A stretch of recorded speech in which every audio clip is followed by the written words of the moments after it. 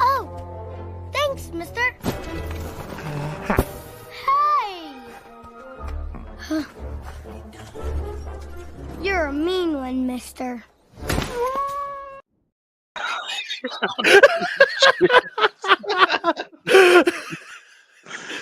Damn it, man. I love it. When I seen it was the Grinch and he hit a kid with a snowball, I was like, thank you, Trevor. That's perfect. How you looking down there, Happy? I'm good. I'm trying to. Yeah, now I can see. Jesus. I can see pretty good, too. I'm Look at your old old glasses. Jeez, I have to. I need a pair of glasses. These are readers. There's old ladies readers, but they're the readers. These are heat waves. Damn. Oh, gosh, I got to take them things off. Oh, what's are going like on, cleaner. Everybody? These are cleaner than mine. What's up, Mike? Good evening. Good evening. What's Good up? evening. Good evening. What's up, everybody? Merry Christmas to Let me everybody. go ahead and get this started. That's right. Before we get into the deep side of everything, Before we get the shit that I have no idea about, and I'm just Shit gonna go along show. with them. before we get into that, I'm gonna drop a little quick because I think there's some people. Since I said I'm gonna release a little information on the 50K race, some invites are going out tomorrow. Not gonna say how many are going out tomorrow, but invites are gonna start going out tomorrow. So, and that's not a pot race. That's 50,000 guaranteed to win. No crazy if, ands, or buts. 50,000 in cash guaranteed. So plus payback.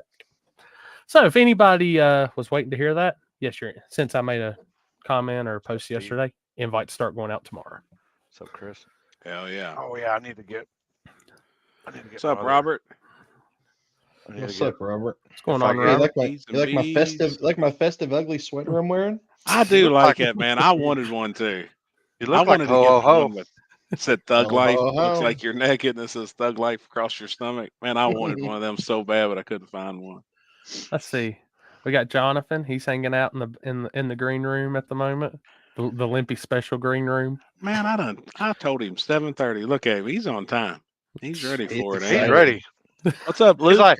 He's like this weekend. He was like this weekend. He was. You damn right. That man cut some trees down this weekend. Yes, he did. Yes, he did. John minute. McBride. Oh Wait a shit. minute. Oh, Hold up, baby. hold up. Ralph. It's the prettiest guy in No Prep. That's it, man. Oh, we got Tabor. Yeah, that he has. He ain't got the legs. Dude, hold up. Speaking of Tabor, I'm watching Oh, TV and Discovery Channel. They're not having they're getting rid of Street Outlaws, and what are they replacing it with? A show about the people who do midget wrestling. Are they really? They're gonna have a midget wrestling show on Tuesday nights. Damn. Jesus. Are you shitting me? No, I saw the commercial. I was like, I might get What? about halfway into it. You know what I mean? Literally. I be damn. Do them people start out their stories like them deals like Once Upon a Time or when I was little? Yeah. I used to go When down I the was way. a little guy. so if a midget comes up to you and says he's got a short story to tell you, how do you react? Yeah. Well, I need to bring Timmy on and get his opinion on this. Listen, we saw one firsthand at the strip club at PRI weekend. I just want to. Yeah. Did you see that, Happy? Yeah. Yeah. Was I you did. intrigued? Was Was it like? Was it it like? interesting? Who was that porn star back in the day? It might be a little bit. These people over here might not. Was it? I don't know. Bridget the midget. I think it was Bridget the God midget. dang. Was that what it was? Yeah. Justin Lee, thank you for returning to the ground in a good fashion Saturday. What's up, Awesome man? job. Check on keeping my that boy. I had to check going on my good. boy. I seen that. I didn't know until I got about halfway back, and I was like, "Oh shit, there was another one." Can't say you disappointed me. I didn't hear Get Off the Wall once. Yeah, what the hell? It just didn't feel like Dig or Die without that. Let me tell you, when Yep, Bridget the midget. Half price.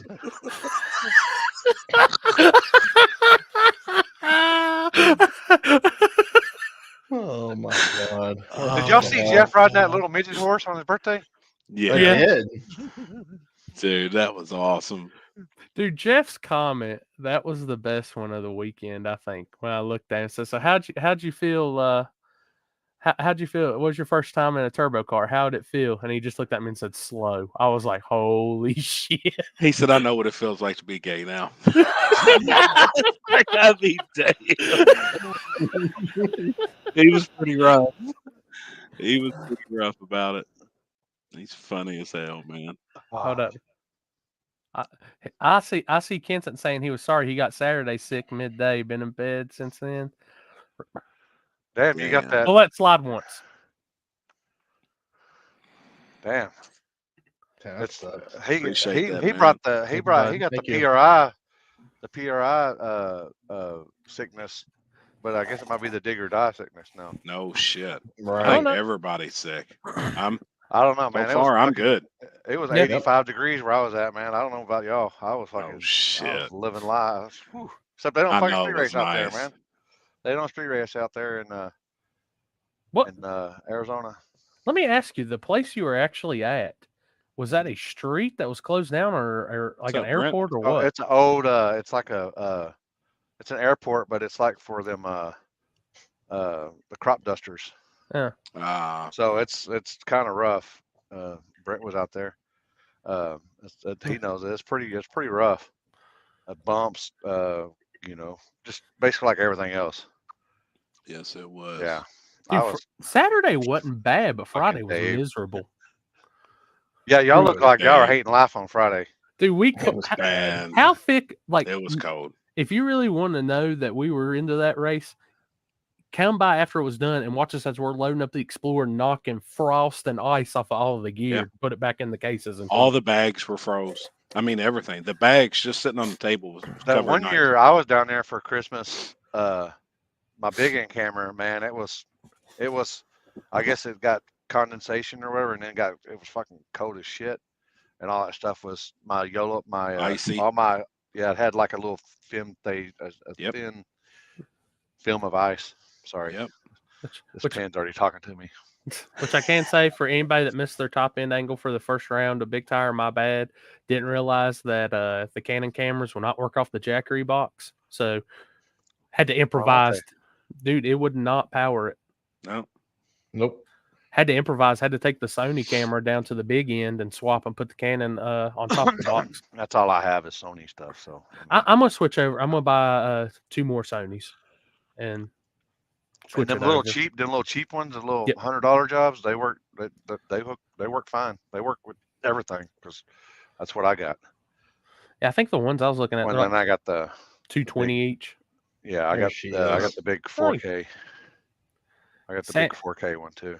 Sammy, they start going out tomorrow. I'm not gonna say I'm gonna get all 64 out tomorrow, but we got that.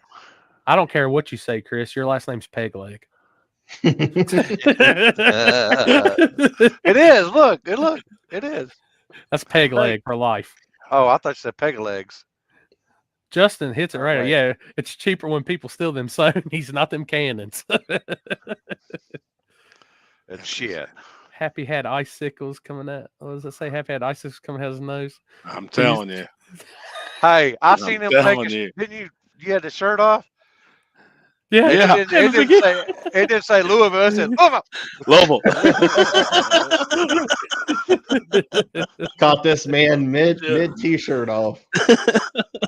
It was so cold out there. It made it shrink Dude, up. he was Man, I'm starting to telling change you. clothes, and I was like, "All right, we'll go live in a minute." And he turned around and started showing like live. I know. I was like, I be damned. Like a fucking deer in his headlights. God. But definitely, Streets was cold too. oh, Thursday night. God. How'd the streets we go? were out. I didn't even go out. I didn't even So- watch any lives or anything. We've So, seen 5 passes total, right? Yeah. I think so if 2 you- spots. once we get through talking with everybody, I've got the street video. It actually goes on YouTube tomorrow, but we can drop it tonight. We can sit back and watch it. Oh hell yeah! It's Cool. not too long, so There was 20 showed up though. yeah, there's 20 20 was there, cars in the streets. Had 10 pair. They drew, but we were at the first spot for 3 hours, waiting on the people to get ready to put it on. What? I guess who was doing it or whatever was the last I heard was eating Mexican, and we'd been sitting there a couple hours. Not dogging on nobody, not riding on anybody, but I'm. First off, here's when you the give drive. somebody a time to be at the street, you're there. First off, I will give those guys props because we passed civilization, and 30 minutes later, we found the spot. It was in the middle of nowhere. Oh yeah, it was in the middle of nowhere. Were y'all on with the SC side or the? Yeah. Yes. Yeah, I've been out there. I think I've been out there. Yeah, we went to South Carolina. Like literally, great asphalt. The spot looked amazing. Fast. Is that the one where it has like the little? I guess it's like a barn or a shed or something at the finish line. Or just past the finish line on the left. Yes. Yep. Okay. It was so dark down there we couldn't see. But at the starting line, there's a building. There's a building and kind of like a Y in the road, and then a big field everybody parked in. Yeah, on the I guess it'd be the left side if you're if you're racing. Yep. Yeah. But the thing was, they were moving the starting line where all the rubber was. They were moving the starting line all the way up out of the rubber, so it was going to be pretty damn gangster. It was going to be cool. Which the two passes that we got to see, I mean, Pro Mod Billy, he laid down a pretty good lick, and Jake Boswell laid down a pretty good lick. So, and then the blue lights came, and there they come. It's like, you've got to be kidding me. And then half the field dropped out, moving from the first spot to the second spot. Yeah, got down to 10 cars at the second spot. We got there, and there was going to be 5 races. I think we seen 3. I think there was 3. Yeah. And then there was a guy there. It was like, hey, I'm rolling. Cops are coming. I guess he was a cop because he said, I don't supposed to be here. I work for somebody, and I don't supposed to be here, but I know they're coming. We was like, all right, thanks for the heads up. We're rolling too. I looked at Happy. I said, let's go. Yep. Let's roll. 10 minutes later, we get a phone call, and everybody's like, hey, where y'all at? I said, man, we're already headed back to the hotel. They said, well, good looking. Cops just pulled up. Shit, we was gone. Fuck that. You damn right. But I will say, probably one of the most enjoyable parts of the whole weekend was not even at the track. It was pulling up to Biscuitville Friday morning and watching Happy's face light up like a kid on Christmas when he saw they had meatloaf for breakfast. Yeah, and it was fire. I can't believe I missed it. Was fire. Man, it was good. That place is legit. Like we wanted to go the next morning too, but the line wrapped around the building and down the street.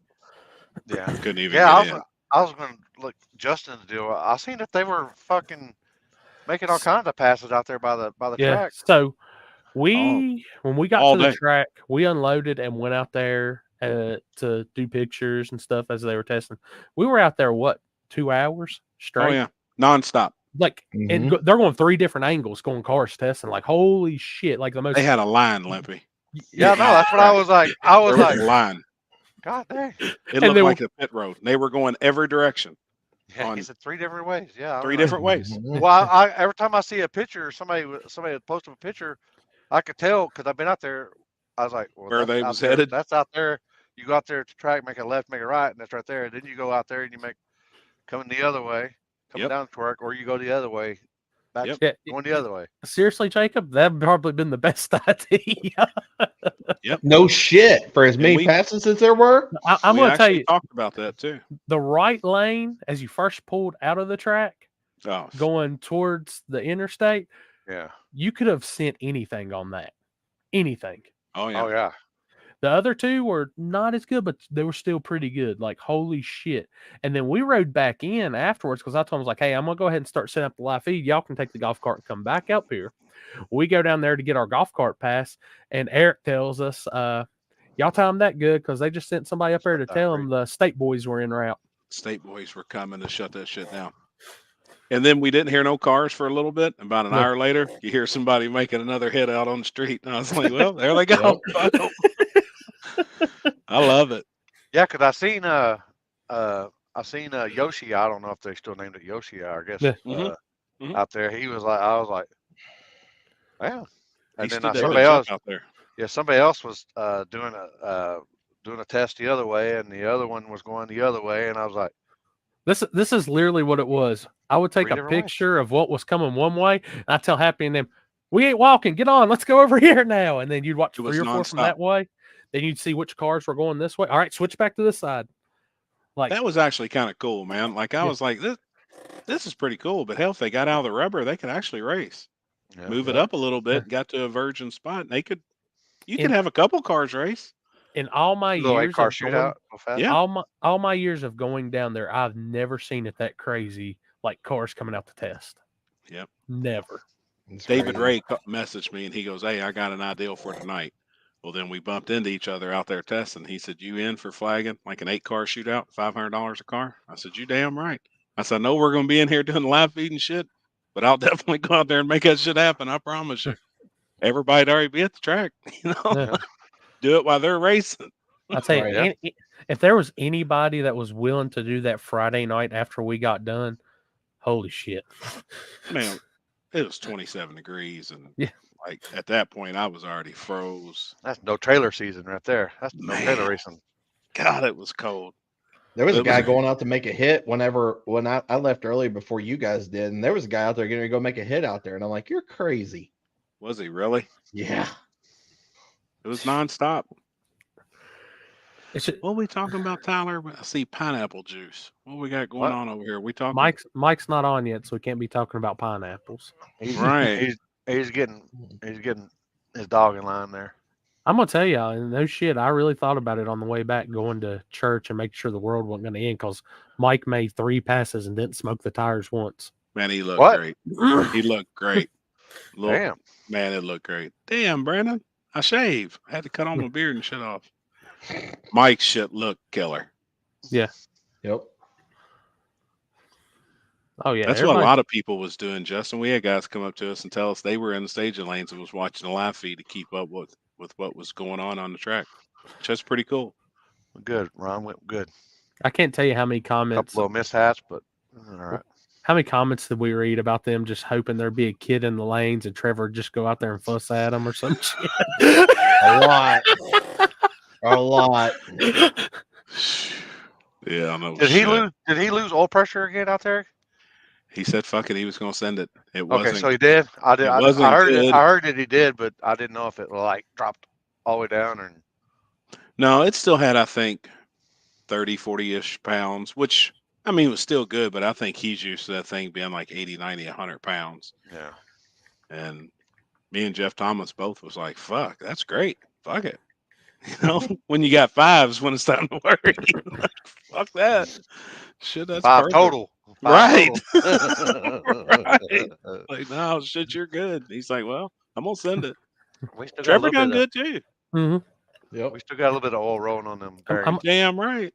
I'm going to tell you, that pass Trevor made in the street, that test pass that I got the picture of, that thing was flat out rolling. Yeah, he was, man. Yep. Big props to him this weekend. Him and Mike both. Mike cooked his transmission, though. He either cooked the tranny or broke the converter, one. But they were going to have their hands full in that Extreme Street with him. He was running really good. Proud of him. Which I think, honestly, the Extreme Street class was small tire was great. Don't get me wrong, but there was some good action in Extreme Street. Yes, it was. All right, and how about this? The car that wins Extreme Street on a drag radial, a legit, not a bi-sply, nothing, a drag radial. So everybody that's complaining about our True Street rules, that guy's already got to jump on y'all, and he's gonna kick y'all's ass. Hey, speaking of, how much money did y'all get donated to the True Street class? We had a free pizza and breadsticks. We had a gift card for Pizza King. Hold up, I think I still got it in my wallet. I think that's the only thing that we got. So it was fun though. Oh yeah, how was the? Oh shit, how was the? No, we get any 16-inch pizza and breadsticks. Yeah, hell yeah. Damn, Mark, appreciate it, man. Thank you, Mark. Thank you much, man. Appreciate it, homie. Merry Christmas. How was Todd the Campbell. cookies, or what was it? Cookies? Man, I didn't try them, and he had 3 of them. I'm not talking to you. I'm talking to the people that. Dude, none of them got they any. look so good. Oh, you didn't get no cookies? They had them. The Domino's pizza people did not show up, so he had no way to cook them. We had a box of pizzas. He brought us a whole box. I mean, a big TV box full. I don't know how many was in it. He said, "Hey, these are yours, but we don't have no way to cook them." Oh shit! They sat there and thawed out and ruined. We left them for the track crows.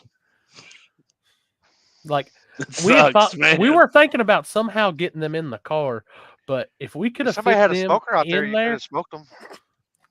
I mean, I'd have tried them on a grill at that point. They look so damn good sitting there in the packages. The pizza trailer fucked us. yeah. If somebody had a smoker out there, you could have threw it on their smoker, and then it was just. I mean, it might even been made it even better. Let me put it this way. I will say this, and I know like track food isn't Mike Corley. You guys should have told me. We had plenty of pizzas. So and I know cookies. I know food vendors aren't exactly the an oven in cheapest. the trailer. Oh my god! Are you fucking kidding That's me? right. And I be damned. I was in the trailer with him out on the streets Thursday night, and sure enough, he does. He's got everything in there, and it didn't dawn on me. No. Fuck. So yeah, because I could have cheated on my diet, and Kinsey would have never known. Damn it. The one thing I can say, like I love the food trucks. I'm happy they're there, but damn y'all, can y'all come down $10 off of that cheeseburger, or at least give me a better cheeseburger for $10? I know, man. Did you all see what they were deep frying in that one trailer though? They had everything: deep fried Pop-Tarts, deep fried Oreos. I seen Bob coming with the honey bun. Everything, honey buns, deep fried honey buns. I got honey buns in there for a little later. Who was it? I don't remember who it was, but it was. I know Bob gave me one. Somebody else gave me some of the deep fried Oreo, and it reminded me like I was sitting right back at South Georgia Motorsports Park. Somebody say cheeseburger.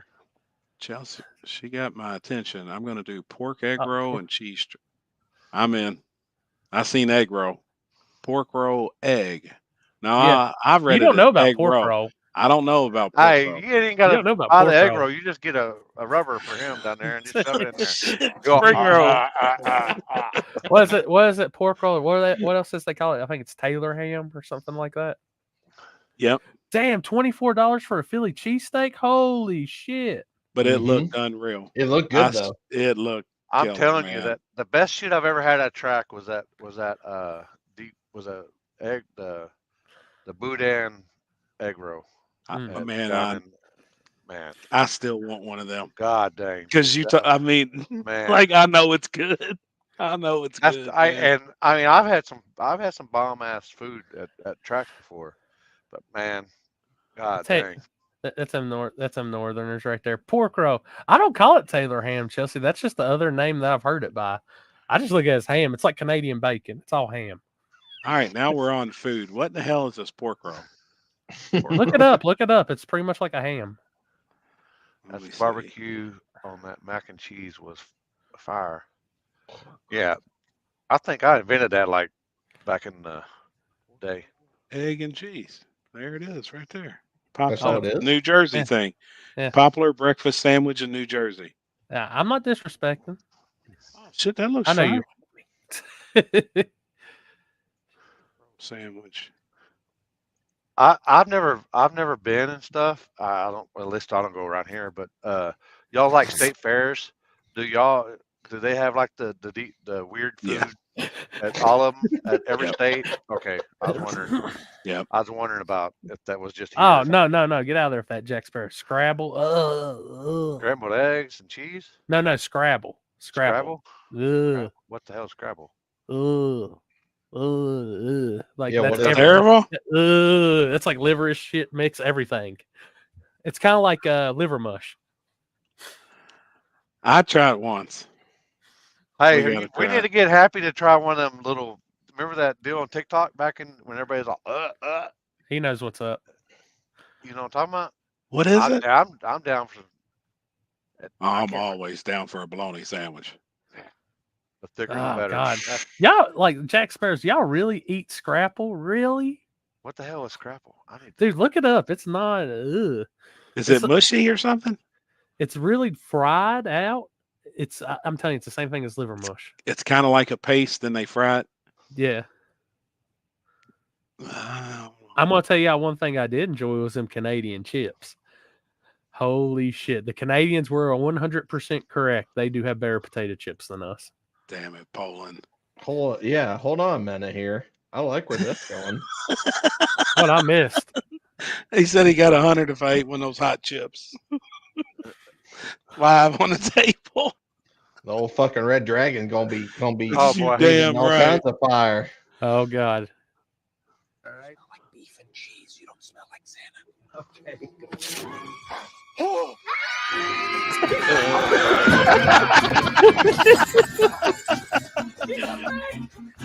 It's Alex.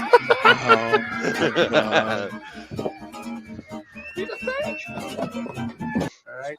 Oh, I love it. I'll be damned. What up, T-Bone? Oh my God. I'll be damned. Ho, ho, Christmas. Damn, all y'all got different backgrounds and shit. Where them hoes at? I'll be damned. Right here. Santa brought us a sack full of potato chips this past weekend, and he was on it. Mm-hmm. Yep. I think I have maybe 2 or 3 legit chips left in the sweet and spicy ketchup ones because them things are fire. Amazing chips. I need to order a whole damn case. Kenzie was upset with me. I got to get her some. She likes those all seasons too. Dude, those all dressed ones are amazing. Yep. They're killer.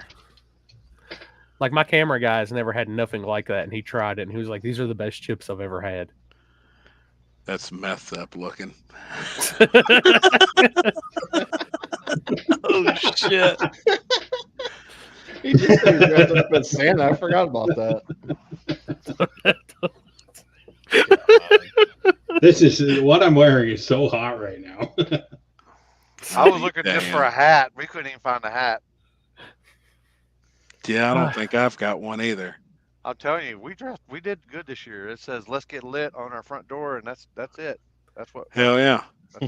That's our Ted Gibson. You can order them off of Amazon, but it's pretty damn expensive. What's that? The ketchup chips, the sweet and spicy ones. Yep, they're made by Vicky's. They got sweet and spicy. Yeah. On Amazon. I want to try the sweet and spicy dill pickle chips now. They're good. I need to try them just to see. Didn't I give you some? Happy took those. I took the ketchup ones. Happy looked like he was about to challenge me to a knife fight or something if I didn't give him those chips. I was ready to cry. Dude, they're shit. They're so damn good. Let's see. I think Wawa has some too. Ooh, Wawa. Hadn't been to the Wawa. What's a Wawa? Gas station. Yeah. Legit gas station. Like another Sheetz. Not as good as Sheetz, but they have their items. Is it like Buc-ee's? I think Buc-ee's a little bit bigger. Buc-ee's a little bit bigger, I think, than Wawa. Yeah, the Wawas they're smaller, but they've got really good food. Like you can walk in, order your food. They make fresh food, soups, all kinds of shit. Oh, he's a fake. Alex. He's a fake. I didn't even see. Did you play the video? Yeah. What's going on, T-Bone? Now, all right, I'm gonna bring our. McElroy has stepped away from his camera, so as soon as he steps back on it, I'll bring him in. No, now is when you need. He ain't stepping shit. He's rolling, mofo. That's right. I was trying to be professional. No, God. right. Yeah. You know me. I'm a little high right now too. So. Lucky's is a Walmart with gas pumps. Yes, it is. That's true. Very true. Oh, it's like it's like that, but you know. Yeah, I've been like it ain't a Walmart. It's like a. There's the flag man from the weekend, Mr. Zenford, checking in tonight. What's up, Zenford? What's going on? Let's see. Touche, Limpy, touche. For what? What'd I do? David Tabor said, "Hi, Santa." We need to get Tabor's on here. I'm curious about that Oh fight yeah, that went down. I met dude Shark Eye TV this weekend down there. He's from New York. He's the one that had the video of the car that rode and you see the rear end shoot out of it. And, yeah. He was all the way from New York. He flew down there and then got that. His grandfather passed away that day. Damn. So. Oh, that comment's for Limpy. Limpy, I got a shopper to settle. boy. Shoot him a message. Get with Barrett. Oh my! Now, was that for real that I watched that shit? Yeah. Yeah. I would think so. I thought they might have been, starting OnlyFans together or something. I mean, it looked like Tyler was winning, but I don't know.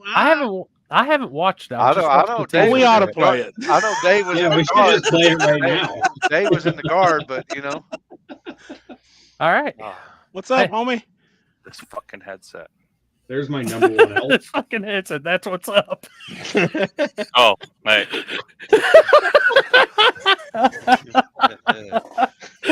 Well, What's guys, up, everybody? not What much. up? About to bring our first guest in for the evening. What's up, Santa? Ho ho ho. Hi, Michael. Green giant. I thought it was illegal for you to wear that outfit since that whole thing with the kids. Yeah. Yeah. That's a felony here in the States. Yeah. Was you doing like the Michael Jackson? You showing a magic trick? Sitting on your lap. Look, you feel my thumb poking you in the ass? Look, no hands. Listen, I'm gonna just say it. I hate kids, so that wouldn't happen. Yeah. So, all right, we've got both of our guests now. They're 10 in or front of the 12 cameras. years of Both dysfunctional bromance. That makes sense. What So- happened? It makes Oh, $30. That's 10 or Oh. 12 years of dysfunctional bromance. I get it. It looked fun though. Man, I mean, it's all. It's not gay unless you make eye contact. What I was told. Where you take your socks off. Yeah. Or if you step in a. Never mind. Who takes their socks off? Yeah, exactly. I do to get better grip, man. Oh, shit. Can't really talk yourself. I got to teach y'all everything. Shit. Hold up. Limpy, I got the perfect person to ask if they do that too. Jonathan, Yeah, do you take your socks off or leave them on? I leave my socks on. That's right. That's right. There ain't no time to take your fucking socks Hey. off. Hold up, But Luke. Socks off. Do you take your socks off or do you leave them on? Nah, dude, I leave them on. Especially if you got the grippy socks. What's wrong with y'all? Y'all Right. afraid you might get a little nibble on or something? What's going on? I'm gonna Oh tell you. shit! My mom's in here. What the Oh fuck? shit! Ask her if she leave hers on.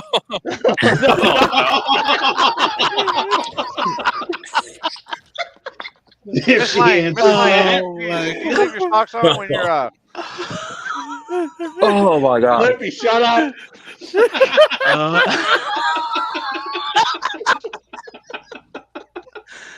Oh my Tell you, God, man. I teach y'all a lot of boy. shit, man. Next time, take your socks off. Ah, Y'all both be like, I'll be damned. yeah. Be like Spock, man. Go where no man's gone before. I'll be damned. This is what Well, we Luke- deal with. First off, man, congratulations, homie. Yes, sir. Yeah, thank you. Yeah, congratulations. Congrats for not crossing. Oh, fuck. Thanks. And this is how we choose Hold to on. start this conversation. Hold on, let me get hit off this thing again, and we'll be good. Now, was that your biggest payday ever? Yeah. I mean, I feel like that's everybody's biggest payday out there. Right. Yep. But the most cash you've ever won at an event? Yeah. I mean, we've You- taken home. I think our second biggest this year was like 10. I think we took 10 home from Berkeley Springs. How much did we take home for the team race we won? That was a big one, but I mean, as far as like, I think as far as like individual money, I think we took like 20 something from the one team's race. That we got, but I mean, we had to split that between 10 people or something. Yeah. Right. Limpy chooses violence. Every day I wake up, bro. Every day I wake up. Now, you've won a couple events, though, at Berkeley Springs, right? You've won a couple events up there this year. Yeah, I was pretty hot this year in the beginning of the year. Is that kind of home for you? Yeah, that's home. That's an hour down the road. Gotcha. Damn. And it's probably good testing for dig or die, right? The surface? It's gotten very good there this year. The airport's Is gotten it- fast. Is it still Yeah. is it still like 2 or 3 tenths difference in the lanes? No, Or is no, it they're like pretty even now? identical. Oh yeah, damn! It only took what 3 or 4 years for him to do that. What, at the airport or at Digger Yeah, Die? at Berkeley, Airport. Berkeley Springs. Berkeley Springs. There was always a favorited lane. Yeah, there was. At least when I was there, I mean, I can't remember what left lane. I think the right lane was slower than the left lane. Gotcha. If I think, or it might be vice versa. It switched up a couple times actually. This year, it just everything was. Thank you. I'm gonna let y'all roll with it. I'm gonna manage comments. So, Yeah, I'm sitting there reading them too. Yeah, Happy and Chris are the official announcers. After I learned this weekend, so I'm letting them roll with it. Shit. We just like sit around and bullshit. Yeah, basically. Hey, it worked. Yeah, Dave. Yeah. So I have a question. Actually, I was thinking about this today, just because we found out you were going to be on or not. So, how much of a difference was your tune-ups each round? Just out of not to do Both of anything you all. generally. Both of them. Yeah, both of y'all. just both of them. Yeah, Both like of how much did you gain from out of first round till you guys To your till you guys- fastest pass. To your fastest pass. Yep. I gained a 10th. Really? My first off the trailer was actually pretty quick. So you had that bitch wicked up from the word go. It was Really? slow, but it was fast there, I guess. Right. Faster than you've been before. There, yes. Okay. You could tell. You could definitely tell. Just even looking at the surface, you could tell. Like these I'm guys not are gonna going- lie. I think first round went decent. Second round to third round, I picked up a second. Oh, I wanted shit. to race you first round. Holy shit. God damn. Yeah, I'd probably be sitting at home. Yeah, I believe. yeah, I two believe times. that. Shit. I didn't realize it was that much. We went back to the trailer after second round, and Noah Stein and I were very close, and he sent me a draggy time that was just not. I texted him back, and I was like, "That's probably the fastest place I've ever seen." And then looked at my draggy, and we we needed to do something about it. So we went back to the trailer immediately and flipped the car around, went right out to the street. We went out there, and I pulled more time in my car than I ever even thought would go down the road.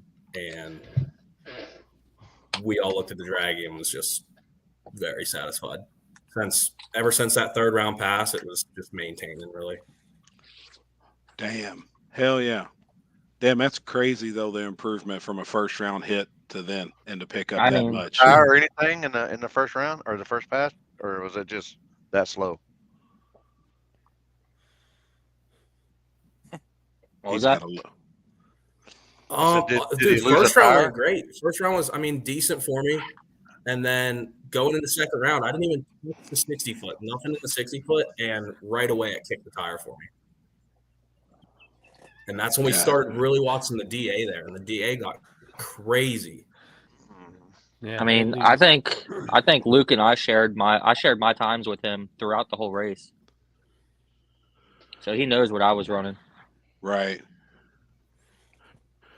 Well, and I think a lot of people do too. If you're from the same area and you guys, race together and shit, you're kind of, already I think that's smart though.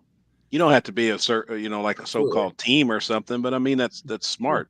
Sharing data with your buddies, I think that's the best way to do it. You gain stuff from other people. A win comes back up north with us is good, no matter who wins. You're damn right. Mm-hmm. Yep. No, I agree. 100% agree. What's Robbie Dollar saying? Up home here, am I hoping I bust John's out somewhere? Absolutely. But down there, dude, if he wins, if I win, if Justin Gossard wins, if any of us win, that's a win for everybody.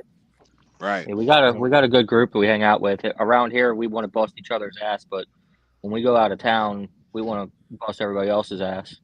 And that's the way it should be. Really, that's, and a lot of people look at it like that though too. There's a lot of other guys out there that do.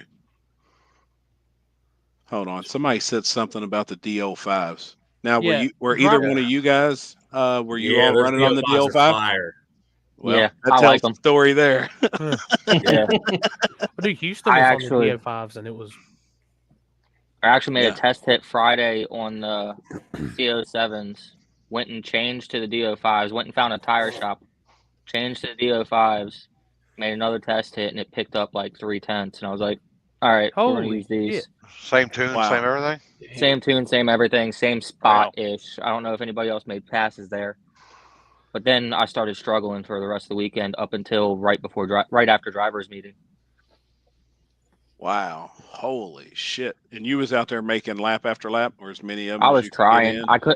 I couldn't get the car to even do a burnout. Really? Up until right after the driver's meeting, I couldn't get the car to do a burnout, and I pulled a tune from like months ago, put it in there, and changed a couple things, and went to first round. Damn. So you think it's because of the tire? No. Something happened where like the tune got corrupted, and it was loading up real bad. Damn. So, I guess we can say that tire, the secretive tire, it is pretty good for dig or die. Then it's no longer yeah, secret.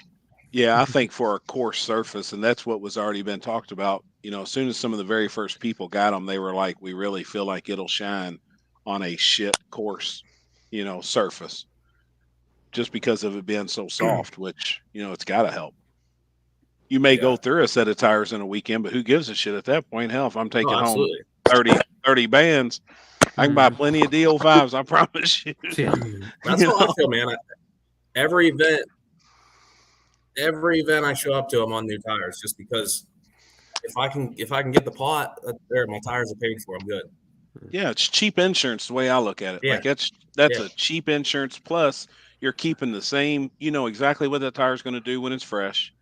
You're not guessing like no other bullshit. You know exactly, and that takes one variable completely out of it. The tire is no longer a variable. That's exactly how I felt about it. That's been this whole year now, and I don't have to worry about oh shit, is this thing gonna blow up because I didn't change the oil? I change the oil every weekend now. I come to the races on new tires every weekend now, just because. Yep. Oh man, I don't know. Maybe it's the tire. Like, no, I know it's not the tire. Yep. I tried to do. Just not able to do tires every weekend. Right. And I get it. I'm going to have that same thought though. When I come back out racing, I feel like it's cheap insurance, which I may spend a lot of money, but when you can get 3/4 of your money out of a fresh set of tires, really, that's got 6 or 7 passes on them, and you spend $150 or $200 to replace them, to me, that's fairly cheap insurance, have the same tune-ups. And the beginning of the year, it was good. We were good in the beginning of the year because you could buy a set of tires for $500, make 10 passes on them, and sell them for $250. Yep, exactly. No, I agree. I'm surprised Limpy didn't react to Ryan's the big wang. It probably will. It's probably coming. Now, speaking of that, that's why I made that post about you, Luke. I think you not having a big ass wing, you having a front end. Hey! We don't. What'd you say? Both of you all. Both of them? Jonathan, the same way. You've got a complete looking car. You've got a normal looking wing. To me, it looks like you guys would take pride in the way your car looks. Some of those other cars with with stuff on them, big wangs. Well, and I look at it both ways. I don't like the way it looks, but I'm also a guy that's like, hey, whatever it takes to win, if that does help you win, then rock on. But it ain't me. You know what I mean? Yeah. I like when the Chevy 2 pulls up there and it looks like a damn Chevy 2. You can tell. Yeah, right.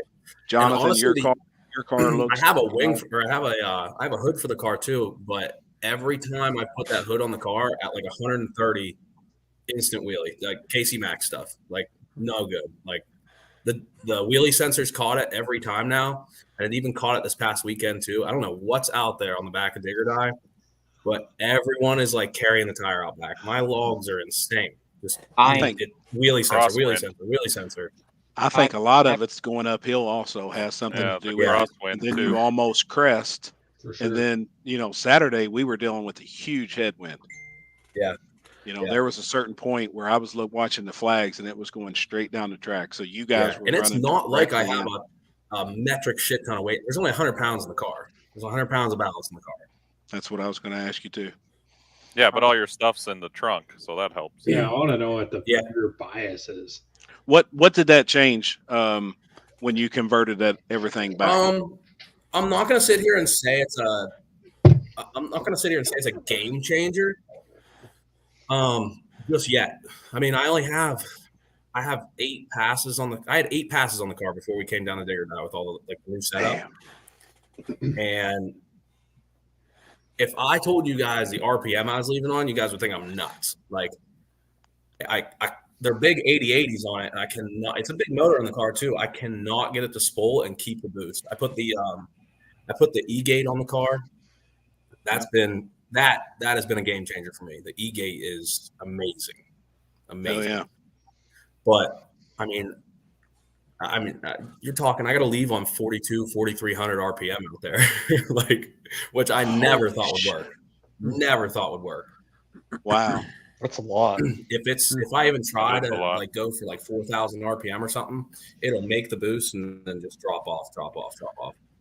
I've been waiting to hear some no prep guys using the E-gates and stuff because I know in the radio world they're freaking loved. So I was wondering how long. Sherm Baker this weekend in his car, something in his Holly, which I mean, there you go, Holly. His little black box in there, told the E-gates to close, and that's why that thing blew up. Holy shit! Wow, that's what split the heads. 60 pounds of boost, blew the thing in half. Holy shit! Did y'all see that comment from Justin Lee? He had 180 pounds in that car when it took flight. So wish he had 80. Yeah, wish he had 100. That was crazy. And see, honestly, I don't think that was. I don't think that Willie was weight related on his car. I don't. I think it was mile an hour, the extension of the front end in the air, just getting under it. And that nasty. And that part when he went down was the nastiest that wind was all day. Yeah. Yeah. Like, I don't know if he'll tell us, but I bet Justin Lee probably wasn't running. Yeah. I bet he wasn't running 135 to 137 mile an hour. And when it took flight like that, I was probably right if I at didn't it. have that wheelie sensor on the car, I'd been in the same boat. Now, could you see it?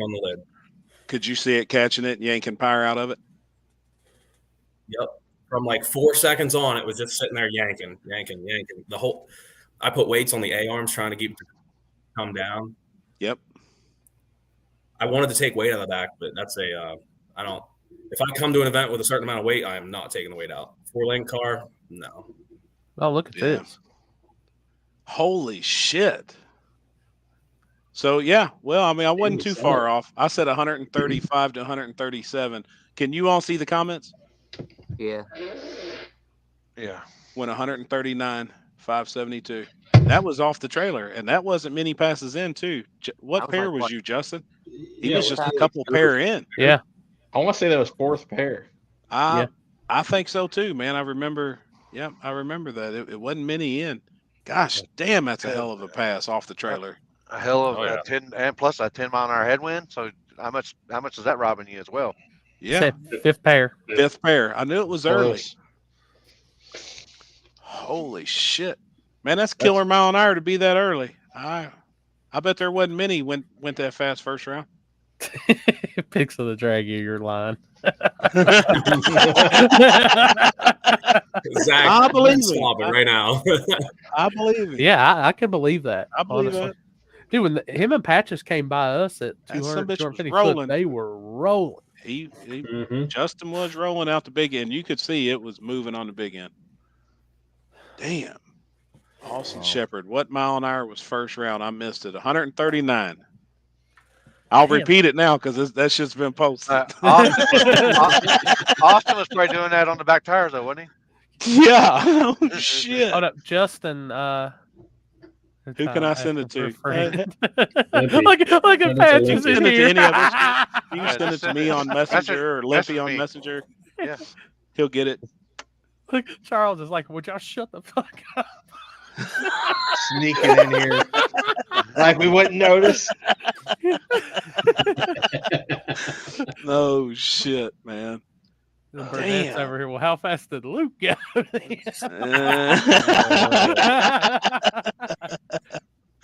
A second faster than I did second round. Hey, he's gonna tell you a slower pass. That's where I went. Luke, were you using traction control, and if so, drive shaft curb or slip percentage? I was using traction control, and after third round, it never touched it. I think I was looking today, and it was like a slip percentage of like between front and rear. It was very minor, like 5% slip through the whole pass. Yep, it was tight. That's how mine was, and that's how it was. It was only catching it because the front wheel was stopped spinning as fast. Right. Y'all talking about top fuel wings being ugly, but are you promoters going to man front clips in round one? I mean, at the end of the day, look at the three cars that were in the semifinals. 3 of them had front ends and 1 didn't. So yeah, that doesn't bother me. Like when I say that shit, and I'm nobody. None of us are. We're just guys that sit around and bullshit. I just don't like the way it looks. No, me neither. Like I don't like the way it looks. It looks goofy. Does it make it any faster? Hell, I don't know. I've always had a front end on my car. I don't know. Did a car win this weekend with no front end? Fuck no. So, does it help? To me, Patches won big tire. Patches did win big tire. Yeah, I give him that. Front end. Do give him that. But he knows. His new car, he's got a front end on that, and I guarantee because he knows that something looks better. Ryan? Well, what happened to Ryan? I would blame the front end more than I blame the wing. Me too, 100%. We talked about it. Yep, and I even heard reasoning why they stuck the front end on, because the front end was doing the same thing on the big end. The front end, they was bouncing the front end. They shoved the front end on the car, thinking that the extra weight of the nose would hold it down, and it was I feel like it caught like a parachute, man. Yeah. Because he's even got other things on his struts where he can raise the front of the car. The whole ride height, the crank height, sitting there in the pits. Mm-hmm. So when that thing comes by us, it's got so much front end extension on it that at 130, 135 mile an hour, and you got a headwind, it's going to take flight. Like I got the picture of it. By the time he got past us, he was front wheels in the air, and we were what? Did he hit the bump too? Because there's a bump in the left lane. Man, that thing was it was like with no front end on it, you could see it. Like it was trying to lift. Hey, did anybody else stuck the nose on it? Did anybody else's eyebrows get almost burned off from Ryan's Zoomy flames too, coming down the track the whole way? Zoomy sounds so good though. It does, man. No, they don't. I loved it. No, they don't. When he was sitting there on the line, it was going with the fire coming out. Yeah, that was insane. Like Ryan, when I flagged him and Ricky and Hollywood Bobby, god dang, they went by me. It almost knocked me down. Yeah, knocked the breath out of me. Thought I had concussion, and then I realized that no, I gotta have a brain to have concussion. Jonathan, another thing I wanted to tell you too. Me and Corey pulled into Walmart. When was it? When did we go to Walmart? Thursday. And we seen you out in the parking lot. We seen your rig, and you was pulling out. Then you went around the corner and was like pulling in a hotel or something.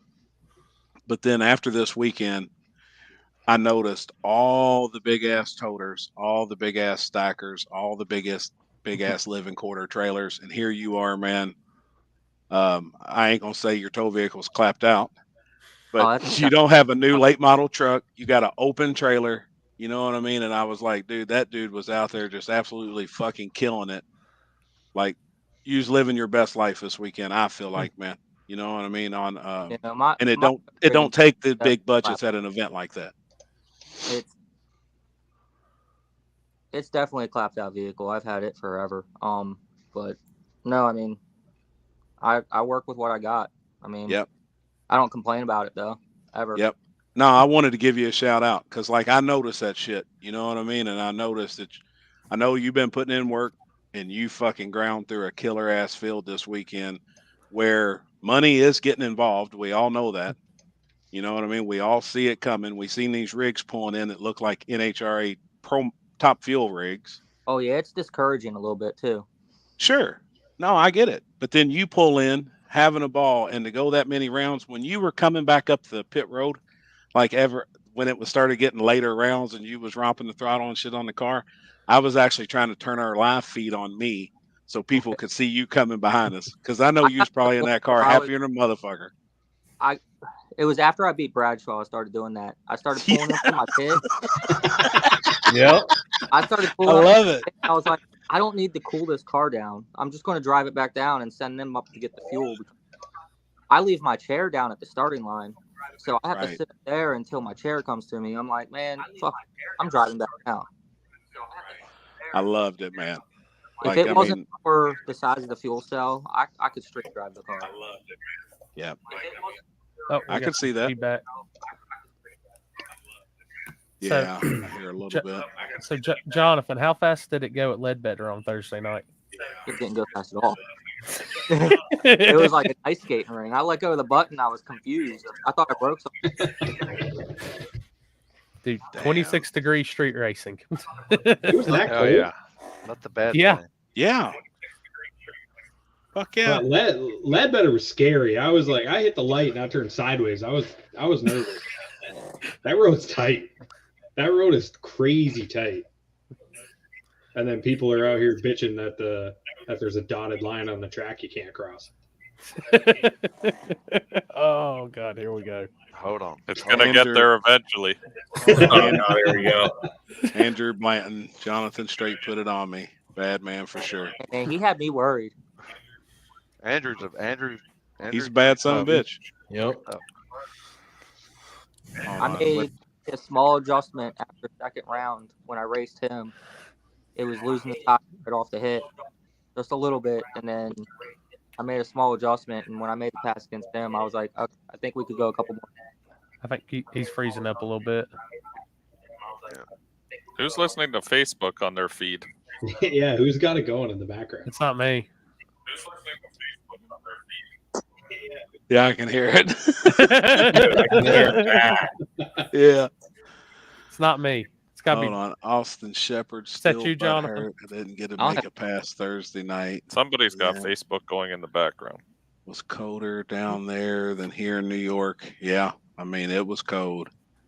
You guys going to be able to make it to Maple I've been getting Grove? echoed the entire time.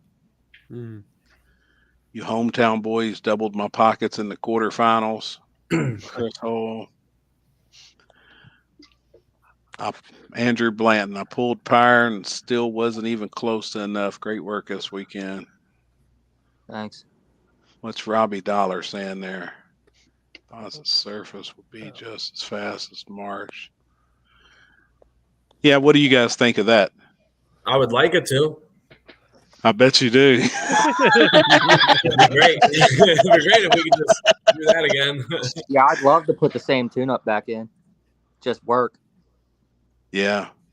Now, whenever you knocked the tires off there late, did you change the tune-up then? I didn't. I was just shit. Every round, I was just adding more to the scramble. My 60 and everything felt great. I actually lost signal to my dome pressure sensor. I made 18 pounds instead of 5. Gosh, damn, man. No shit. I was curious. I don't want to give excuses because I'm right. I covered, but I mean, it's racing. It happens. Damn. I'd rather have seen him in the finals, though. I'd rather us made it to the finals. That's what's up, man. Yeah. What is it? How you know it's Facebook, not YouTube? Just curious. Shit, I don't know. It's 50-50.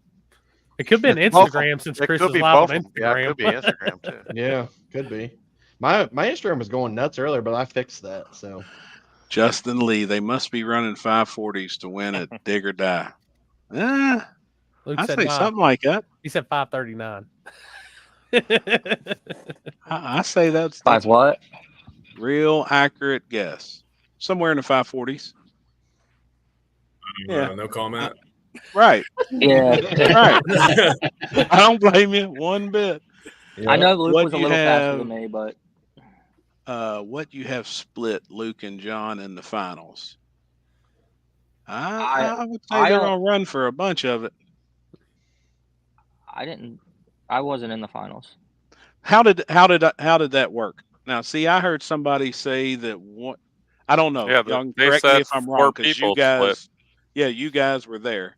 So at first, I heard from another racer that Roger Norris did not want to split. God, dude, I gotta do something. I gotta go put AirPods in or something. It's echoing so bad for me. Okay. All right. Now, Jonathan, you could probably answer that. I heard somebody say that. Where did mine go? That Roger Norris. Can you hear us, Jonathan? I lost sound. Oh, Zinford said they paid back 8 spots. I can hear you, fuckers. Oh, we can't see you though. We I can't see know. you. Hold on. I know, because it's dark out, and I'm in a fucking truck. Well, he looks pretty, don't he? Zinford paid back 8 spots. Yeah. Pretty cool. Yeah, that's good. All right. Check. I know. That's a I know good we thing. split all the way down to the quarterfinals. The loser of that got 1,000, and then the semifinals, the losers got 2,000. Cool. I don't know what they did in the finals though. That's cool. I bet Luke does.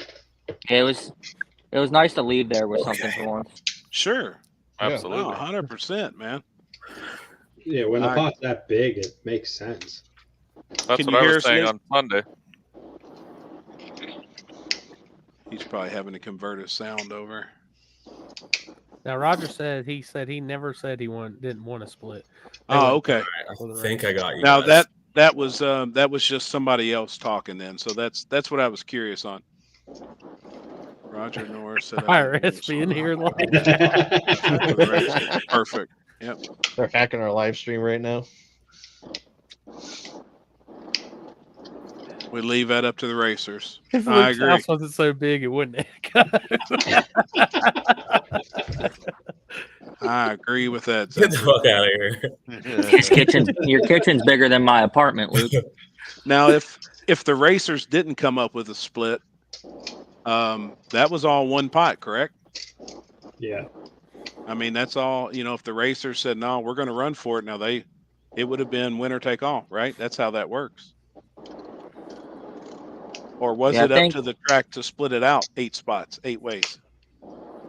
Zinford said it was up to the racers.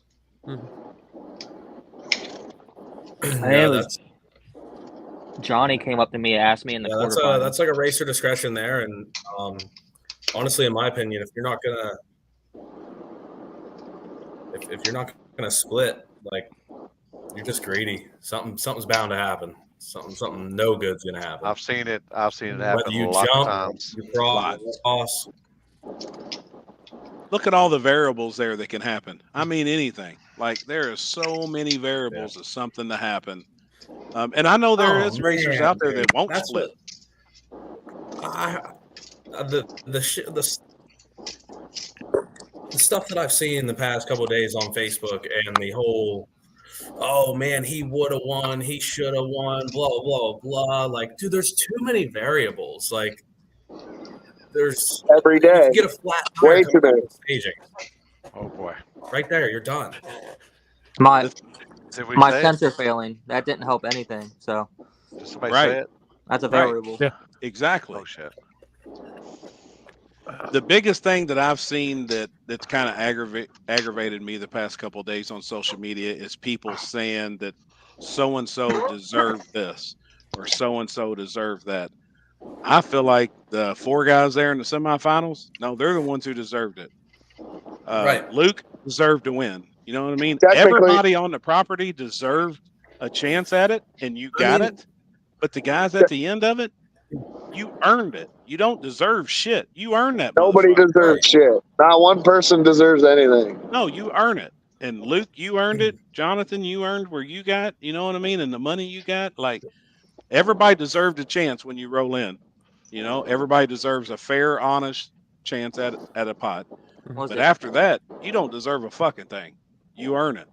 Everybody tests. I mean, Luke and I were testing at the airport at the same time. Right. And I was on a struggle bus. I had my whole front end torn apart in the parking lot.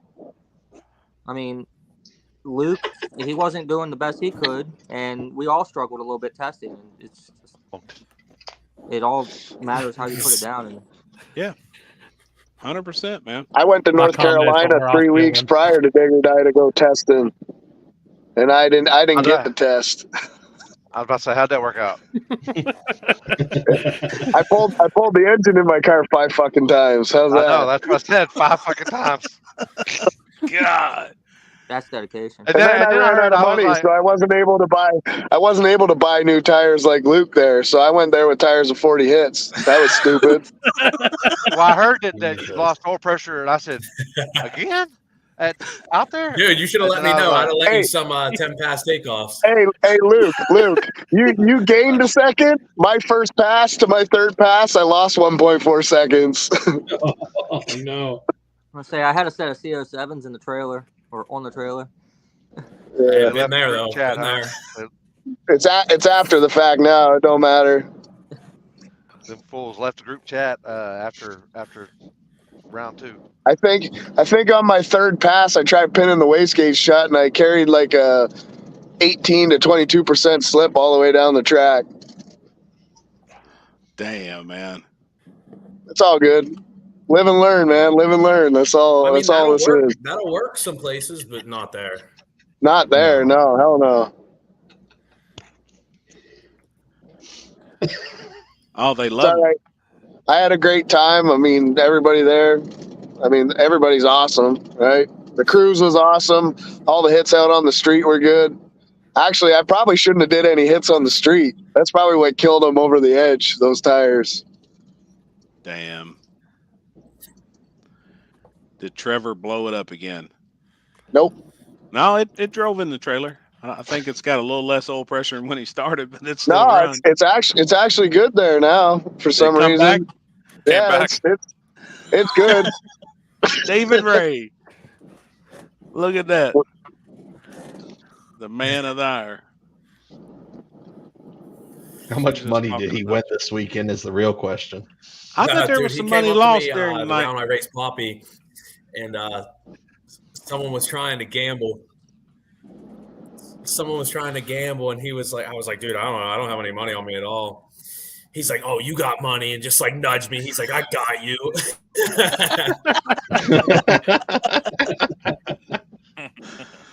Hell yeah, man. Look at this. Oh, Look yeah. at this. He did.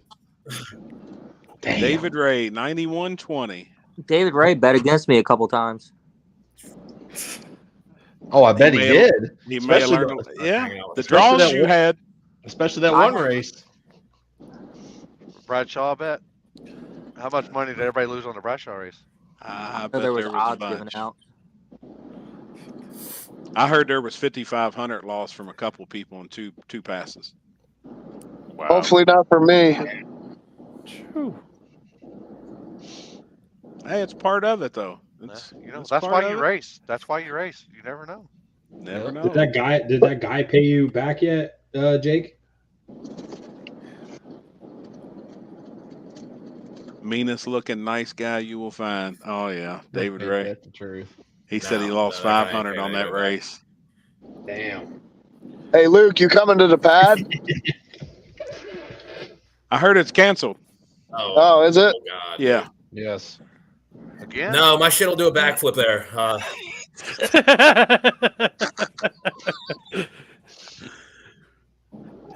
I don't know, man. I know it's a long ways to Anything travel. that has anything to do with being sticky, I cannot figure it out. I'm out. 17-hour drive for me. Holy shit! It's 18 hours for me to get home from there. Is it really? Yeah. I got a lot. Hey, you come down there, now you know why. When I go up there, you get my. I got a lot of space in my truck. I don't know if I'll make that trip. If that's canceled, I might just go to Limpy's. Come on! I got a bed you can sleep with me. Nah, I ain't sleeping with you. Fuck. Come on now. Luke, we won't make eye contact, man. We won't make eye contact. Is the car still for sale? Yeah. Price went from 100 to 200 though. There you go. No shit. The winning combo now. Mm-hmm. Now, what made you make that change? I had a guy from Texas who was trying to trade me like a double frame rail 2011 CTSV chassis car, like, and I feel like that's where the small tire world's going. And I was so close to doing it. He was like, man, he's like, I got like 200 grand in this thing. He said, I just can't come up with the ends to make it meet. He said, I'm willing to take the loss and get your car. And I was ready. I about didn't come to Dig or Die and just drove right to Texas to go get it. And then I just been kind of leaving the dude on red ever since. Damn. Where's that in Texas?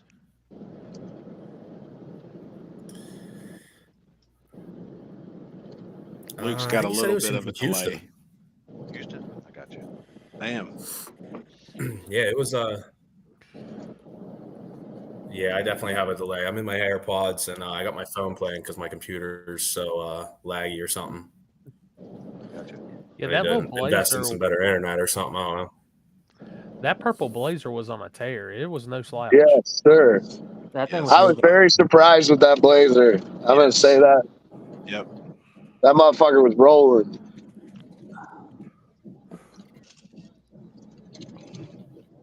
Luke Holbrook said Chevy 2s are cool. Don't sell it.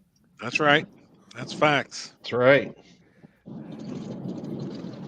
Chevy 2s are so He's cool. another one that had me worried this We got some weekend. cool stuff coming this next year. Going to try some more stuff out and hopefully continue on. Hell yeah, man. Oh, these comments tonight. That motherfucker was fucking fast. Yeah. There was no Fox bodies in the Final Four. Yeah, that's good to see. So like, can I ask a question here? If you're driving a Fox body, right, and you're racing a Fox body, oh god, and you, PJ, they forgot about you, and you lose to anything else other than a Fox body, does that mean you suck? I was going to say, wait a minute, guys. There was one Fox body. Yeah, Weren't there two? No. No. What was the one without the front end? Roger Without the North. truck. S10. I feel like you know the Fox bodies are the Fox bodies are great and shit, but if you got somebody with a 4-link car or a chassis car that knows what they're doing. Yeah, well, I'm just saying, like, everybody always says, "Oh, just buy a Mustang, just buy a Fox body, just do this, just do that," and it's like, and that's all it is Fox bodies and S10s normal. I mean, they work. The Fox bodies work great. Yeah, Mike.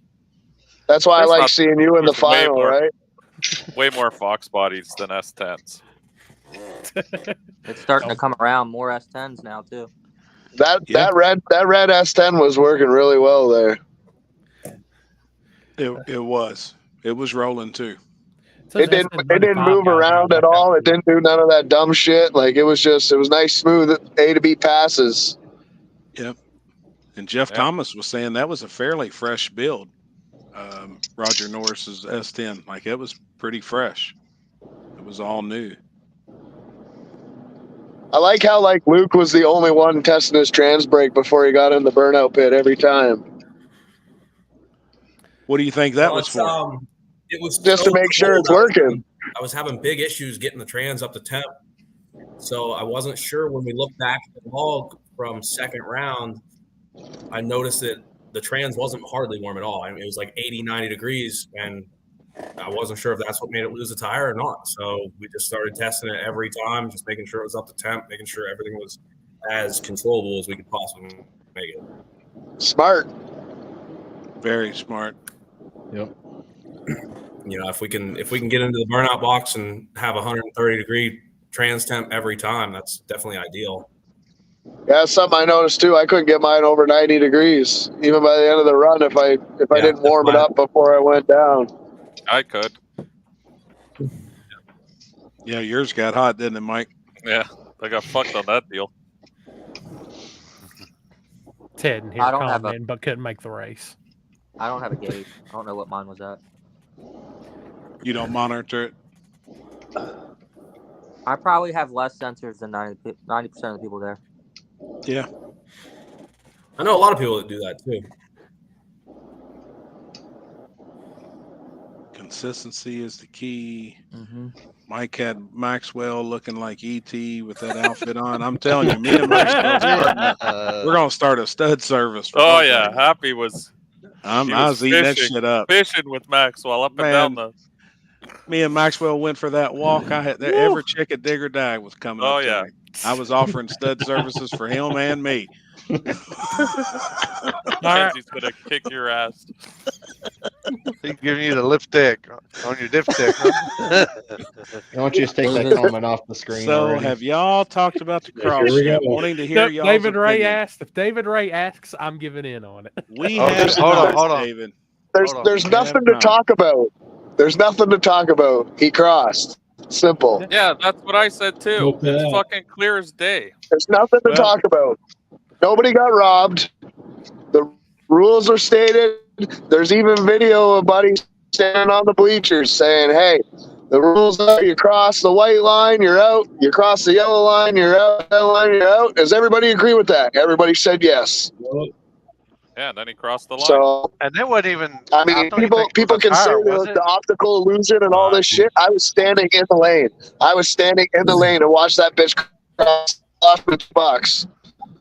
So I wasn't in the driver's meeting. Was it said that your body crosses the line or the tire?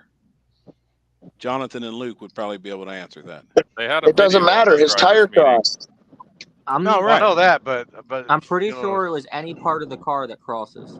Okay. Yeah, that's what I think it was. Body or tire. So it'd be even. Yeah, we're all looking at the tire. Cross. We're all looking. I at believe the it was the body. I believe it was the body because they had an issue with the tire. Race against Luke, CJ in the finals. I disagree very strong. Ah, shit! I can't keep up with the comments. Hold on, what'd you say, Luke? Somebody said something. Patrick said, "Don't get me wrong, I love CJ to death, but it would have been a good race against Luke." No, it wouldn't have been. Oh, I'm sorry. Like, I know everyone's running. It's just not even there. Like you're not even in the ball game. Like I'm looking at everybody's screen. They said, "Fuck that, we're out of here." Nah, we're I'm sorry, dude. Like, I agree. I'm so tired of it. This person can win. He's been decent, but everyone nut swinging on CJ is just insane. I've gotten so many messages telling me I'm not a man because I didn't demand to race CJ.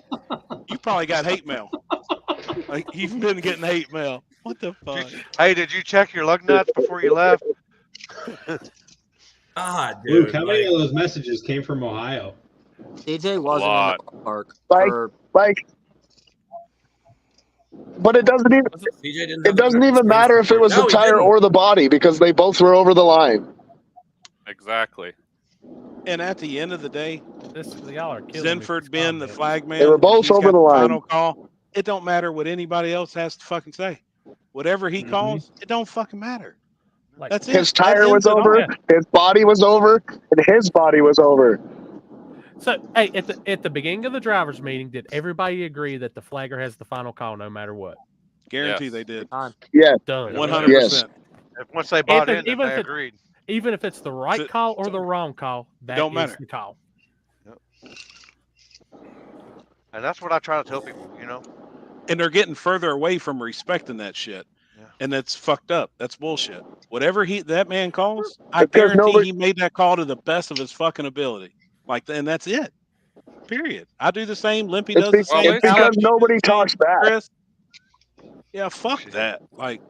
Luke, are you? Yeah, you got to talk back. These fucking people got to be put back in their fucking place. You weren't there. You're sitting on your fucking couch. I was in the lane. The motherfucker crossed. End of story. It's done. Oh, me and Limpy beat somebody up at Warner Woods for that shit. They was talking back. Fuck them. No, everybody's shitting on Luke, right? Let the motherfucker enjoy a win instead of shitting on him.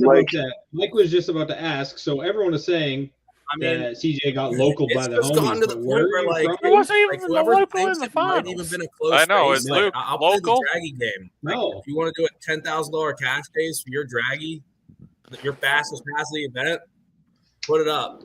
Right. Luke, where are you from? Because everyone thinks you local though. He got local. No, I'm from Pennsylvania. I'm 8 hours away. Exactly. Yeah, he's an hour north of me. Yeah, so how do you actually, get both? actually, CJ would be the closer of the two, right? The closer of the two.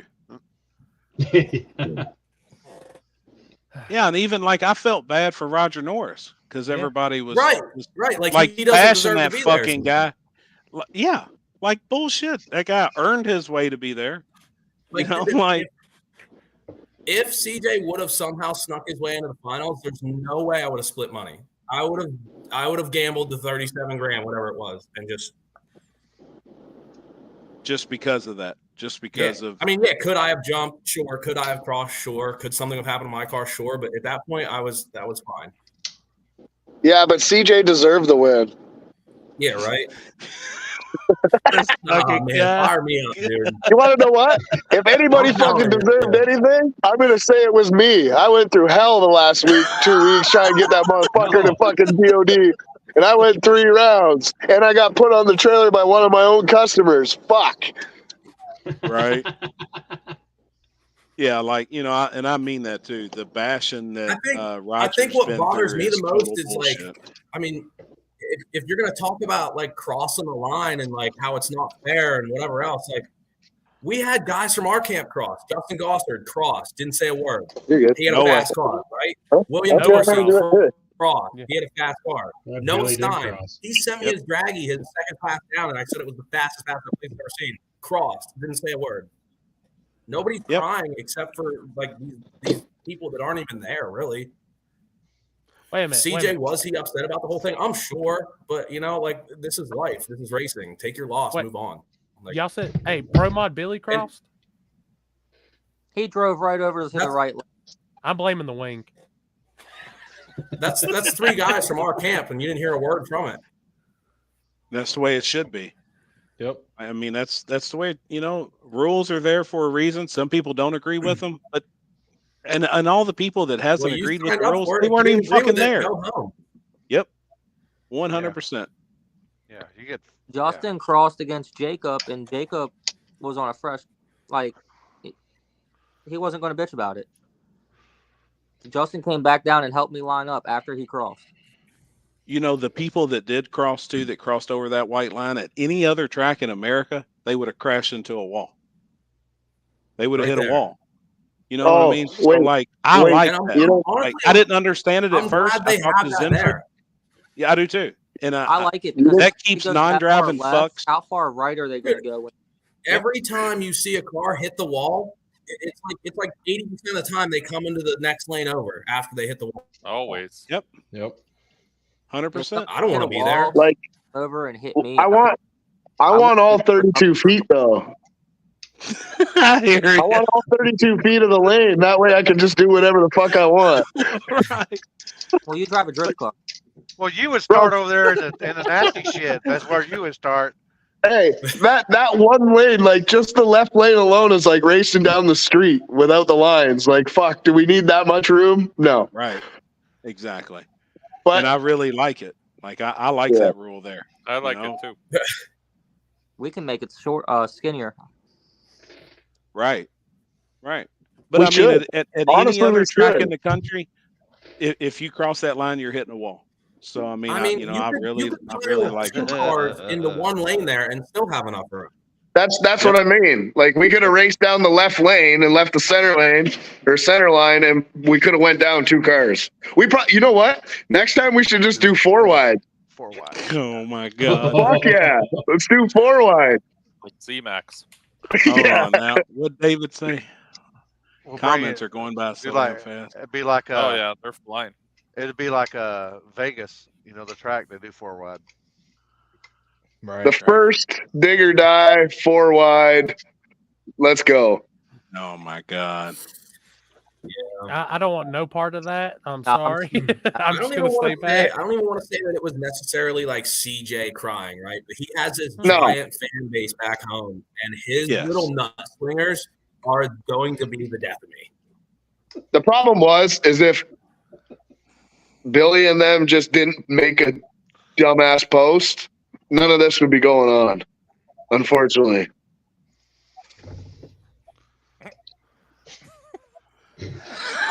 Oh no! Bye. That's where everybody went. Hey guys, So, welcome to the Luke Glass and Handicap Show. What, are you guys scared or what? Are you guys scared? No, that's They're facts, scared. and everybody No. and everybody knows it. That's I the mean, problem. Chirping Yeah. FRC, you know the following they have, you're fucked. You know what? I don't give a flying F. Fuck. You know what? Fuck the kids. Fuck all them fucking fans. Fuck them all. Fuck everybody. Yes, it's on. This It is fucking on like guy. Donkey Kong. Yeah. So, Billy got a hold of me, and I'm gonna go out to do word on the street next week.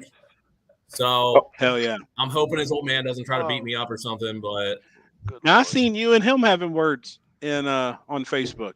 I don't know. I mean, I keep up with everything. Nobody's even known me before this event. Like I literally don't say a word to anybody. I knew And you. now Right. everyone hates me from Ohio. I knew who knew he you. was. I keep up with everything.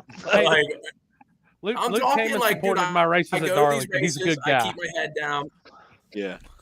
Luke Glass sounds like a fucking Marvel movie. Ever. Everyone hates me. Yeah, I agree, Trevor. Yeah, Luke Glass sounds like a fucking Marvel movie. You're a fucking superhero now. Big or die superhero. Yeah, I seen you all getting into it and some comments back and forth. But the fan base, you know, is The just fan base will crush you. It sucks. Trevor better Yeah, not it's race in crazy. Ohio anymore. His car's gonna get fucking egged. And I'll shit drive on. into every fucking mother one.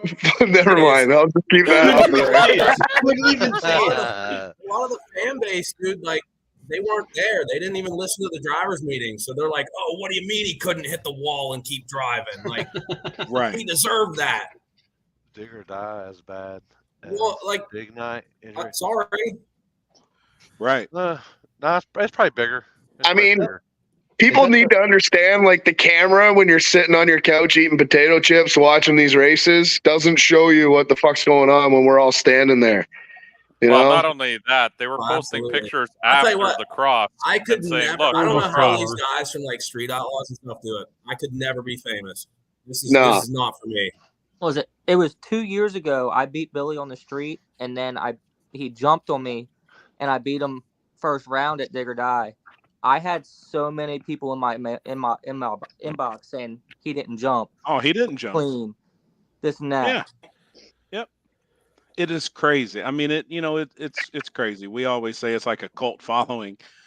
Well, it is. It is like there's. Just imagine they are fans looking of- up all of our addresses right now. We're going to be getting knocks on the door Oh, fuck tomorrow. yeah. Dude, I'm just waiting for it. Come on over to Canada. Hey, wait a minute. Come wait a minute. on over to Canada. Come on, man. I've lived in Happy, Texas in the Happy same just has spot to for lift his 30 shirt years. and it Come on. says Louisville. Yeah, come on down, man.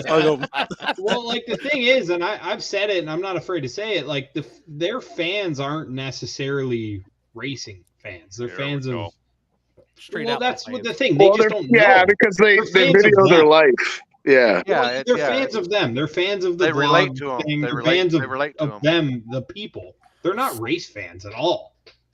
They just relate to them is what the Yeah, they Yeah. like they're following their life. They're fans of the I don't want to say the characters, but like they're fans of the people themselves. Yeah. And they just don't understand. You know, some of them just don't get it, and they've made like never will. Like I got nothing. I got nothing against TJ either. You know, like I said, I had $20 on him, so I lost $20, which isn't a big deal. It's just $20, but I just hate how everything played out because of exactly what you're talking about. They're fans. They don't, they're just fans, so they're gonna stick up for them no matter what happens. Chris Lane, what do you think? For sure. Oh, hey, Chris ain't saying Chris lives way too close to have an opinion. Yeah. So what do you think, Chris, on this topic? I'm just gonna say the same thing that I told these guys when we were there. David, take my place, please. What's up, Bo? So I was manning the camera, switching cameras when all this went down. So I couldn't really see like what exactly happened. All I know is I got hit with everything that was on that lane.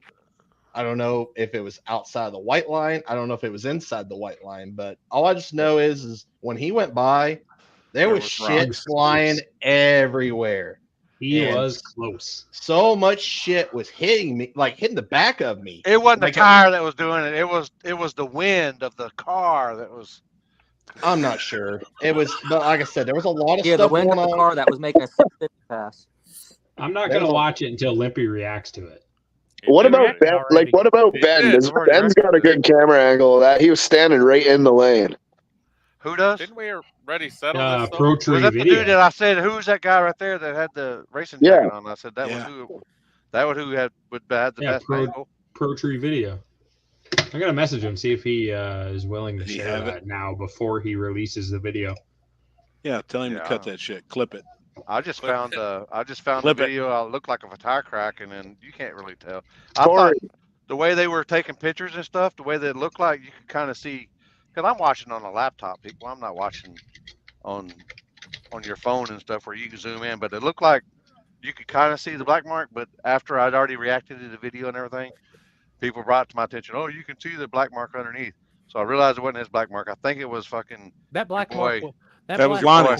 Yeah, he wasn't leaving marks. Yeah, but if he's blowing stuff all over everybody over there, that's where all that dirt and stuff collects. It ain't out there on the racing surface.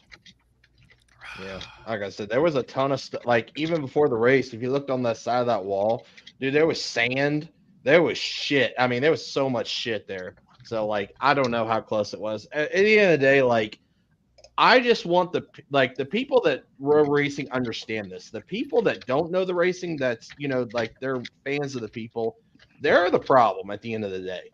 And it's just it's gotten out of control, and it's made like a bad example for our sport at the end of the day, because look at this. It looks like we're a bunch of drama-filled drag racers. And I hate it, because a lot of times it's people's crews too. They go nuts and the driver doesn't care. Yes. That too. I've seen that more often than not. The driver's cool with everything, and the crew's fucking losing their shit. Yes. Well, I seen that happen in Kentucky once. That just happened with me. And I like to say congratulations to the three on the bottom there, especially the guy down there for winning, and the other guy over here for going as far as as far as you've ever been, hadn't it? And then Trevor for not jumping. Thank you. Yeah, exactly. Trevor got jumped on twice. Trevor got jumped on multiple times. Yeah, and Mike didn't smoke the tires. Oh, yeah. Congrats, man. Mike didn't smoke the tires. Oh, double both of them. The live feed was all worried about, was all about you guys. Were all they cared about was where Mike and Trevor were. So sorry I fucked up. I just didn't have enough money to keep going. I spent so much trying to fix my motor. It kind of screwed my whole thing up. Multiple times. Y'all should see how bad multiple times you had to fix your motor. Multiple times. Yeah. I came down here with a certain amount of money, and I ran out, basically.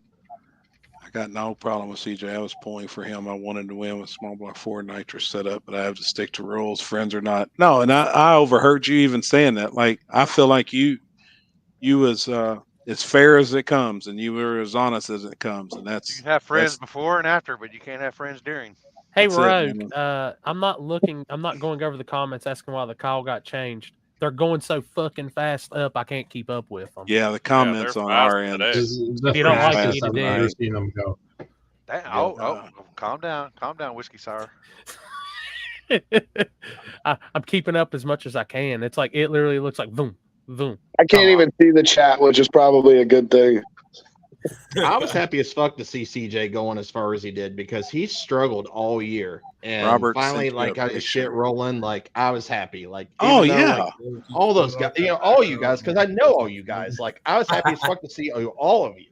Yeah, hell yeah. I don't care who would have won at this point. Is that John Smith from up y'all's way? Red Mustang John Smith? He needs to get back out. I don't know. I hadn't seen him in a minute. There's a reason why there's always big turnout. Yep. All right. So we got to slow it down. Yeah, we got to slow it down. We'll do the hotel first, and then we'll go with real cheese. Yeah. So. I got like 10 messages coming into my friggin' spam folder. Oh yeah, dude, I'm getting hate mail as we speak, dude. All right, no, you're not. Yeah, I did. All right, I haven't even checked my phone. I see it lighting it up, but I'm not even gonna look at it, man. Probably got dick pic or something from somebody. Dude, pissed imagine off. all the letters. I'll just fucking post it right on here. Hate. I'll tag the person too. Santa's just getting hate mail right now. So, Jonathan, you're first. What is your worst hotel story? Showing up and having to go up steps. Oh, fucking Jesus. God, when it was US 13. And I You called. can't do that, dude. You can't do that.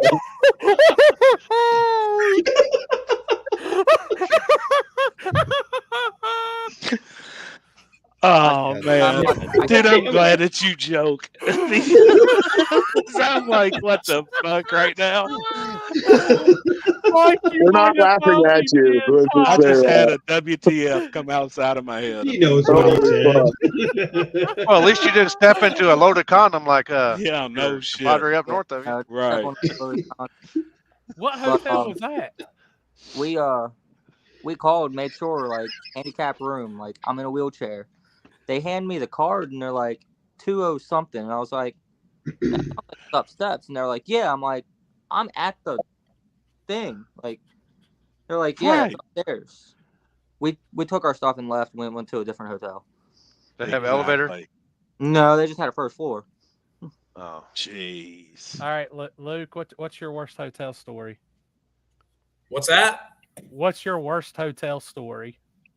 Dude, I don't even know if I have a bad hotel story. I stay in hotels all week for work, and it's just the hotel You're is an electrician, right? You're an electrician? I'm a lineman, yeah. Yeah. You stay in the fancy hotels. Oh, he stays like me and Happy stay? Hilton's. Gotcha. Hilton's, whatever. You never stepped on a loaded condom? Fully loaded. No. Fully loaded. Excuse me. Fully loaded. See, I think we're missing detail. I think we're missing details of Mike's story because I know he'd be so interested in what's on the ground. He probably smelt it. Oh my god! It was the first thing I did when I got to my hotel last weekend. I did smell a loaded condom? I did a condom set. All right, I so scared to death of that hotel I stayed in Friday night. Really? Yeah. Oh God. Damn. Luke Glass ain't staying in no shitty hotel. I'm with Luke on that. Hell yeah, man. I'm staying in no shitty hotels. He's a 5-star hotel or 200K RV. I'd rather sleep in my truck than some of these hotels we come across. Oh, hold on, Alex. He still hasn't even looked. Oh boy. All right, and so our other question that we always ask when you come on the table, we'll go with Jonathan first. When you eat a grilled cheese sandwich, do you put butter on the bread or mayonnaise before you put it in the pan? So I just recently tried the mayonnaise and I like it. Do you really? Yeah. Yeah. That's what's up, man. Weeks ago, making all the kids, and I put butter on all theirs, and I put mayonnaise on mine, and it was pretty good. Just to try. Yeah. Did you it's get that off right? here? Did you get that from watching the show? Well, he lives about it. He lives on the other side of the fence from Ken. Yeah.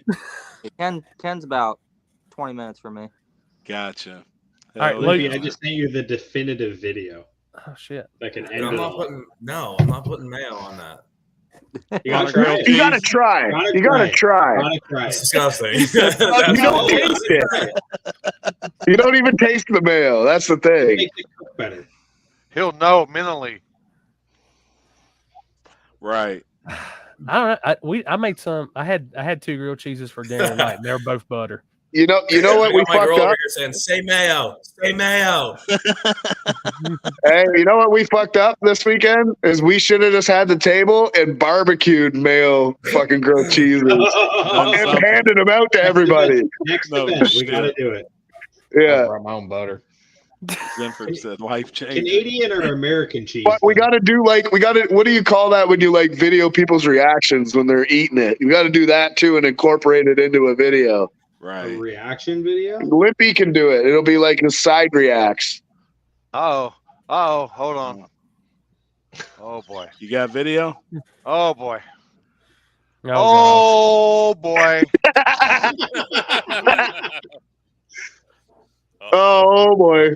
I knew it would come out. Oh god, dude. I knew it would. The whole table's getting burnt tonight.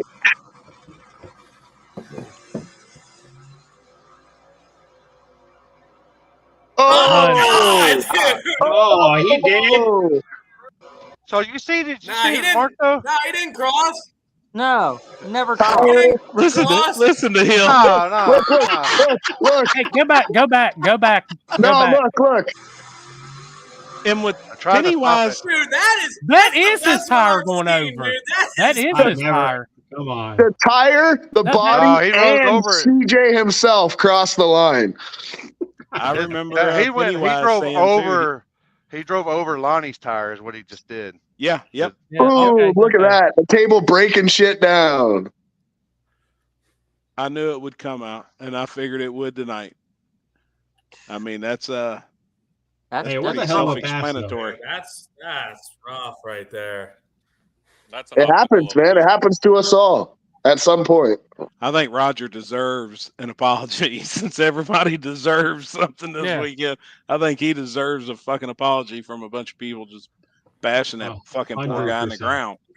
Oh, And boy. I don't know if y'all have ever What- like y'all met Roger. He What was irritated like, me was your why last we were making a scene out of it when I'm getting phone calls that I got to be down there for finals right now. It's gonna rain. Dude, I'm talking like I'm trying to sit there on the computer to figure out a tune-up, to maintain a tune-up, and I'm getting blown up, dude. We got to do the finals right now. And I'm like, okay. I'm like, we're pushing the car down right now. Like, we're coming. I get down there to run the finals, and there's 80 people standing on the side of the road. Yeah. Was that from? I'm like, Pro what are we Tree doing? Like, I thought we were running the Yeah. finals. Yeah, he Oh, just well, now cut it they're for saying us. that he might have crossed or blah, blah, blah. Oh, this was me in my hotel. Oh, God. I'm gonna make sure there's no fucking condoms on the floor. I'm gonna fucking stack them like Mike. Oh my Make sure God. there's no fucking condoms on the floor. Okay, we're good. Same hotel. Yeah, Zinford, you're right too, man. You're right. I feel like a lot of people owe Zinford You're an such an apology idiot. as well. But it's not, it's like they bash Luke, but they also bash everybody trying to say, hey, cross, and they're all on there like, you're a fucking idiot and this and that. Like, it was a whole crazy fiasco. Luke's going to have that as a background on this deal, and he's going to just have Ohio. That's going to be his new Facebook. I love how the cross. Ohio. He got hate for it. Right. The next time Luke comes to cash days at KD, they're going to be waiting for him at the gate with pitchforks. Dude, I am not going back to KD. No, I ain't doing it, dude. Come on now. I'm not What's even going wrong? to say what day I'm going over to Street Race Channel to film that Word on the Street. I ain't. Probably driving a different car too. Rent a car. Yeah, I'm gonna rent one, dude. Yeah. Shave your beard. I'll walk in there like. Oh my God. Well, there was a comment just there too. Hold on, let me go back. It's not clear enough. I think it said he was My favorite ones were, riding the line. It was over the motherfucking line. It didn't matter. The whole body of the tire went across the Dude, line. if you're riding the line, the body of your car is over the line. 100%. Yeah. Yeah, 100%. I was just, who that was in the comments that was making that remark. I can't keep up with it. The rule was body or anything crosses that line, then you're out. So, Yep. The body is bit over the tire farther away. And So even I if you can- jerk it, you're going to have body roll too. So Sure. you gotta I think can about that, promise people. you if the Joe tire's McIntosh on is the correct. line, the body's over the line. 100%. After that video, Yeah, Justin's left body parts at KD. I bet you that video looks clearer on Ben's camera too. Yeah. Jerk it. Right? I haven't seen that camera view either. That's a good one. He hasn't uploaded the video yet. He just cut Wait that till you part. see the video on YouTube. It'll be fucking crystal clear. That was Yeah, privately released just to us Yeah, tonight. I don't know. We're building Oh, good okay. relations between the U.S. and Canada, Pro, people. pro Tree stirring up the shit now. Ben just loves I'll, stirring up shit. I wasn't going to, I thought I was like, could we say that? And oh yeah, I was like, oh, it's Pro Tree. And then you got Roger. We've ruined Ben. Smoke and mirrors, people. It's Dude, just smoke and mirrors. Oh, we have. I had people messaging me telling me that I'm photoshopping these videos. Unreal. You're that good at Photoshop? Unreal. If you want a job with Spooled Media, I need a good Photoshopper. So people that's pissed about watching that video now, just respond to Pro Tree videos and send all your hate mail to him. All your hate mail can go directly to him. So the best part is like Ben, like 2 years ago, Ben is completely different than nowadays, Ben. He wouldn't have done that 2 years ago. We got comments rolling. Hold up. All right, here we go. Here you go. That's all I was asking for y'all. A clear video. Where was that 4 days ago and nothing would have ever happened? We question the integrity of the video shown to me. We appreciate y'all inviting us on here, both sides, or at least have a conversation like people. Good luck to all next season. See y'all soon. Yes, sir. Yeah.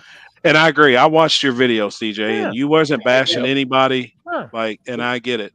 And we know it's not you. It's not you. It's everybody else that follows. It's CJ, people you have a crazy following. You were showing the worst videos. Dude, it's your followers. Your followers are crazy, which is cool though. I guess. I wish I had some people like that on my back. I guess. Yeah, we had some followers like that. And like that, we just saw that video for the first time, so nobody would have we just seen that video when y'all that did. was privately released to us. It'll be clear when it's on YouTube. Yep. What happened to Justin? Did he fall down? He's cool with it. Or Jonathan? What happened?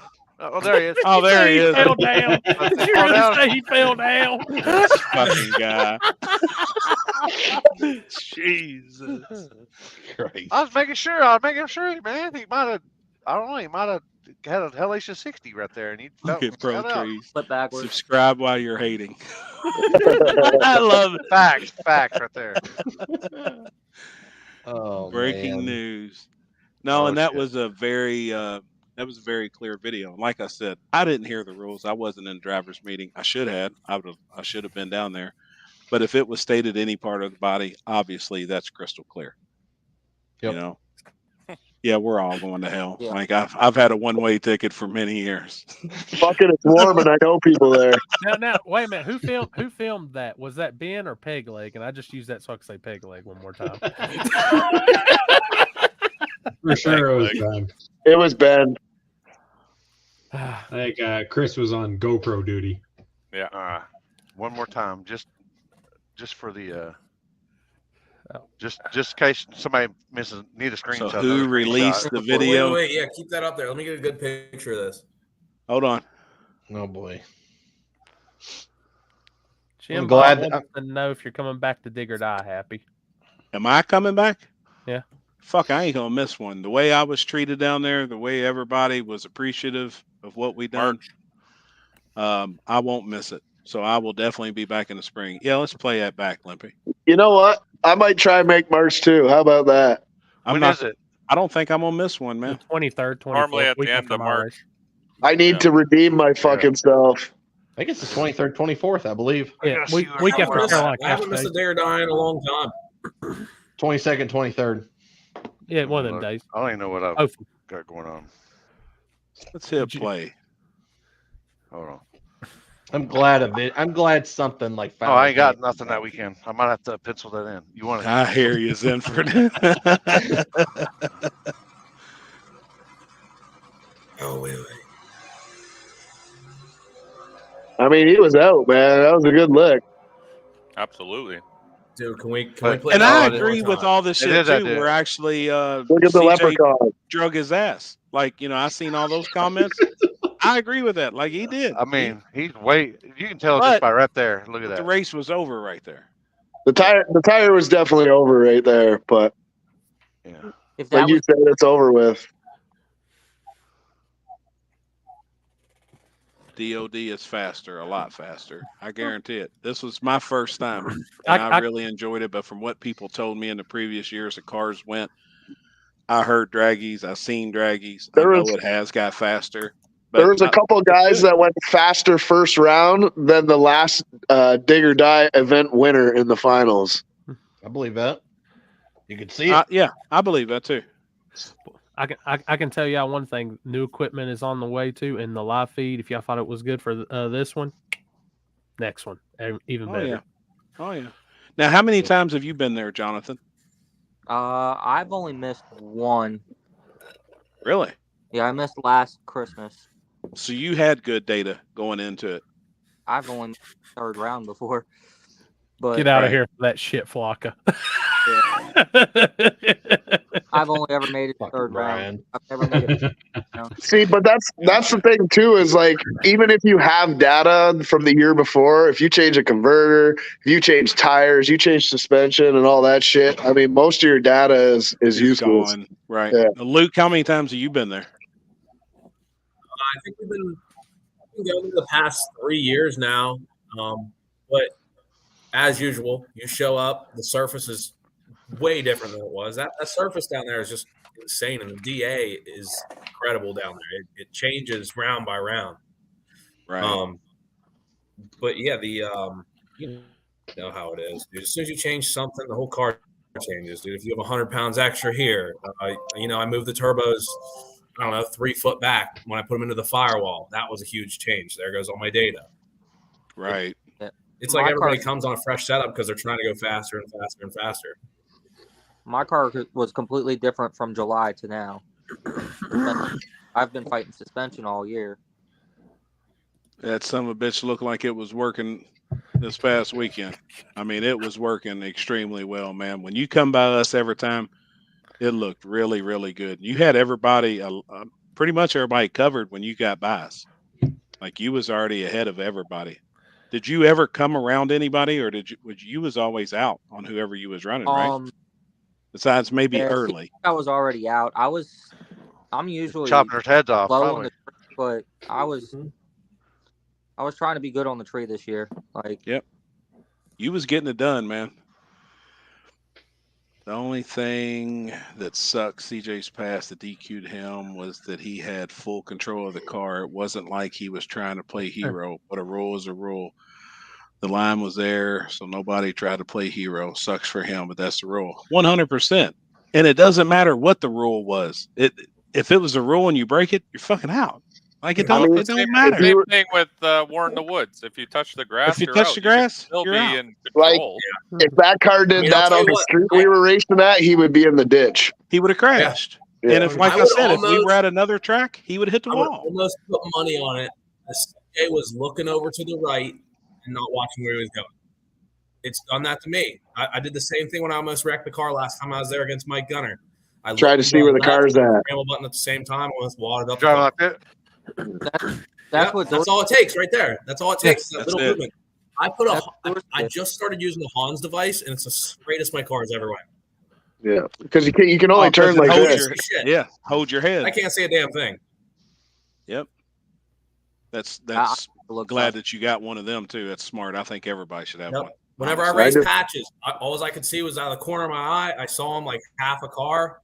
Like, he was sitting half a car behind me, and then at the 330, I just didn't see him anymore. So I was like, well, I hope he doesn't have a crazy scramble button or something. Right. I don't think a crazy scramble button would even work there, right? I don't think anybody was probably adding crazy amount of power on a scramble. Did you hear mine? Did you hear mine on my third pass? I didn't use a scramble button all week anyway. How much was you adding on a scramble, Jonathan? 13 pounds. Holy fuck. I didn't hear like this anybody's guy. numbers like I that. like this guy. I heard 3 or 4 pounds. Everybody was just trying to put a little bit in to see if they could turn it up on the next pass. Add the scramble to the tune. I do my scramble. Said he had 10. A lot of people though. I just wish Houston would hook up his scramble button. My scramble starts lower and it progresses. Right. Wow. How much do you have on one, Luke? But you said you never hit one. I mean, I have it hooked up, but I haven't touched it. He's fast. Got a question for you, Jonathan. Do you see that, Jonathan? I try to leave my car at the track, but other than that, I mean, it goes to the hotel with me. Yeah. Kind of all watch out for each other, even if at hotels or something. 100%. Everybody, yeah. I mean, usually we get to the hotel sometime after 12, and I'm back up at 6 every morning. So between 12 or 2 and 6, if they're messing with my car, then. Right. Now, Brooke, I'm going to disagree with that because Robbie told us in the finals of Modern he had 40 on the scramble. And flipped us a cheeseburger. Yeah. Yep. Mike Gunner. here all week. You didn't even need it. Hey, that's what I heard Dude, too. I man. showed, I wasn't gonna say nothing. I showed but that's Mike what when I heard. went like outside on the street there, where it wasn't a racetrack, and he just goes,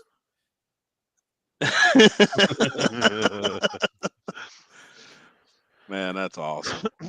No, y'all had a killer fucking weekend. Damn, these comments. Yeah, I'm like, I'll click Crazy. one. I can click one, and 12 more have already replaced. I'm glad I can't see them today. Oh, actually, No, honestly, it's they're not not talking about you. It's not. No, I don't care. I just It's all Sure. positive. glad I can't see them. It's Yeah, all this positive, guy- which it should be. This guy said, Luke, I think you took my comment the wrong way. All I meant was it would have been cool to see the two of you race. I think you were faster, but it would have been one hell of a race. Yeah, well, They were all you hell of never a know. races. I mean, maybe yeah, maybe in the spring. Maybe in the spring Yeah, we'll see right. it.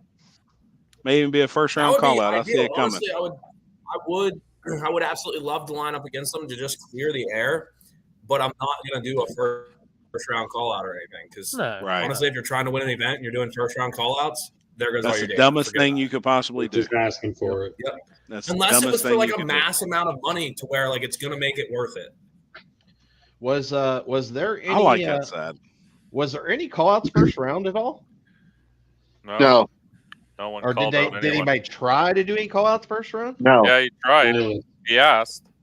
Who did? Did Censored someone say asked something if about there's Cali any Nate? call Was it outs. Bradshaw, and Cali Nate, Bradshaw maybe? tried to call out Callie Nate. Said he'd give Oh him yeah, the, that's Oh true. yeah, Bradshaw. That's right. What'd he say, Jonathan? he said he'd give him the 2 inches he was crying about on the starting line, I guess from Big Tire. Oh shit. Savages. Oh shit. I asked Callie Nate if he wanted to first round when he was on here with you guys. He said he Yeah. wasn't taking any. Yeah. Yep. Yeah. Which is smart Which- on his end too. I mean, Smart you on everybody's end. I mean, Yeah, He's dude. never Who been wants there to go before. down first pair? I know I don't. Exactly. You have especially when he's zero never data. been there before ever. I pulled the first round chip enough to not want to call out anybody first round. Right. That's a Sure, different bro. surface, guys. That's not really comparable to what they're racing on down there. So They can do that mag Oh, too, that- honestly. Trevor. Don't leave mag out, bud. Damn, Oh, Justin. boy. Did you see Justin's comment? yeah, 116 cars, and I drawed one of 3 bears. You saying there was only 3 bears there? there's a I lot of Ever. believe that.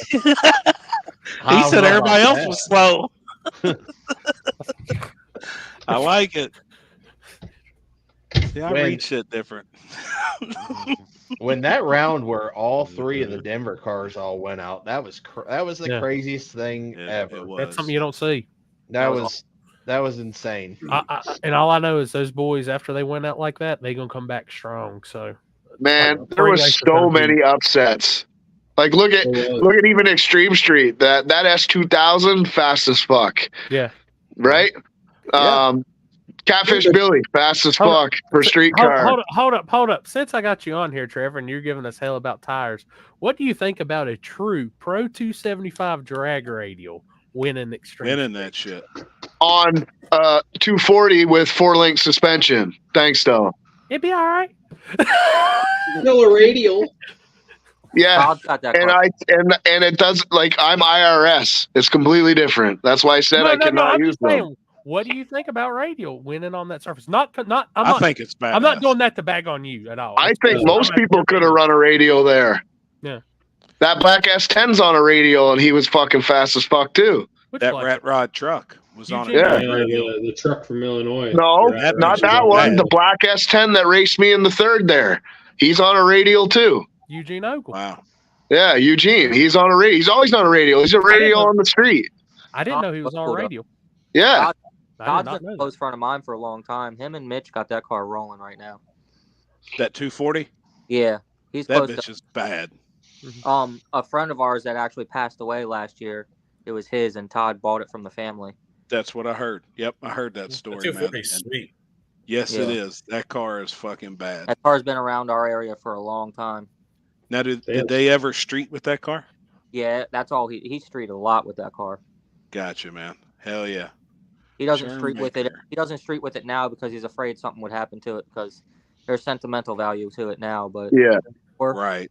with that car. That car is badass. What do y'all think about 26s there? I'd love to see it. I would love to see it too. Love 26. It would be a challenge. I think that's a gangster ass class. That's why I pushed it this year really hard everywhere we went. I want to see it continue to grow, and I think you guys would help it grow. Warren Woods is going to have it as well.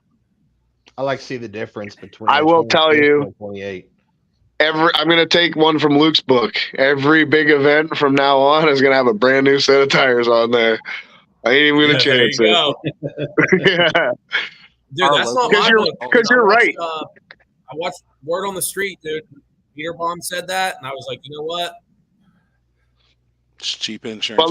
But you're right? You buy them for whatever $580, and you sell them for $200-$300 depending on the setup or how many pulls. And I mean, you're fresh. A couple $100 to rent them for the weekend. That's it. So, That's I mean.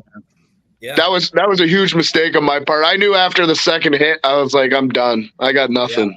I mean, dude, there was a point where like I had like 2 or 3 hits on a set of tires when I was ditching a new set. Yeah. Yep. Just because if you go that 7 rounds or something, that's getting towards the point where I don't want them anymore. Did you, Corey, did you get that pass against Eugene? Did you see my burnout there? Mm-hmm. I had that bitch in 3rd gear and no smoke come off my tires whatsoever. When I seen that, I was like, I bet they're shot. Look at Dean James's comment. What is it, Dean James? If CJ had 26, maybe it would have. Dude, I'll tell you what, those DO5s, they smell terrible. Do they really? Do they? Terrible. So it is a totally different compound. I'm gonna try a set of those DO5s this weekend. We're going to test them this weekend. So yeah, I thought I broke something in the car the first burnout I did. It was like disgusting. Was that the first time you ran them? Yeah. The first hit I had on them was outside at I made a hit at Berkeley Springs testing. I made 1 hit on them there, and then hell yeah, it was the first time I did. Yeah. Hey, Jonathan, put up Jennifer's comment there. How big is your nitrous jet in the end of your turbo there? It's 35. Oh man, I was standing beside your car for the first time, and I was like, "Oh, he's got nitrous on this." And then I was right beside you. You get on it, and as soon as that motherfucker come on, boy, it was right on chip. I was like, "Holy!"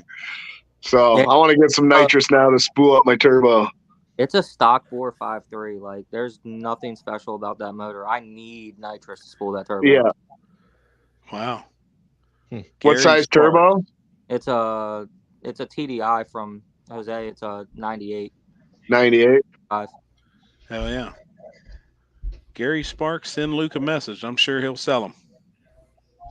Dude, you're gonna have to PM me, dude. My inbox is retarded right now. Extra $100 for a signature. I didn't know if you'd even see my comment today to you or not. I woke up. I took a bunch of melatonin after the race Saturday, and I woke up and my phone, dude, I had like 200 friend requests, 200 and something messages. Yeah. Some people from Ohio telling me they hated me. Jesus Christ. It was nuts, dude.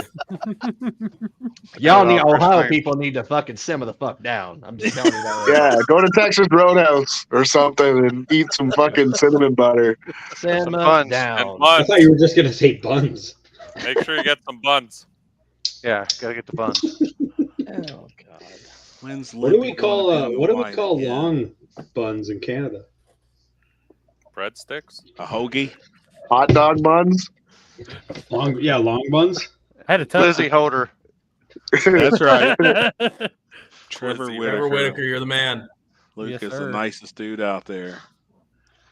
No one likes Ohio anyway. That's what you want, dude. Because I will give you whatever I have in my trailer. Like, Luke tried to help me with a TPS sensor during the race. Hell yeah. First or second round, I lost my TPS sensor. I had nothing. And someone from there, him or Noah's crew came over and was, hey, I got a TPS sensor after I already found one, but. Thunder Road. Luke, are your first round sticker tires or heat cycle tires? Are you a first round sticker tire? I always scrub the tires.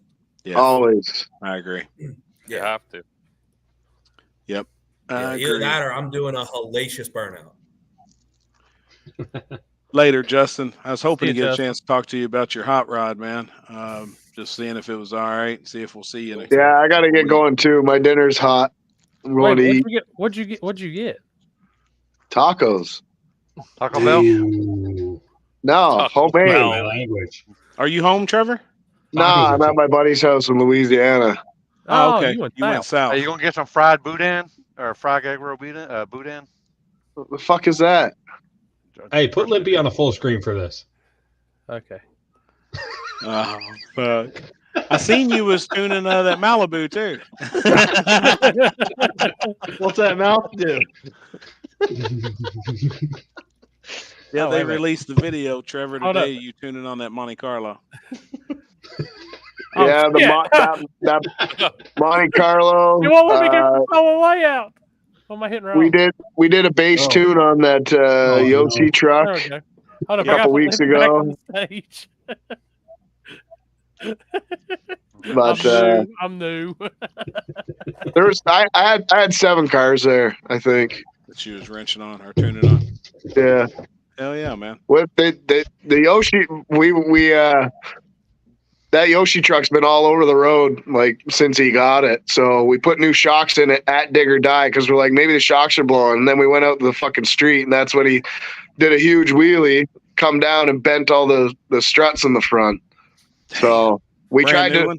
yeah, no. So he had good front ones and shitty rear ones. Now he's got good rear ones and shitty front ones.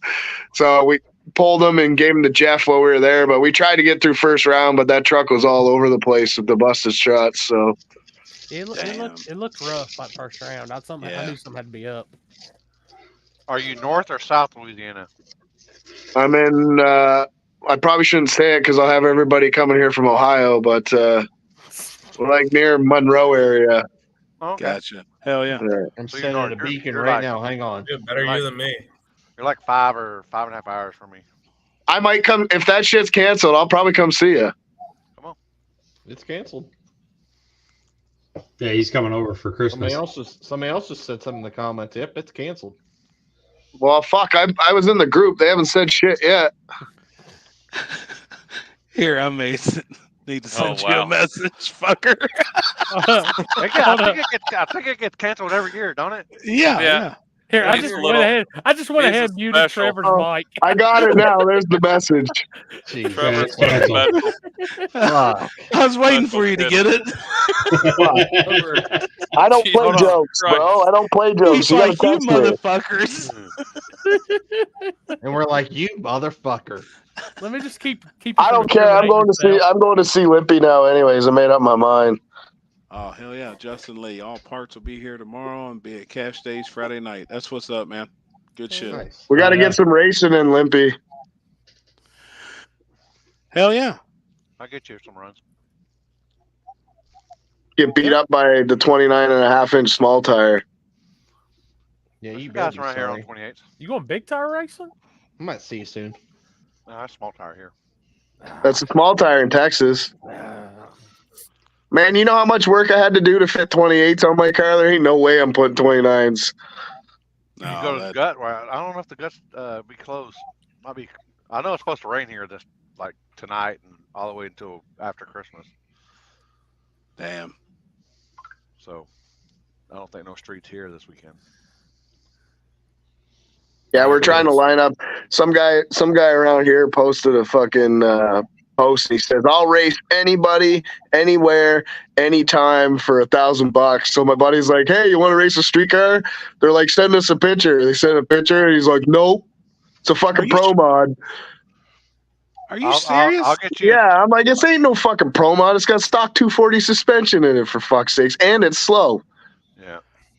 I'll let you because you're only famous now. about an hour and a half or so from or a couple hours from where Bobby and them are from. Yeah. The Always Send It dudes, the one with the. Yeah, they're here in the comment with Bones. Yeah. They live in Shreveport, so. Well, I'm staying at one of their good friends' house, so. Okay, yeah. So We're I good. was about to say y'all could if. I think happens here and it I doesn't think rain they're the there. ones that are putting on the testing this weekend where I'm going. So Oh yeah. Who's the handsome dude, Kenson? Asking What for is it? myself. He said we need to get a few women on the live. One handsome dude and 8 ugly ones is a bad ratio. Well, mine's walking by now. She's headed to the hot tub. They said we need to get some women on here. Pull your boobs out.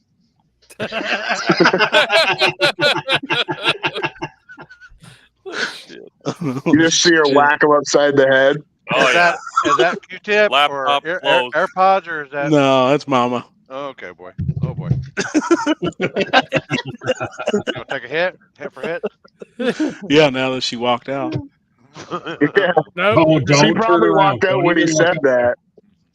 Oh shit! No, she's standing there. She had that. Oh, I know. Oh, I knew it was me. I'm an ugly ass motherfucker. I'll tell you what. You know what's sad, Wow, Chris? don't cut yourself down like that. Oh, I know. Hey, Chris, you know what's sad? Is that background that you have there? I could actually see that being your real house. It could be because it's dark. Oh my god! I like it. I didn't even look for a Christmas background. I stole it off a should live have. stream this morning. Oh I yeah, stole let off a me live get stream it. this morning. Oh, winter upgrades What? for Jonathan and Luke. What? Y'all do anything over the winter? Shit. Both of y'all got a little change? I mean, yeah. My shit over. Yeah, and put we it were we were really considering doing the joining the old Pro Charger gang, but I think the rear mount turbos was kind of like my last ditch effort, and it seems to be working right now. I mean, we probably only have, including digger die, 7 rounds. I bet we got, I don't know, 14 passes on the car, and it's showing pretty good signs for keeping up. So with that and the E-gate, I think we're going to give it one more effort here for the LS turbo deal until we want to move to a bigger source of power. But you mainly race on, I mean, that's the type surfaces you like, right? I mean, Yeah, I love the backside stuff, but I mean, you're talking, I mean, I think the car made, I had twin 76s on it. I think the car made like 1,500-ish, and I had them things tapped out, dude. Like this weekend? I not this weekend. I put those 80/80s on it this weekend. Oh, okay. In the rear, and they're kind of liking like 36, 37 pounds of boost. And I haven't really wanted to turn it up much more, especially because it was carrying the wheels like it was out there. Right. But the 76s I had on the car were tapped out. So we just wanted to, I don't want to run out of power. And, I think if there's an opportunity to put power from that 4 seconds and on mark where everyone else has all their power in by, I'm trying to jam more power in if I can. Right. Makes So, sense. I mean, even if I can use another couple hundred horsepower for that last second of the race, that might be what takes it. Sure. Did you lose any power, or did anything change when you moved them to the back?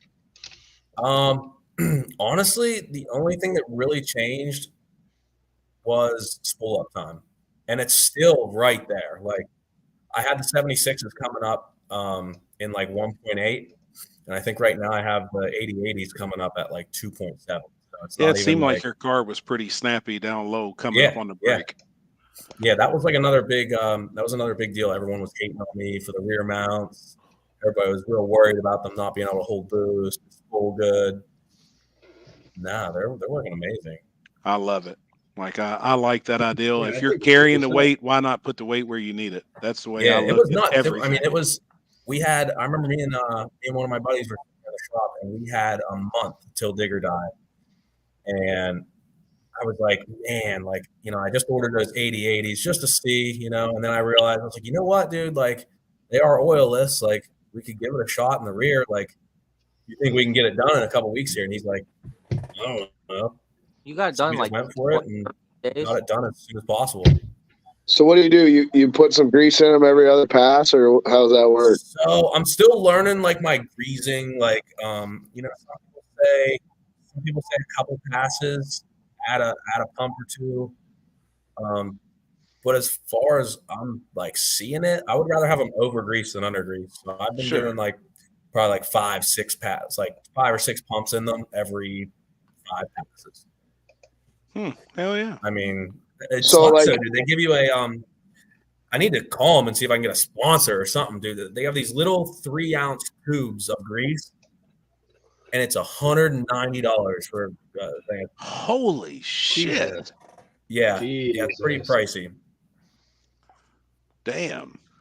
Wow. Yeah, Well, I'm sure you can after winning Dig or Die and having them turbos on the car, dude. I'm sure somebody's going to send you Like, something. the whole winning Dig or Die was like winning Dig or Die was amazing. Obviously the money helps improve the program, but having like all these companies reach out to me has been like the coolest thing ever. Like the owner of Fuel Tech called me, like gave me like a shout out, called me, was like, yo, dude, congrats, blah, blah, blah. I was like, damn, dude, this is pretty cool. Like, screw the money at that point. Like, this is cool. Like, having people like that get a hold of you, like just Ocean for Race this Works, green I've seen Nova, that. like, yeah, it's cool. Yeah. When you sent me the Snapchat of that, I was like, that's fucking awesome. Deserves it. Yeah, it is, man. Like, they're Motion paying Race attention on Works, social media. Tin Soldiers. Yep. Yeah, it's pretty cool. I like the idea of the rear mount turbos. I've got a little Chevy too, also. That I'd like to get Dude, together for me, one it of these was days. like if I can put them in the rear and lose weight or move bias like that, I was able to take out 150 pounds from the rear of the car and keep the same bias. Yep. Why Now, wouldn't does the exhaust run under the car? Yeah. Yep.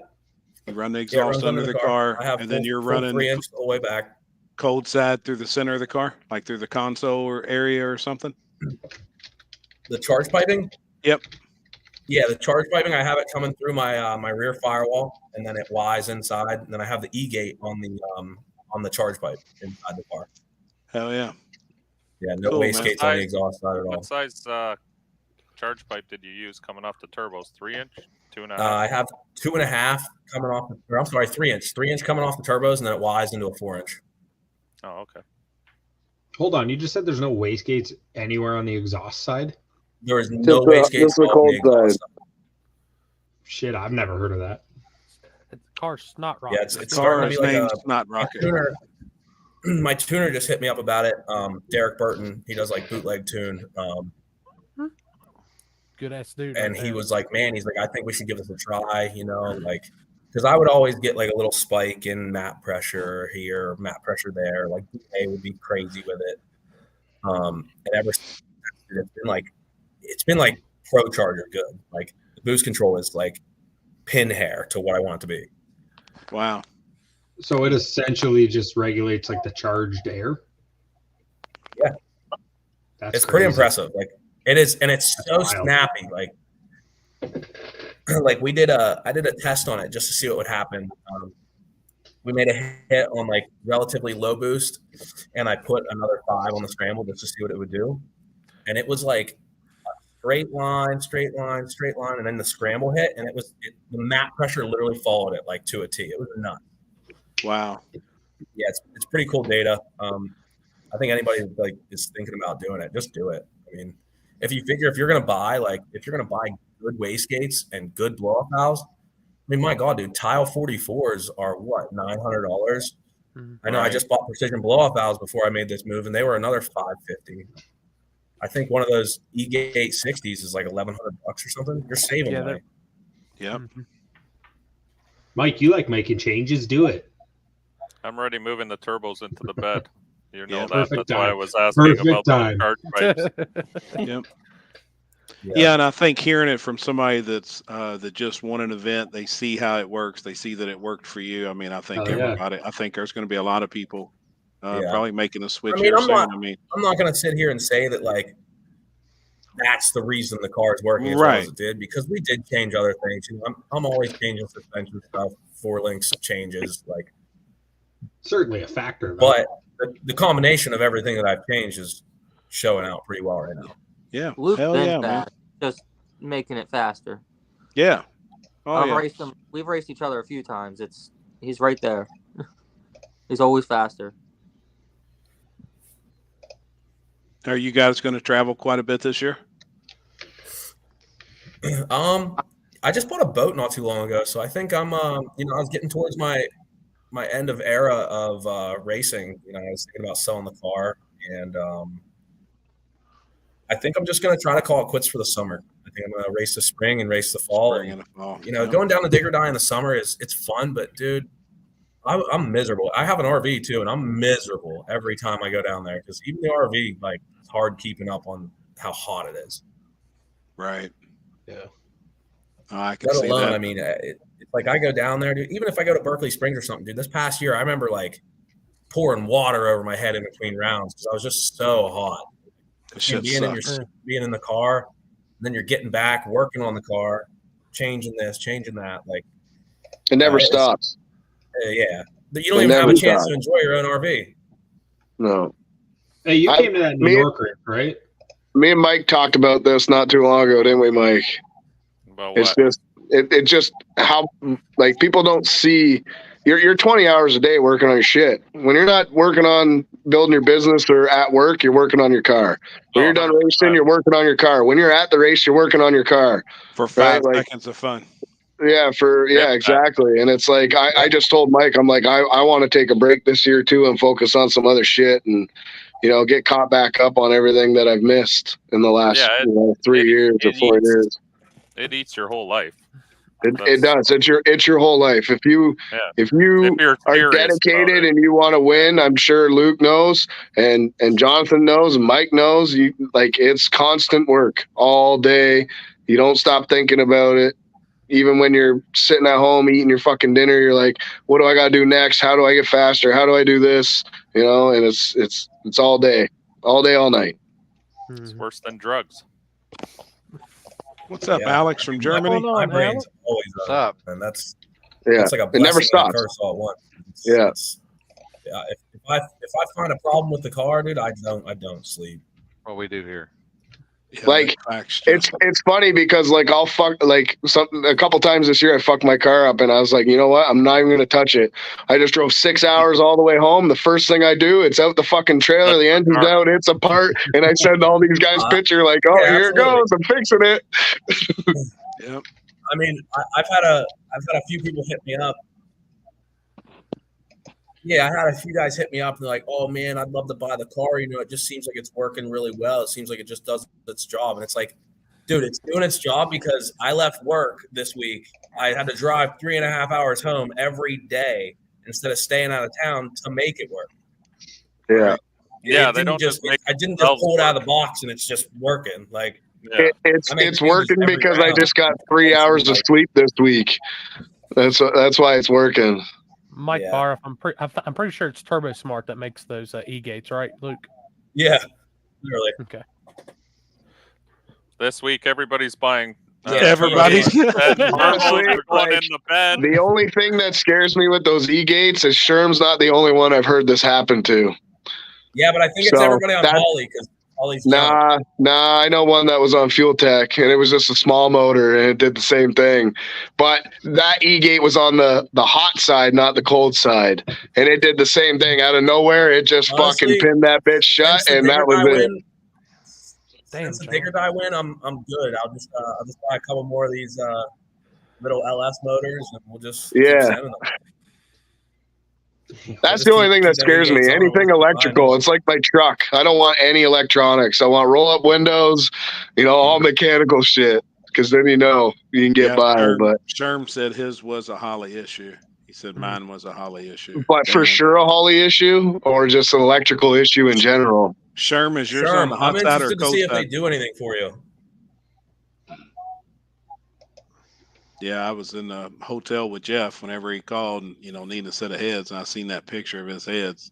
Like I could see if a dome sensor failed or something. Like you obviously use dome sensor to control that e-gate too, right? He said, yes, Holly, and his was on the cold side. Might be the firmware issue that plagues some people too. Luke, are you measuring turbo shaft speed? No, I don't. Them turbos can keep spinning. We'll just get them rebuilt if that's an issue. Hold on, somebody was I asking. don't mind to send those something. turbos away if they start getting an issue. I mean, the turbo speed thing's actually pretty neat because you can see a lot of shit with that. Like, you can see back pressure, you can see pre-pressure. Like, there's a lot of cool shit. But I mean, I guess at that point though, like, I mean, yeah, like that data would be great and everything, but all right, my turbo shaft speed is insane. Now what? Well, now you can figure out why. Is your cold side too big or too small? Wastegates on the car, but I'm not because you're spinning the shit out of them. Yeah. Yeah, I suppose. Yeah. I get it. I do. I get that. Like, I guarantee it's high. Like, that's okay though. Like, well, it is until you snap that friggin' shaft and that blade comes through your car. Just keep getting new ones. Well, unless the blade comes through you, you're gonna get a new U. Yeah. We'll just get a chassis car at that point. I mean, that's why it makes it to me somehow. I don't know if you've seen the way my turbos are angled. If that thing makes it to me somehow, I got issues. Like, I think that's why Precision puts them blankets around their turbos, because they break sometimes. And like, I seen one on a dyno. I don't know if you ever seen that one circulating around. These guys dynoed their car and they overspun. I don't know which turbo it was. It snapped. It went through the hot side housing, through the car, through the ceiling of the shop, which is a metal roof, and out the shop and put a big hole. Just right through the hot side, like the actual cast. And that's why you put bolts in the hot side, right? Yeah, that's why the Pro Mod turbos have the cross bolts. So yeah, they got the cross bolts to break the blade or keep the blade in there, I guess. But E's and you B's. put those on a lathe and you cut the cross part right out of it. All right. Oh, are you getting fresh air to the turbos in the trunk as well? Yeah, so I have the whole trunk like cut out underneath, so there's like plenty of air getting up in there. Gotcha. Luke, you got pictures of it on your Facebook or something? You can share like inlets for them through the trunk as well. Oh, kind of 2 weeks before I figured out, I kind of ran out of steam on my fabrication stuff. Right. It still look clean. Still looks clean. Yeah. A lot of people are like, man, I don't like how they're unsymmetrical, and like that was me too. Because when I did my twins in the firewall, man, like you could have put an angle finder on them and they were exact, like identical. I'm like really ridiculous on stuff like that. Right. But the I don't know, them being offset in the back, it really doesn't bother me. Hold on, Limpy's looking on your Facebook, see if you have any pictures of your setup. I'm sure I do. I don't share a whole lot on there as far as like you can see my 4-link settings and stuff. I don't share it. Yeah. Now you've got all Tin Soldier stuff in the rear, don't you? I have a lot of their parts on there. Yeah. Cool. Yeah. What do y'all want to see? The back of it? The turbo setup. The trunk. Okay. Yeah. See if you Trevor, can go weren't through you there. going to eat tacos? I got. That's a 4-link car, Luke. What's that? It's a 4-link car. Yes, sir. And Jonathan, your car's still triangulated 4-link. I don't even have I haven't even supported the boxes yet. That's awesome, man. Damn. So I take it that's the exhaust coming out of the trunk lid, right? Yeah, he's got another picture. Let me get to it. I don't know if you can really tell there. Can you zoom in? Top right. I'm on a laptop. Oh yeah. Well, yeah. If you go to like your photos, there you go. Look at that. There's a bunch of stuff in there. I can see a setting. Get out of there. Writing that shit down right now for my IRS shit. No, man, that's cool. Yeah, mine's still stock. Austin Shepherd, equal length 4-link or short upper 4-link? What happened, Corey? Who knows? Is the top bar and bottom bar the same length? Nah, yeah, it's unequal length. I actually noticed a lot whenever I did switch that stuff. Okay. I was working on something. Yeah. Well, I was like, I went to look at it and I was like, no, the first one I sent you looked like crap. Hey Corey, did you like that video I sent earlier? Yeah. Dude, I've been so Lippy can confirm, like when I first got on here to do the test, make sure everything. I've been on a RC rules meeting for like an hour, and then people like it sounds like a fucking girls' locker room. What it sound like? I told him, I was like, y'all, I gotta do like real racing stuff now. I'll holler at y'all later. Luke, tight-lipped on those Corey. 4-link settings. Look at Jason Trail in here. Oh, there we go. Yeah, he is. Can't blame him though. Can't blame him. You send me another one? I'm working on it right now. Oh no, I thought that's out. Yeah.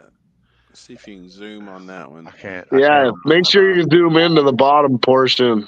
I can on this one. This is a Facebook Messenger. Also, the radiator and everything's under the turbo, There you go. laying flat. Since we got it up. Sharing everything. Hell yeah, man. Shit, that's so cool. Yeah. I love it. So everything, fuel cell, radiator, I mean, everything's in the back, right? Yeah. See, if you're That's carrying the just one weight, of those, I think that's the way you should do That's it. just one of those little Honda radiators too. $100, dude. Radiator and the fan. Yep. Oh.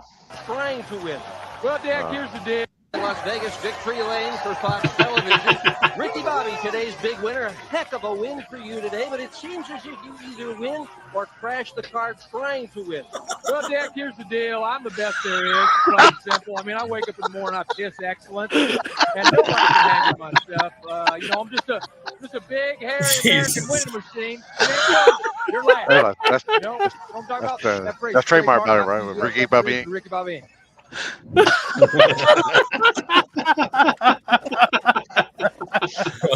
I love it, man.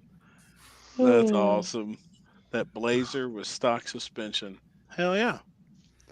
Wow. Man, I have to say that Blazer was fucking rolling for what it was. Yes, Yeah. That surprised the shit out of me. Yes, it What was. was it? I seen the earlier comment. They said it was a 400 cubic inch small block with 2 kits on it. Is that what it was? Man, that thing Hell was yeah. 60 footing so hard. Yep. Look how close Corey is to. Fuck, I feel like I'm close to the screen too. Hold up. Do I need to put my happies on? Oh shit. Hold on. I got the legend glasses on. Look at Fucking twins. Damn. I feel like Elton John for some reason. Man, look how old you fucking guys are. Easy. I know. Hey. Hey, boy, I'm old enough to be your daddy, so I mean. When the shot. Trevor, for just shot because start. you're the youngest guy here doesn't mean you got to be a bully. How old are you, Not Alex? the youngest. You're the youngest. I'm older than you, I you don't know. fuck. I don't know. I think I'm older than Jonathan. Probably not. Or Luke. Yeah, maybe Luke. I'm probably older. Luke's like 32. I'm No, Luke- I think 27, Luke's- dude. God damn. Oh yeah, he's got me beat. Luke's a young man. Yeah, he's young. Yeah, my kid's older than him. Wait, John, how old are you? 36. Oh, shit. I guess I'm second youngest then. How old are you? 32. Yeah. Oh, okay. Yeah. Small block with 2 kids. Mike, how old are you? 43? 28. Yeah, bullshit. Damn, bro, we got 27s out here, 27-year-olds out here winning dig or die. I feel like a loser right now. Well, you From got to my- start with a car Yes, first, and then you from work my from parents' basement. I got one. I just don't work on it or go see it ever and just pay Or do rent anything for with it. is. Oh, I just got some new parts for it, actually. Oh, you did? Plus, it's a fucking Fox body. I got a tubular front end. Hey. I got a tubular front end coming for it. That's like golfing with a handicap. Daily driver. I'm gonna put my turbos in the trunk so the exhaust runs out the back, so it's daily driver legal still. So the first time that you take it out on the street in Canada, you get it fucking taken by the MTO. Hell yeah. No, I live in Windsor, dude. There ain't no MTO here. Gary's in here. Small block 2 100 shot kits. Is that who Yeah, it has was the Blazer? sick. Yeah, that's Is that his name, Gary Sparks? The, Oh only, yeah, man. the only my Blazer. thing that thing's missing is 2 15-inch subs in the trunk and just Yeah. bumping. He might That's have it. them. That bitch was riding. Yeah. It was. Well, hell, he probably was down close to the money, if not in it. Then wasn't He was close. Yeah. He was close. Quarters. Yeah, he was. Can't remember. I'll Semis look or here. something, wasn't he? Oh, he said, yeah. Like 8 quarters. Hell yeah. So he left with some money. Yeah, he said he got $1,000. Hell That's yeah, not man. bad. God, I hope so, man. I hope so. We ran into a little snag on money this year, so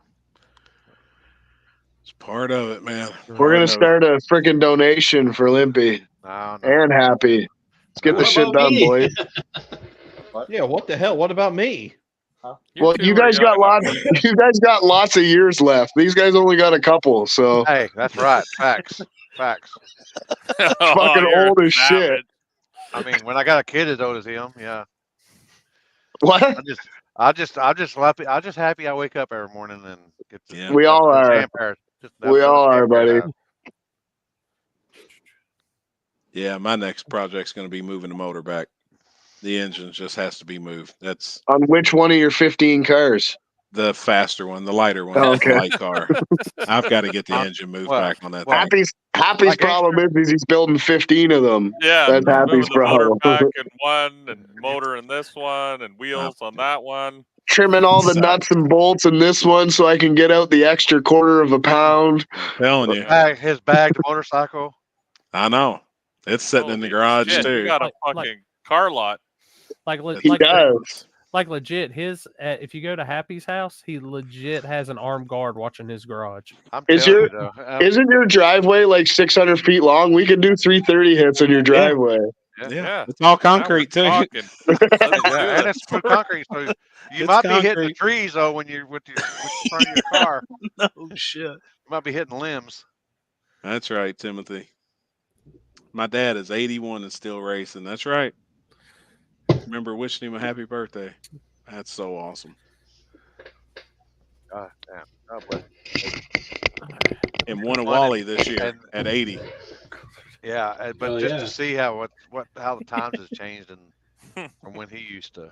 Oh, I couldn't imagine the stories he's got throughout the years. You know what Let's not talk about fucking titanium bolts. Those fucking things are a rip-off. I like to sit there and talk with him. I know. I'm going to send you a whole bag of titanium bolts, Happy, and you can build your fucking RC car. Shit, I'll use them in the windows or something. I got all kinds of titanium right here. Use them to toss them out at people that piss you off. No shit. No, it's too expensive. And then they'll be like, he's just going to hammer a bunch of titanium at children. Yeah. So, like, most people don't know, like, I actually bought a bucket of titanium bolts because of Corey and Happy. And this fucking bucket of bolts fucking showed up, and the screws wouldn't even put a fucking RC car together. That's how small they were. That sucks, man. They got you. Hey, was it the metric American thing that got you, or what? No, Corey sent me the link. Look at, he's gone. Oh, the prick. What I miss? Did I miss something? I heard titanium. I had to go check, make sure my bolts were good. Luke, do you do any streets? Do you get your car out on the highway at all? I whenever I was 16, I got nabbed for street racing, and I lost my license for 6 months. And like 5 years ago? Now, I just have too good of a job.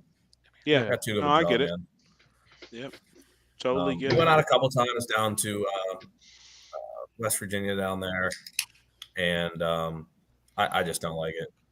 It's okay, but it's I don't know. I'm too concentrated on getting caught or something rather than No, I get it, man.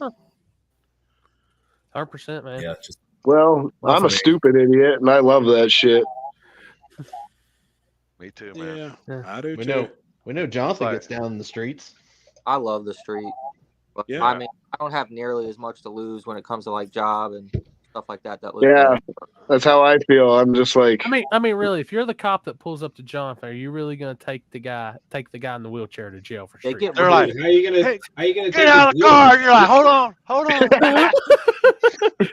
He hollers, bring me my chair. They usually get really confused. Why is there I guarantee it. on this card? Well, I'm handicapped. Right. No, I could see it big time. What are you just gonna trying to live your life. Like, what if they try and give you like the, you know what could happen if you wreck this car deal, and you're like, yeah. Poor guy. It ain't like I'm gonna be running away when you know. I be damned. I be damned. The only way I can run from you is in this car now. I mean, shit. Or can you ever get my chair up so I can roll out of here? Jesus. We're working on that. He knows I love him. He knows I love him. Shit. We're working on some of that. It's hard though. It sucked that we couldn't race Thursday night. That it took fucking forever to get that going. We wasted 6 hours and didn't do shit. Race could have been over. It could have been over. We were there at 8:30. Trevor and I were on time, and there were already people there. Who'd you have to run anyways, Mike? Me. Fox body. Trevor at first. We drew each other, and then they redrew. Let's get this right. We were on time, and there was 200 people there already. Yeah. There was so many people there when I got. I know, but if they would have started it at 8:30, it would have went off. But it didn't start till 11:30. I'm gonna tell you the best thing of the whole street race part was watching Mike Gunner back his toter and stacker in between everybody's car down that little side road. Nah, the best fucking thing is as soon as the cop siren went off, Bubba was out and gone before anybody had it. That was the funniest shit. He was right behind him, though, too. Yes, the best part was watching everybody lose their money betting on the truck. Oh, yeah, that too. TJ goes, why did they redraw? Let's talk about the street race. Yeah, because what happened there? I wasn't. CJ was sleeping, I think. CJ was late. He came in last, and he wanted, just like Billy did to us in Ohio. They had to redraw for Billy too. It must be a Ohio thing. He showed up right after we Billy run yet? He came in. I'm out of here, boys. Hey, congratulations, man. Congrats. Oh, he's out. Yeah, he's Man, he hit the light perfect there. I'm done. He said, shit, they're already talking about four-link saying shit. I'm out. Yeah, we drew chips, and then he showed up and was like, what about me? There was a buy, so he should have just ran the buy. We should have never redrew chips. But they wanted to draw chips again, and then Billy went from having number 9 to number 1 and running the truck. He was a little upset about it at first, and then he put him on the trailer anyways. I was hearing 500 to 1 odds out there on that truck. I know Connor was one of them. He was yelling. He had 500 to everybody's 100. And I was like, holy shit. Like, I hate to gamble against somebody, but man, that odds that's pretty damn stout. If you don't bet against him like that either. Right.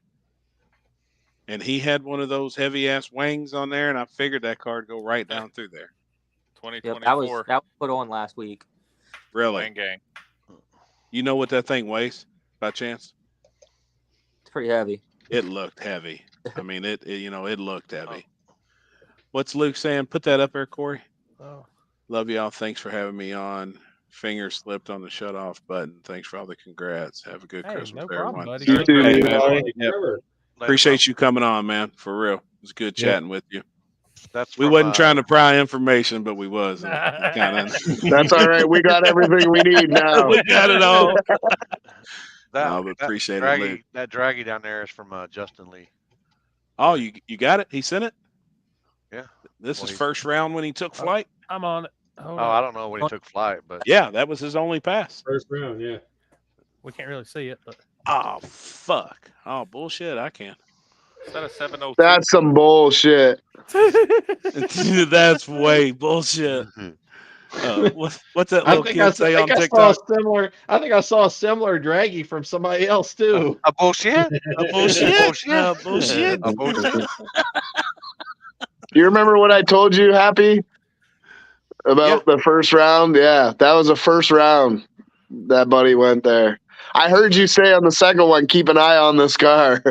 Oh, yeah. You fucked it up a little bit in the third and fourth round. Just pulling too much.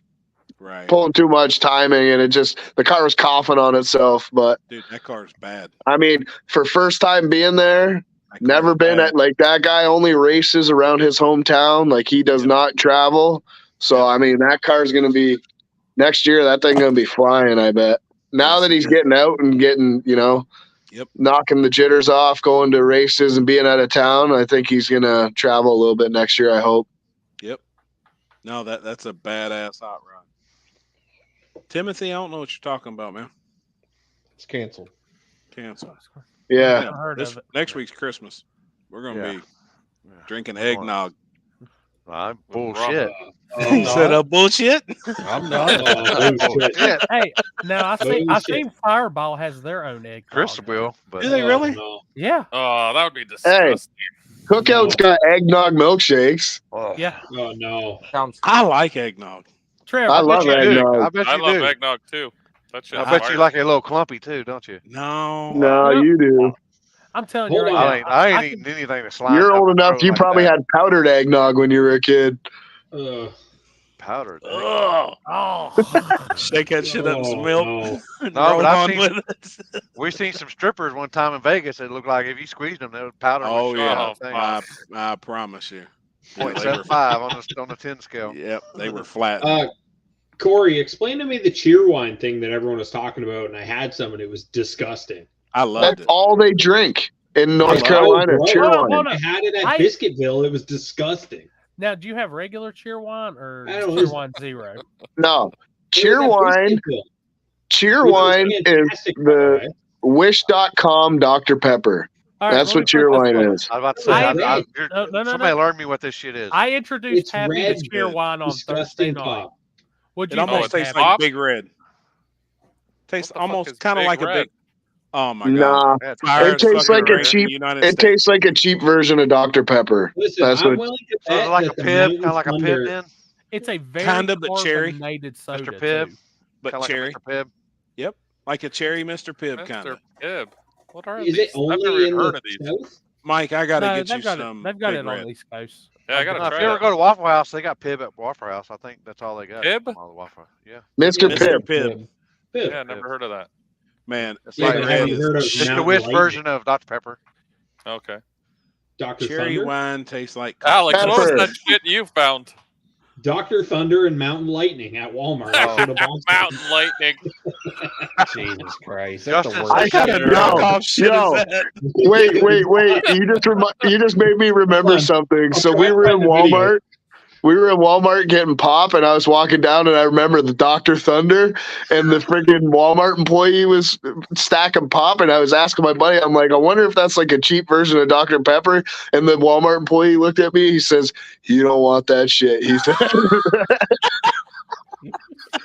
Oh, That is some knockoff shit, man. Justin said that first pass, that was big Dr. tire. This Thunder. Who are you first talking one was about, big Houston? tire. This is small tire. Really? And you can't really tell right there, but it's 660, and it has Hold on. 138 mile an hour, 156 60 foot. And I you can't read see that. 5. He's got it all blurred out. No, No, it's just it's far away. 530 something. Or I wait, can't even read. 580. 5. Is that 5 something? There was not. 583?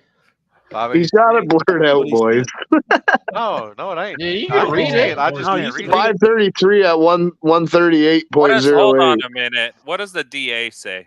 Can you full screen it at the bottom? 121 feet. That's correct. Does it Mine say was 100 or reading all that. 1200? 121 feet. 121 feet, yeah. All right. That was probably right? That was close Oh, to wait. first round. Oh, shit. God dang. Well, I know the DA went down to minus 300 and change once the night went, when it went Friday dark. night, that shit went negative 1645. Yeah, I'm talking Saturday. I know Yeah. because I checked before my pass and it was minus 300 and something. It was It was negative something. insane. My pass against Johnny. That was my fastest pass. I'm sure it was. What's this? Okay, so we're here at Walmart. They have Mountain Dew, but over here they have Mountain Light. Hell yeah. And I don't know what it's supposed to be, That's the Wish version. but Did you I get guess some? there's pop here No. called Dr. Thunder as well. Dr. Thunder, yeah, we got Dr. Thunder I here. don't know too. how to think Losing about it. that. That diet sun Dr. drop Thunder. at the There it moment. is. Dr. Thunder. Yeah, see, that's the doc. We got. That sounds like Yeah, Thunder Down Under. I was going to say that sounds like a fucking Pornhub name. Pills. Yeah, no, we've had Dr. Thunder's like. I think that's what they sell it at Walmart's. Yeah, that's their brand. Yeah, sounds like dick pills to me. Yeah. No, that ain't. Babe, look on the internet for me some Dr. Thunder. No, they call that Dr. Stallion. You've never been poor if you never drank some Mountain Lightning. I've never had it. Man, you probably drink that shit and almost have a heart attack every time.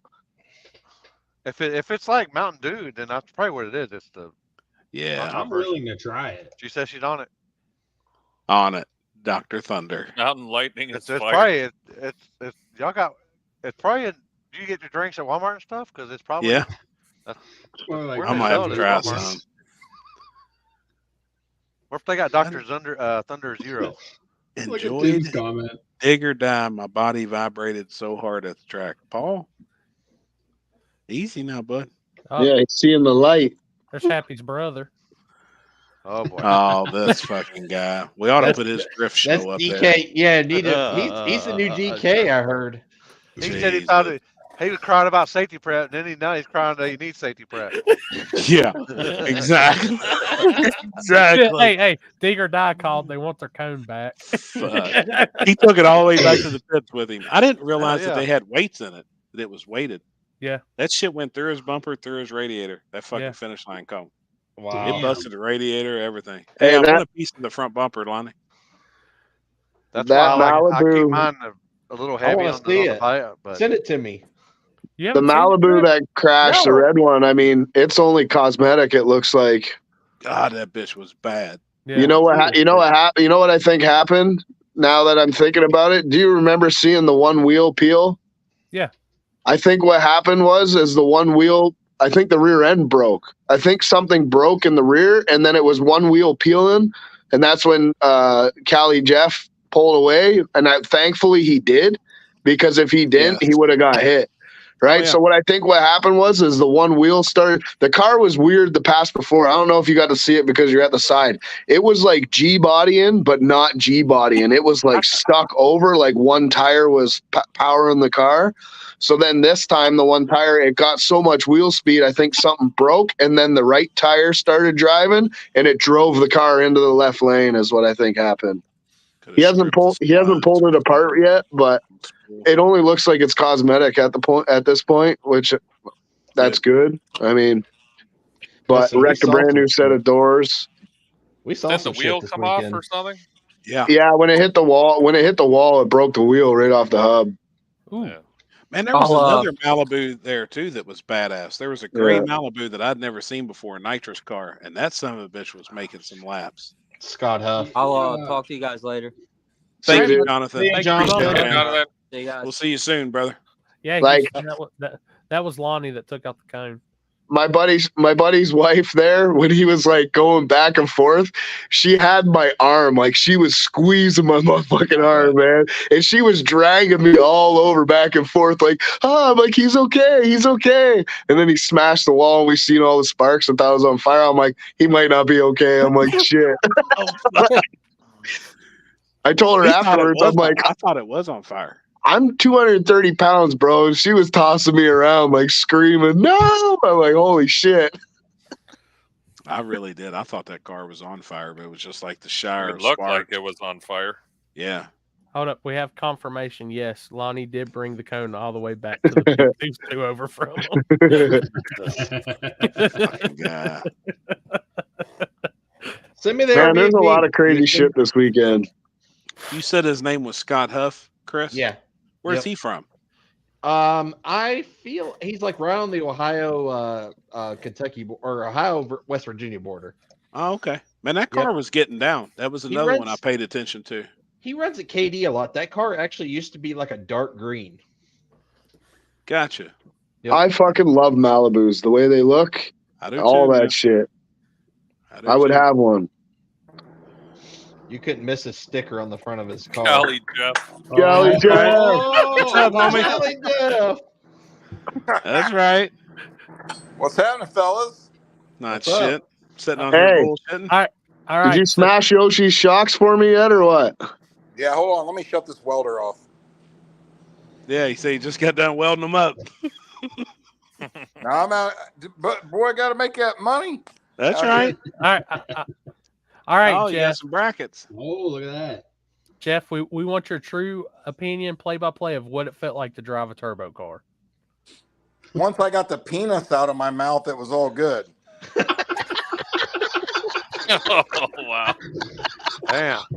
Nah, it was good, man. It just was you know, we had some serious problems, but we never really got the car to make a good lick, to be honest. It just we had a problem with the wheelie control that I think was causing an issue, and Nate when he came to town, he had put some different rear shocks on the car, and it had sand huffs on it, and I didn't have the parts here to fix the sand huffs.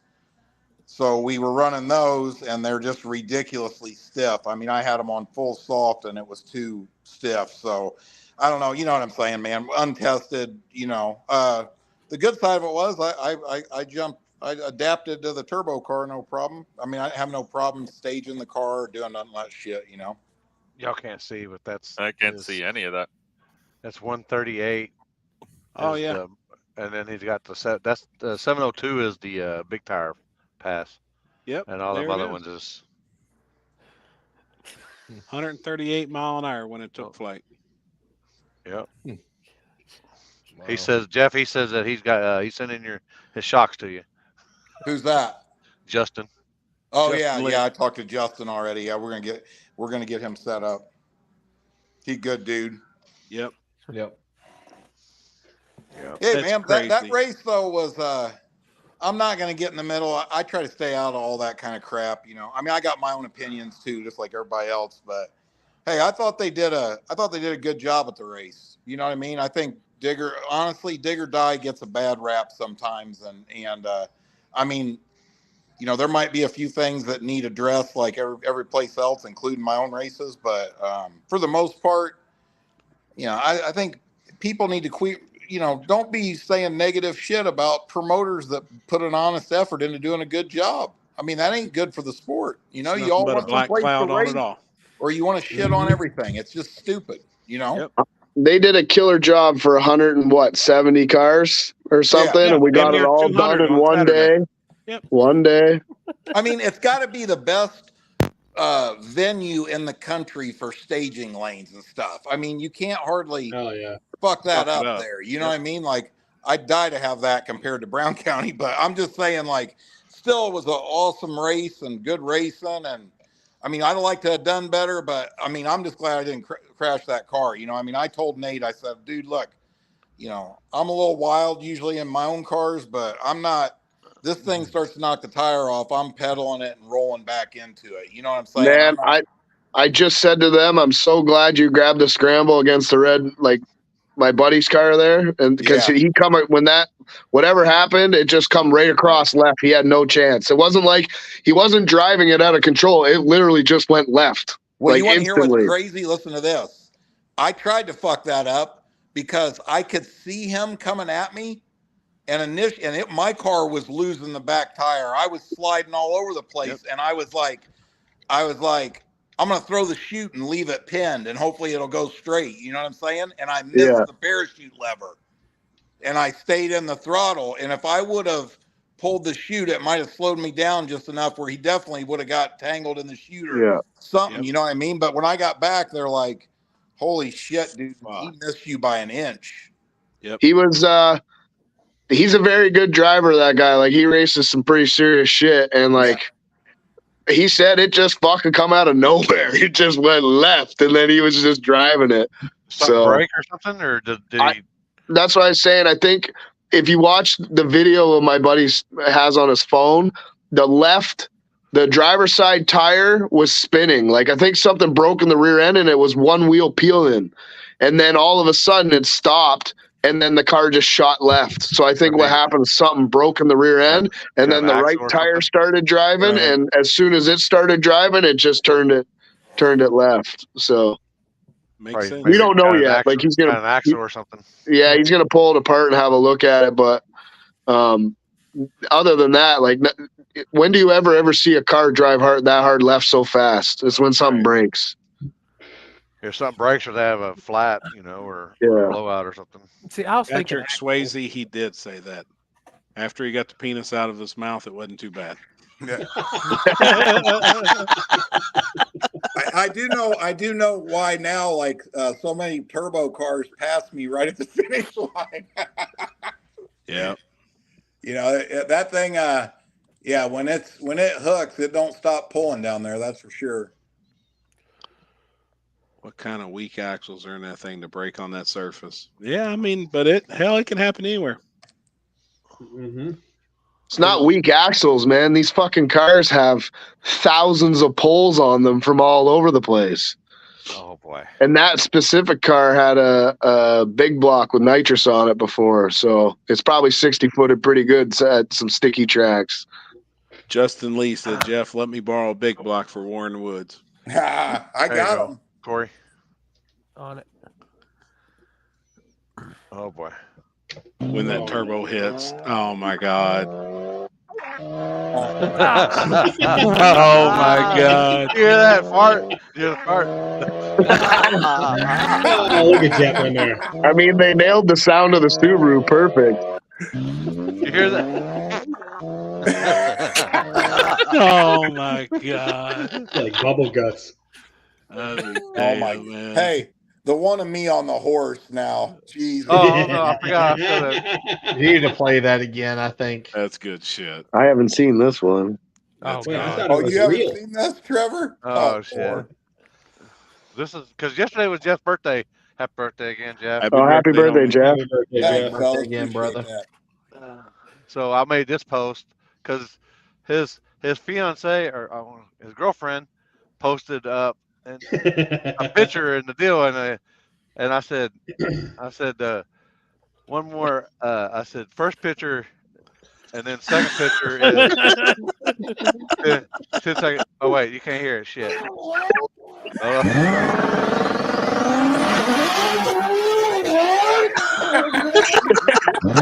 see that horse?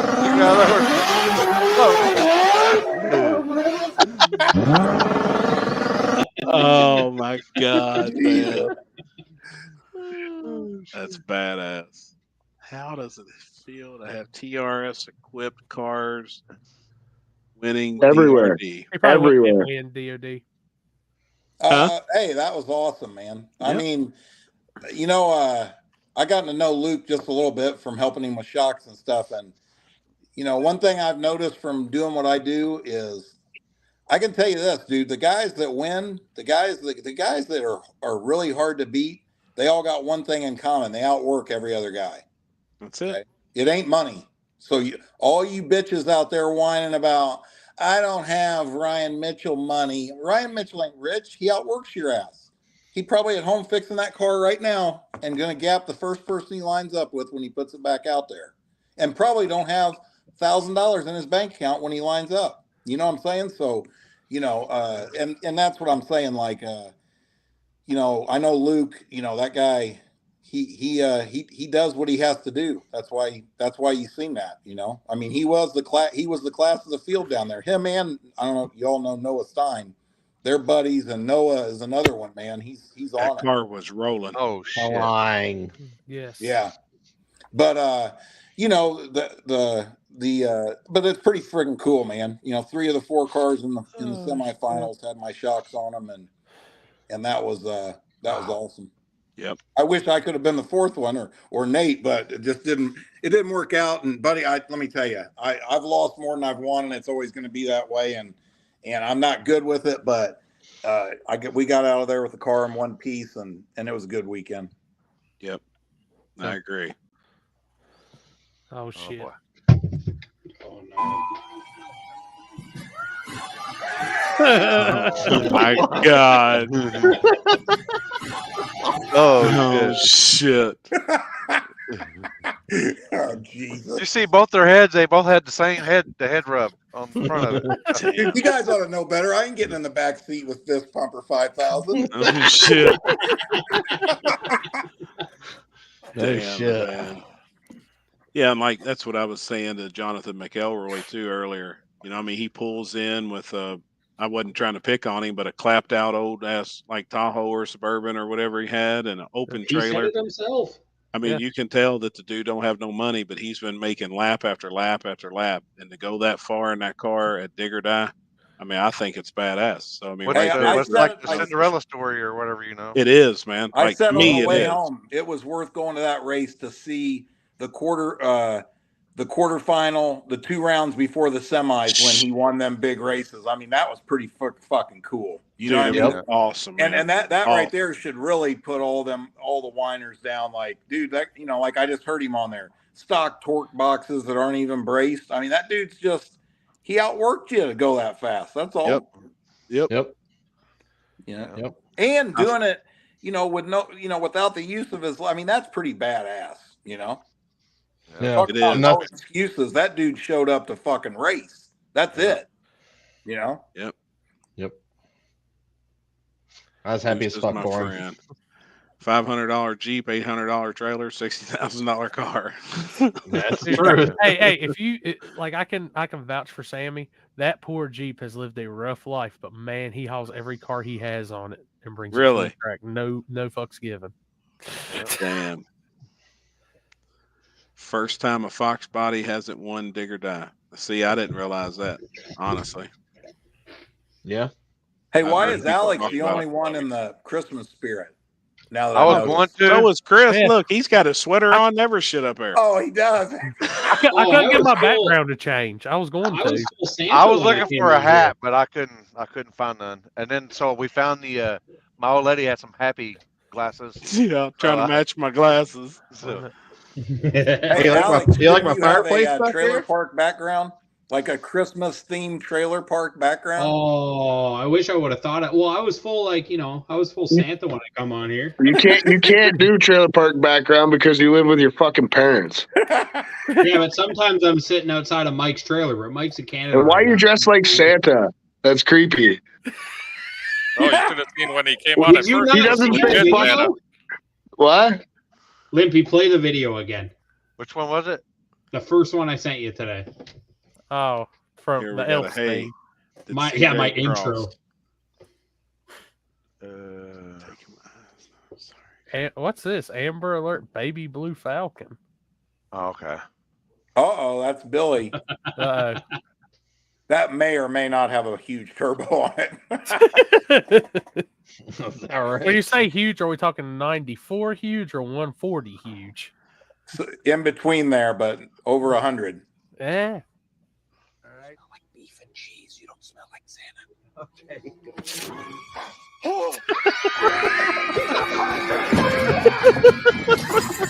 That's funny as fuck. I love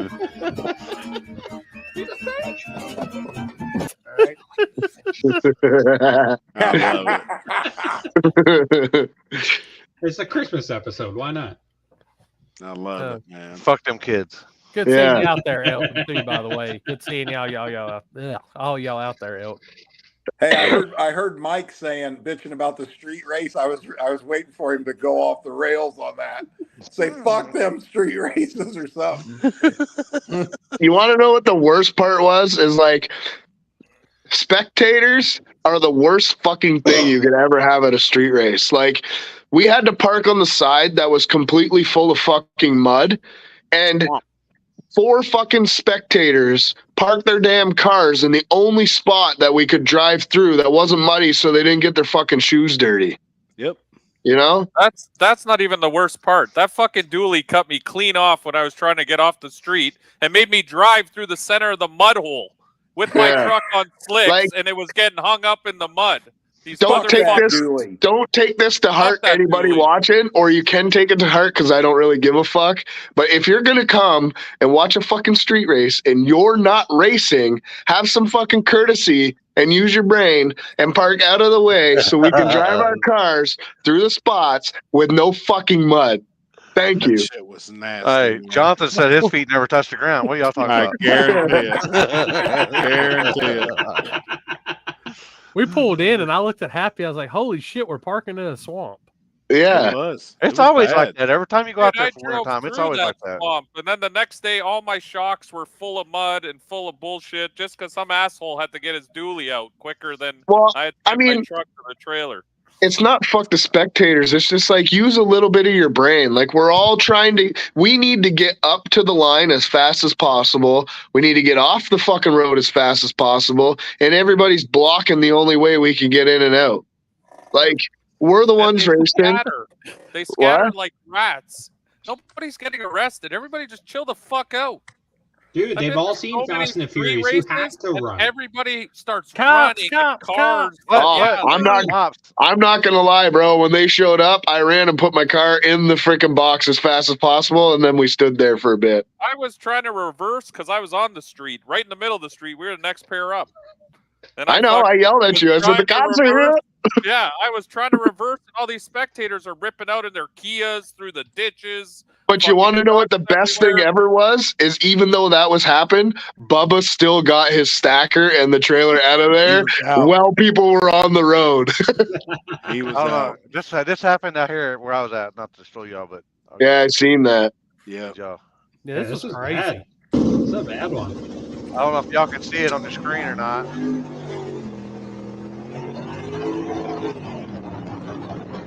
Watching the rear end fly out. Like I just why does a car like I'm just trying to understand how a car gets so out of shape at the big end like that. And that was the whole fucking rear end housing. Yeah. The rear end left back. Right there. The rear end must have been loose. That's why it did that. Yeah. It ejected it. Oh wait. Look at Lippy just standing there like, oh, here we go. Oh shit. Bam. I don't know, you can hear it. I know, but it looks like it looks like maybe the rear end was loose or something. Yeah. And that's why it was wobbling all over, but yeah. The whole rear end gone. That sucks. Man, that almost looks like the street out there too in Arizona. Like how the sand and shit is on the side. Yeah. Looks a lot warmer than fucking dig or die. Yeah, it was about 85 degrees out there. I was sweating. Jesus. But you know what? I guess that's that South Arizona. They don't like the street race out there. Really? Just saying, I don't know. Was it an option? Was it an option for people to go out and do something? That's why I went. That's why I went out early because they were talking about we're gonna do streets on Friday night. But I understand how some of them didn't want to do it. I mean, $15,000 free entry race. You know, right?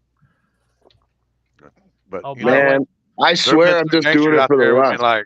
They've been like, yeah, we're getting on the street. I don't care $15,000 or not. We're for street racing. We're street racing. Yeah. The street racing shit just gives me a fucking rush. That's what it does. Racing. If it's racing, I hate the standing around and all the bullshit.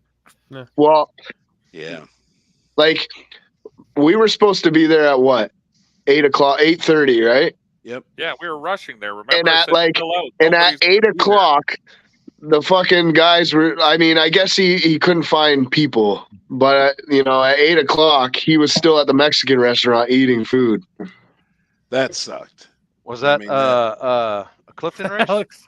Yeah, Alex. Yeah, but I mean, I get it. He didn't have. I mean, that's why Alex helped him and all this other shit because they didn't have enough people or something. But still, like, everybody was there early, and we waited. Like, how long did we wait? Like, we were there. Couple hours. When did the race start? Like 9:30? 11:30? No. 11:30. So we were there 3 hours, and not one fucking thing happened. And then, like, the drivers' meeting was so short that I almost missed. Mike almost missed the drivers' meeting too.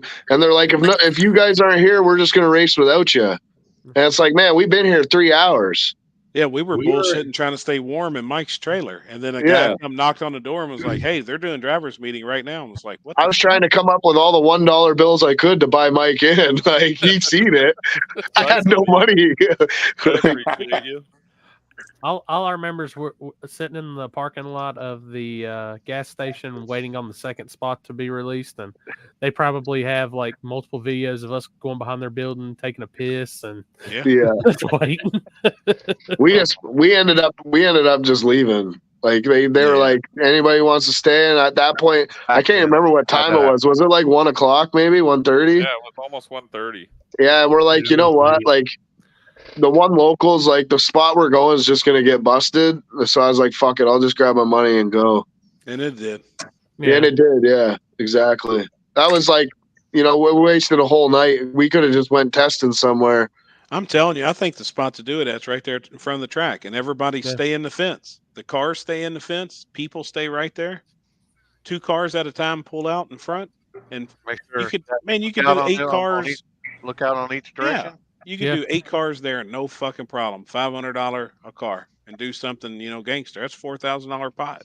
Like that'd be a badass fucking night. I mean, we could have had a better race if the text messages didn't go out and say, "Hey, let's just have 450 spectators here instead." It's crazy. When we pulled up, I was kind of like, "What the fuck?" It's the way it always is. There was so many people there. There was as many people there as a dig or die. Yeah, and everybody was just chilling in the ditch, smoking weed, and they were just real people, just chilling. It wasn't like race people. I'll let the band play for that. I was on the damn list and didn't get a location or time. Was told only 16 cars, so I left mine and came to watch. And he let everyone in, gay as fuck. Legit, we could have we could have did that whole race in the time that we just sat there. Yeah, it could have been done and over with. Chill 500 car stuff. Yeah, but I think that just makes for a better race. There's going to be certain guys that's going to pay the 500, and that's a $4,000 pot. You got a couple of rounds and it's done. It's simple. 7 races. Yeah, that's what David Ray wanted to do. That's like 700 Canadian. Crazy thing is, that's the first time cops ever been there. Really? I was about to say, I've seen a ton of videos from that spot, and they've never had an issue. They were there. No, that's where that I think that's where that vet burned. It is. Yeah, it is. It is. Same spot. Yeah. So, and I think I don't even know how long it took the fire trucks to get out there. Well, we also heard rumors too that somebody called. Somebody called the cops. Yep. What, this time or last time? This time. Like somebody that was at the race? No. I wouldn't. Oh shit. He wasn't at the race, but he has something to do with racing. Oh, no shit. Oh boy. Oh yeah. Boy. Just kind of what we heard. We don't know if it's true. That's just what we heard, and hey, Chris, PM me. Yeah, on it. Yeah, send it to him because it. Yeah, send it to me too. It actually makes sense. Or just put it in the group chat. I'll put it in the group chat. Yeah. There you go, Corey. Happy's got it. I'll send it in the group chat. You send it to Jeff, Chris. The best thing about being isolated is spending quality time with the kids. The best thing about being isolated is spending quality time with the kids.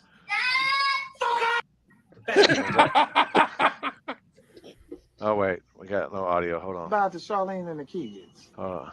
Now stop being bitter, man. Enjoy yourself, huh? These are your golden years, player.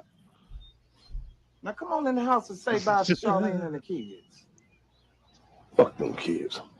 Fuck the kids? Yeah. Now stop being bitter. Fuck them kids.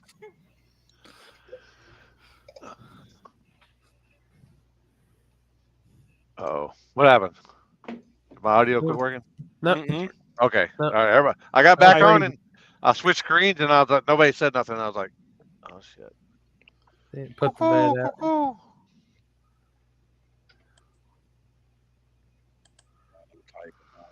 I'm reading just through comments. Too many negative Nancy's. Come on now. It's 2023. This is the table. Tell us how. Yeah. We don't know. Well, we heard. I put up what Jeffrey posted up in the comments is what we heard. I don't know if y'all read that. What was put up? I didn't see it either. I was typing. Yeah, I must have missed it. I was probably on the other screen, but what I miss? I got it up now. Oh, what? Similar to what we heard. Oh. I seen James Champagne was on here too. He was. Good to see you on here, homie. If you're still on here watching, man, that's what's up. Who was it? Champagne. Oh, yeah. BJ's partner. Yeah.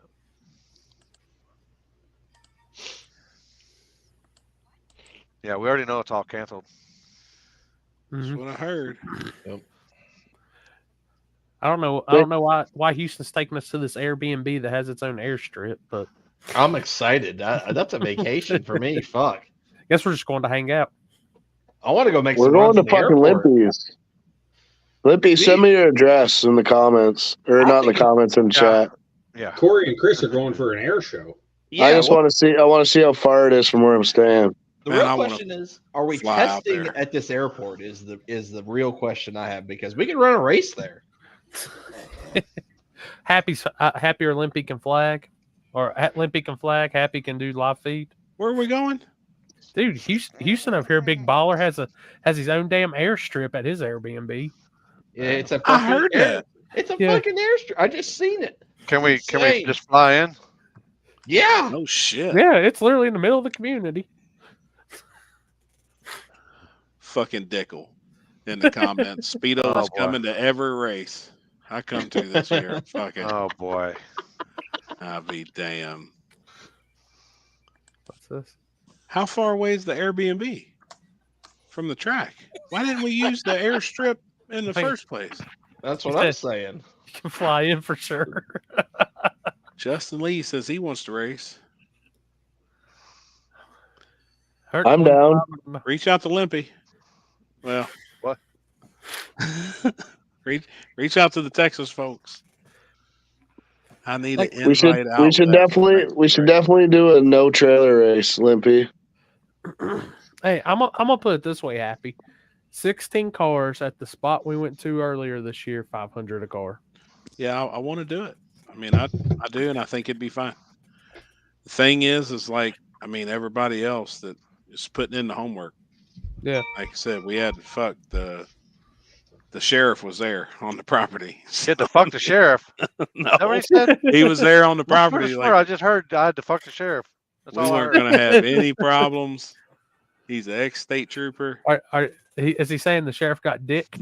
He got that fucking sound like it. I'm gonna have to have 5 backers for a $500 bullshit. I'll tell you, if you put a scramble button on it, I'll be one of the backers.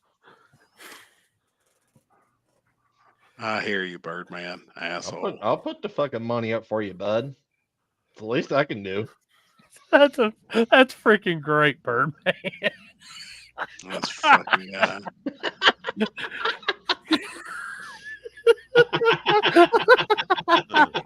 I want to do Limpy when he does no chase trailers. Man, that's big words. You want to do Limpy? That's the way I just read it. It's clear as day the way it's typed out. I want to do Limpy. Happy, do you want to share what you brought with you in your shaving kit? Oh my God! I forgot all about it. I don't even know where my makeup bag is. Let me set this for y'all. Makeup bag. We're getting ready to leave her on makeup bag, but it had all my shit in it. We're getting ready to leave on Friday, so Happy's hotel room is literally the hotel room beside mine. Knock on the door, go in. First, you got Happy and Jeff cuddling. Oh boy, yeah, that's right. Who's Big Spoon? Right. Who's Big Spoon? I was. Oh, man. Then we sit there, and Happy has to goes to his bag or something, and I let Jeff take over and Happy on the rest of this because I just shook my head. Well, Corey, how's come you getting bashful now? I just shook my head and I said, I'm out. I'm waiting for her. I just texted her. He said, He goes, as long as you don't make eye contact, it didn't happen. That's right. Or take your socks off. Yep. Yeah, I guess I need. Oh yeah, Jeff. Socks Jeff. on or off? Hey. Yeah. Well, according to my old lady, they better be off. Hey, you know why? You know why us old guys do that? Why? We get better grips. Better traction? That's what I'm saying. These youngsters don't know that, do they? Yeah, They don't know that. We're learning them. Yeah, safety first. Safety. You're right. Oh, boy. Yeah, sock on you may spin out. No. You don't ever fold the tire over or anything, man. You don't ever spin the tube. Is that not a tire crack? Hey, you got the sock on, you spin it, you're spinning the tube, man. You're spinning the tube. Spin the tube. Yeah, see? I like it. I just dump trash and compound in my socks, and then that way I just stick to the carpet. That's right. That's not the only reason you stick to the carpet, Chris. Oh, this is true. Does the carpet match the drapes? Hey, let me tell you something else. So this trip was worth it. I mean, I went 3 rounds, I guess, but not because I really deserved to. But this trip was worth it to see Happy dressed up like the kid from A Christmas Story on Friday. Man, it was fucking cold. Dude, I walked up to him and the first thing I said is, "You'll shoot your eye out." You know, I've seen the video, I've seen the live where he had his shirt off and it was cold, and it didn't say Louisville like it always does. It said Louisville. Yeah. Everything was shrunk up. It was tight. Oh boy. Oh my goodness. Look at his eyes, though.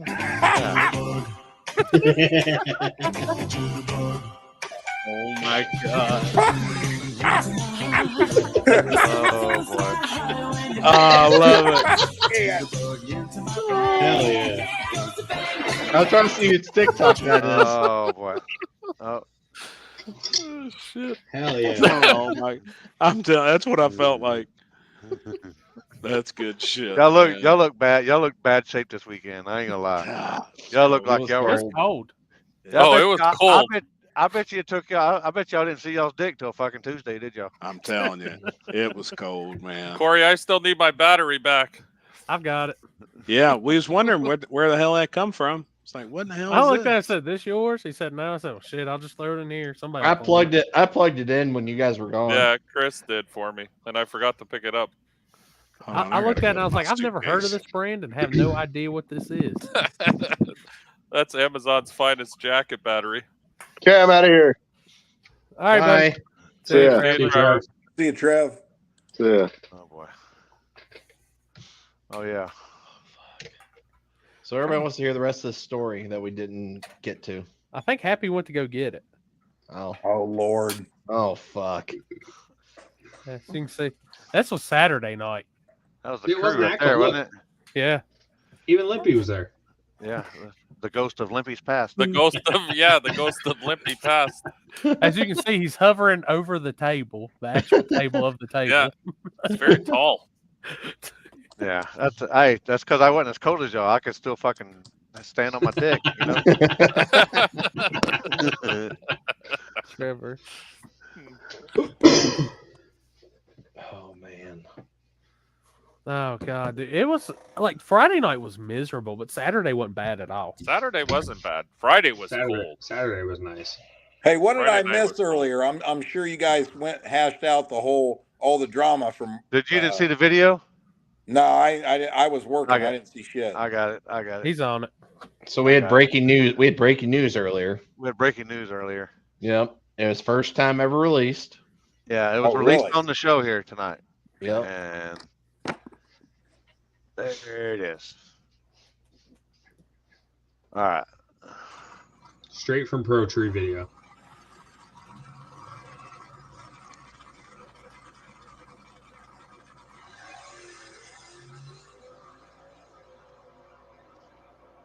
Jesus. Ray Charles could see that one, huh? Shit. And that's not only body panel over, but that's a tire over too. So hey, let me ask y'all something. And I'm a buddy of CJ's. He's a customer. I love CJ. So nothing negative, but you know what I was thinking here, and I know this has happened to me more than once, right? My crew people, like Happy or Limpy, you all know, if Dean was standing on the starting line right there, when I got back to the trailer, the first thing he's saying to me is, "You crossed," and it's dead right there with me. Yeah. I mean, if my own crew guy tells me, you know what I'm saying? I mean, let's just, you know, and I'm not saying that, you know, CJ's crew didn't think he was inbounds. I'm just saying, when you watch that video right there, I feel like if you were standing on the starting line in the left lane, you could see it. You had to have seen that, right? Yeah. I agree. Well, Trevor said he saw it and he was standing there, so. Yeah. Yeah, and CJ was actually in the comments here earlier when that video got posted, so he was actually he was glad to see that actually finally. Yeah, that was released today. I mean, that was an edited version that was sent to Alex over here, and then. You know, my 2 cents on the deal is this. And probably a lot of people disagree with it. I actually like the rule out there. I mean, you got a 24-foot wide lane. Why leave it open all the way to the wall where somebody overdrives their car and destroys it? You know what I'm saying? Like, oh my God. But they probably do. Oh my God. Oh my God. But they probably do need to have a camera that watches both that when it's like that, especially with a broken white line. You know what I mean? So here's what I'm literally thinking about doing next year. This is just me. And just since I flag at some of your events, I don't know, maybe take your word on it. But I'm thinking about taking away the tire crack and putting it in the center because I can do that. That's for center line crossing. Or if you got like that 2 lanes, but and if you want to contest a jump, or so you think somebody jumped, then you need to come show me video proof and your opponent. If if I'm going to do tire crack, and I'm going to provide, or we're going to provide, then it's going to be $100 to $100. I agree. That goes to the pot. I mean, I think it should always. I think no matter what, from now on, any contest calls should cost something. Hey, you know, another thing I think, and I know some of you guys are going to disagree with it, but I think it shouldn't be tire crack no more.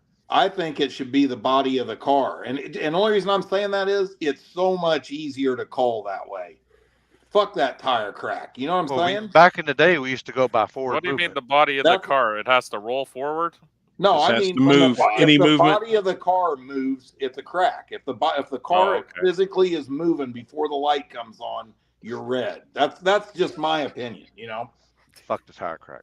Fuck the tire crack camera. Well, you know, I mean, think about it. I mean, I know War in the Woods is congested on the starting line. Trust me, I've heard it from people, and it's a pain in the ass for Marissa. You know what I mean? That is a pain in the ass. I get it, right? But it wouldn't be like that if it was the whole car, right, Limp? Be easy to police it. Well, hold on. What did Justin Lee put there? I gotcha. Problem with that is with no tire crack, people will stand in the middle and you'll never. Well, no, we would have to police it still. Well, I mean, well, that would be up to the person that their crew, the team, the crew, the team. You know, they're like they've got to look at me and the tire, or whoever the guy flagging, and if they can't show it, then you know it's dead. Sorry. Fuck, you guys are talking about guys who have actual crews. I come with one fucking dude. Well, you better get Maxwell trained then. Yeah, fuck. You better quit yelling at him so he can line you up. Right. I'll bring my ass and bring my megaphone and yell at all those cops. You're going to need 15 guys on the line with 15 That's cameras. Part of the to feel, though. Like, you know, some of the, I love it. I love people on the starting line. I do too, man. I think doing a burnout through people and hitting somebody with the wing is fucking amazing. Like, I fucking love it. Decapitating them and everything, you know. Like, well, it makes every photo look better too. You know what was my favorite? Every single time. First War in the Woods we went to.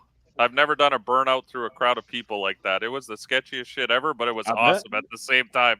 Right. I was like, this motherfucker pulled a wheelie, and I was going through the crowd on the back tires, and I'm like, holy fuck. It's gangster shit. Oh, yeah.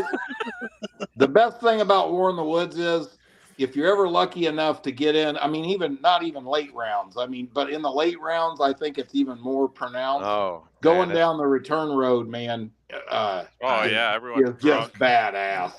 Unless you're really drunk and then you try to fuck with the promoter of the race and you keep standing in his way. You fuck around and find out. Hey, did y'all see that video of them kids in the parking lot where they're all standing out and they do a reverse and the car flips over? Fuck yeah, runs over them. I was like, the best like fucking what thing the I've ever fuck? seen. Fucking thinning the herd as they go, man. That's what we need. You're right, Mark. The gut's worse. But see, like, I love that feel. Like, I think that is badass. When we went to the gut, I mean, that starting line is fucking crazy, but I love it. Yeah. Yeah, First I love rule that of shit too, for sure. Don't It's ask fun. Jeff for $15.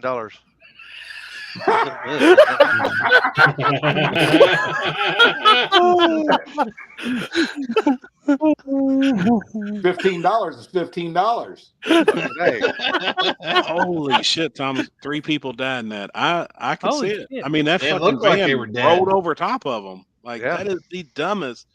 You know, you do dumb shit like that. Yeah. I mean, the consequences is.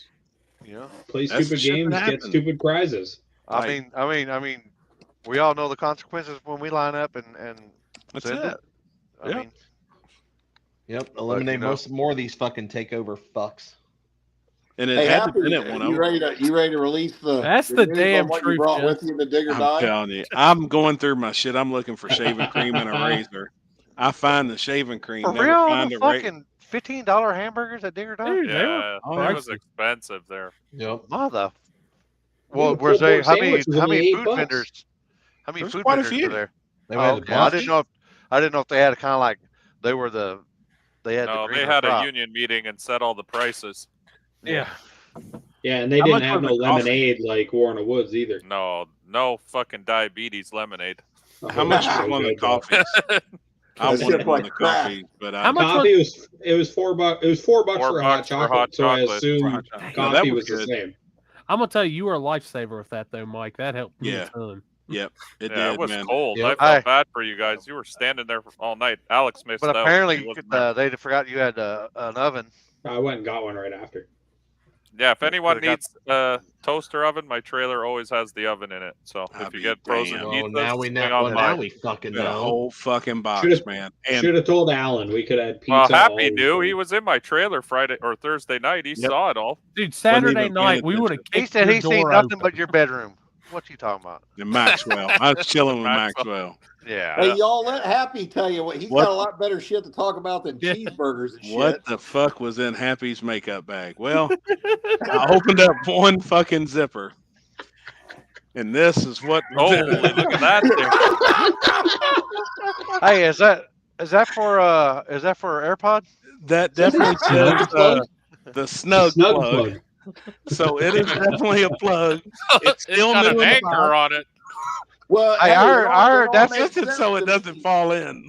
It all made sense to me when Happy shit his pants at PRI, you know, in his underwear and his Kinsey pants done for a hooked it coffee up. filter. He brought that motherfucker with him to make sure that didn't happen again. I heard that's to tame the red dragons. What that is right there. I looked in my bag and I was like, "You're fucking kidding me!" I had to bring it out and show Julie and Jeff. I was like, "You'd never believe snug what the plug. hell did I just sat there and shook my head. I was like, what's "You right got next to my to be deodorant." shit." Like, this is the type of party we're gonna have this weekend. This is- Oh my oh god. my god! Oh, that Hey, alignment. hey, did that get used when the spooning happened? No, it's No. fresh. That's It's fresh? still new, sealed It's in the still- box, but I You ain't love poured it. the plastic off of it yet? No, I See love what it it. tastes like? He totally licked Award-winning. it. I said I ought to send Kinsey a picture with it hanging out of my mouth. You won't do it right now. No. Oh. I be damn, man. A man pun. Oh shit. Of everything that was in my bag, yeah. I got fucking butt plug. That's hilarious. Fucking freaks. Dude, I thought Happy telling me that his underwear and pants were a coffee filter was one of the funniest things I've ever heard in my life. This shit went right through him. Oh. Gosh damn. Right man. onto the seat. It did. I'm pretty for sure everybody in Cracker Barrel Sunday morning was looking at our table and just shaking their damn head too. Hey. For sure. Fuck them, man. Miss Cracker Barrel. You did. Now you was already probably about ready to pull in the house. You was getting home. I had a rough drive home. It was bad. The storm though. Yeah, dude, be glad you went when you did, honestly. I caught it as it was coming in, so like it just basically like drizzled once I hit Fancy Gap. There's Maxwell. That's my dude. I'm telling you, me and him get more broads than anybody in the country. Oh, this guy parties. I guarantee it. He I was said he trying was to walking- find him a female. He was walking around with his fucking lipstick out. I'm telling you, the red rocket was just hanging out, man. That red rocket. He searched from the concrete wall to the fence, Every all the way piece from of where we started walking, all the way to the starting line. And if there was anything edible, he fucking ate it. I mean, everything. At first, I wasn't letting him, but then I was like, "Ah, the word is fuck, in the man." comment now. Oh yeah. Oh boy. That's what we said too, Ken. That's what I said too. It looks like a You're party. you're really gonna say that when she gets it in there. I'll be damned. Hey, I'm not just off subject. Did y'all notice when we got talking about the cross situation, the video play? Hell, we had like I think it was like 600-700 viewers going at once. No, in here? Yeah, in here tonight. See, I don't have any numbers on my end. Let's see what I got. But I can't see it. I figured right then. I got it was over gonna be 200 good. still on. Yeah. Oh, dude, YouTube this right thing's now. been cooking tonight. Yeah, Which on once YouTube again, right now. can't say it enough. Thank you to everybody this weekend that watched the live feed. Yep, it was awesome, man. I had fun. We enjoyed it. Like, I mean, that was really, it was fun. We had a good spot. You know, everything was good. As soon as we got back, I'm already ordering shit. Like we're going like the next one and events next year. Big step up in the game. Yeah, that was fun. I had a good time. It was just cold. I had to sit down every once in a while. I had to take a break. But the good thing is, hell, I'd sit down. Chris was right there. Chris, needed something to eat or walk off or go drain the vein. Well, y'all fucking I'll hop pussies, up. man. I was doing all that shit by myself. Man. I'm telling you, I don't see how the fuck you do fucking it. dogs are like barking. All we I need was right about there, to die, homie. and I think the owners even came up and talked on live feed, and they said they're getting us a gate for that spot. We need that. Like they put a gate right there. It's great. What do you Oh, mean right instead there of where Alex's that- cooler? Yeah. You're talking about No, right they at had the locked in the little fence of Right the at the pool. asphalt. where I used to always set up at, right Yeah. there at the asphalt, where in between the bleachers. Yep. Oh, okay. They're going to put a gate up right there. Hell yeah. There's a And gate. velvet, Sweet. Yeah.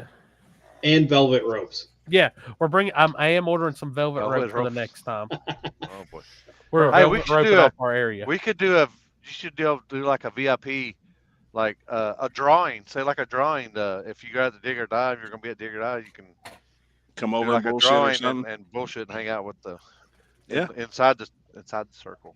You know what was nice about it? I always knew where to go after a race or something. I'd just come back to that area because I knew the guys I was with would be around there. Yeah, It's and be like chilling. a central spot. Yep.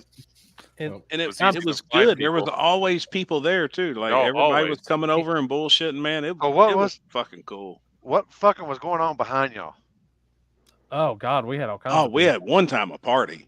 Yeah, I there know. were some I was chicks like- beside me. They would, if I could have turned that, I didn't want to fuck up the. They were angle. saying some shit. Me and Happy were looking at each other I like, was like, what the fuck? I was like, man, they're letting the band play is what they're They doing. was. They Yeah, were you had- fucking throwing down, man. You had the whole Oh, they were- pizza crew on one side, and then everybody else on the other. Yeah. Yeah, the Pizza King guys had the fucking setup there. They had They it did, roped man. off, tent, fires Yep. going.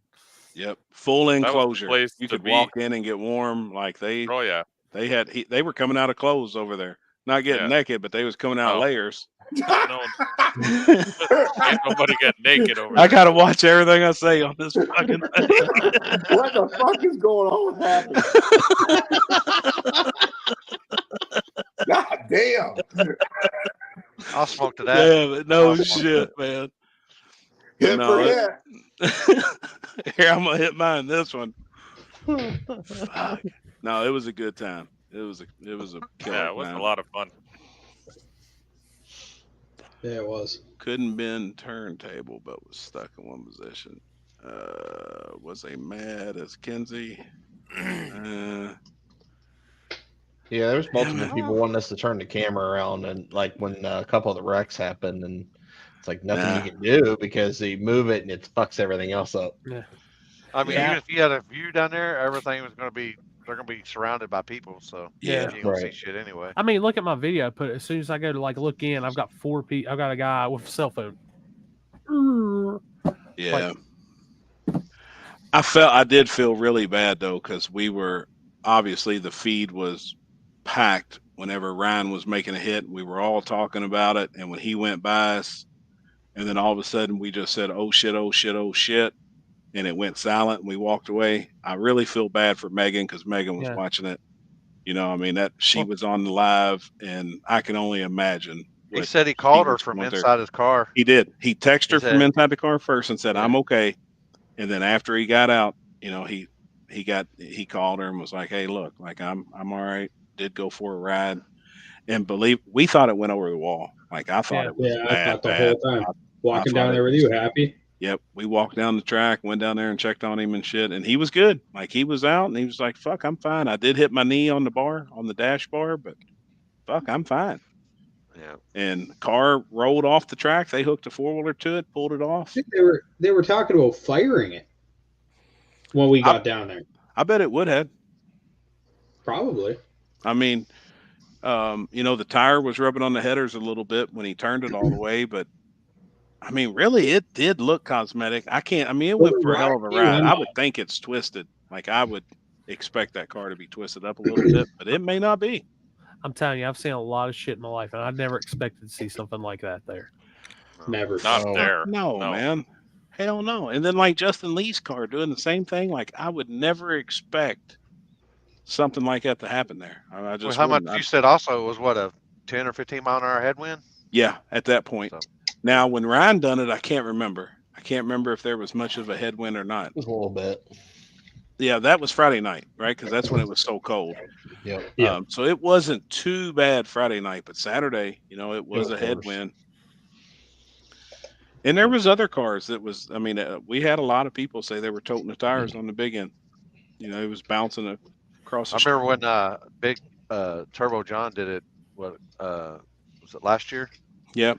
And he was using my the video from the big end because you can clearly see him like. Yeah, toting the wheels. Yep. Didn't Austin Shepard do the same thing too? Through the finish line there last year? Yeah, last year. Yeah. Except this time he decided to do it on the starting line. Well, halfway up the starting line. Dude, him and Chase, good God. We saw some shit this weekend. Saw things we never thought we would see at a back of track race. And I agree 100%. You know. Bam. All right.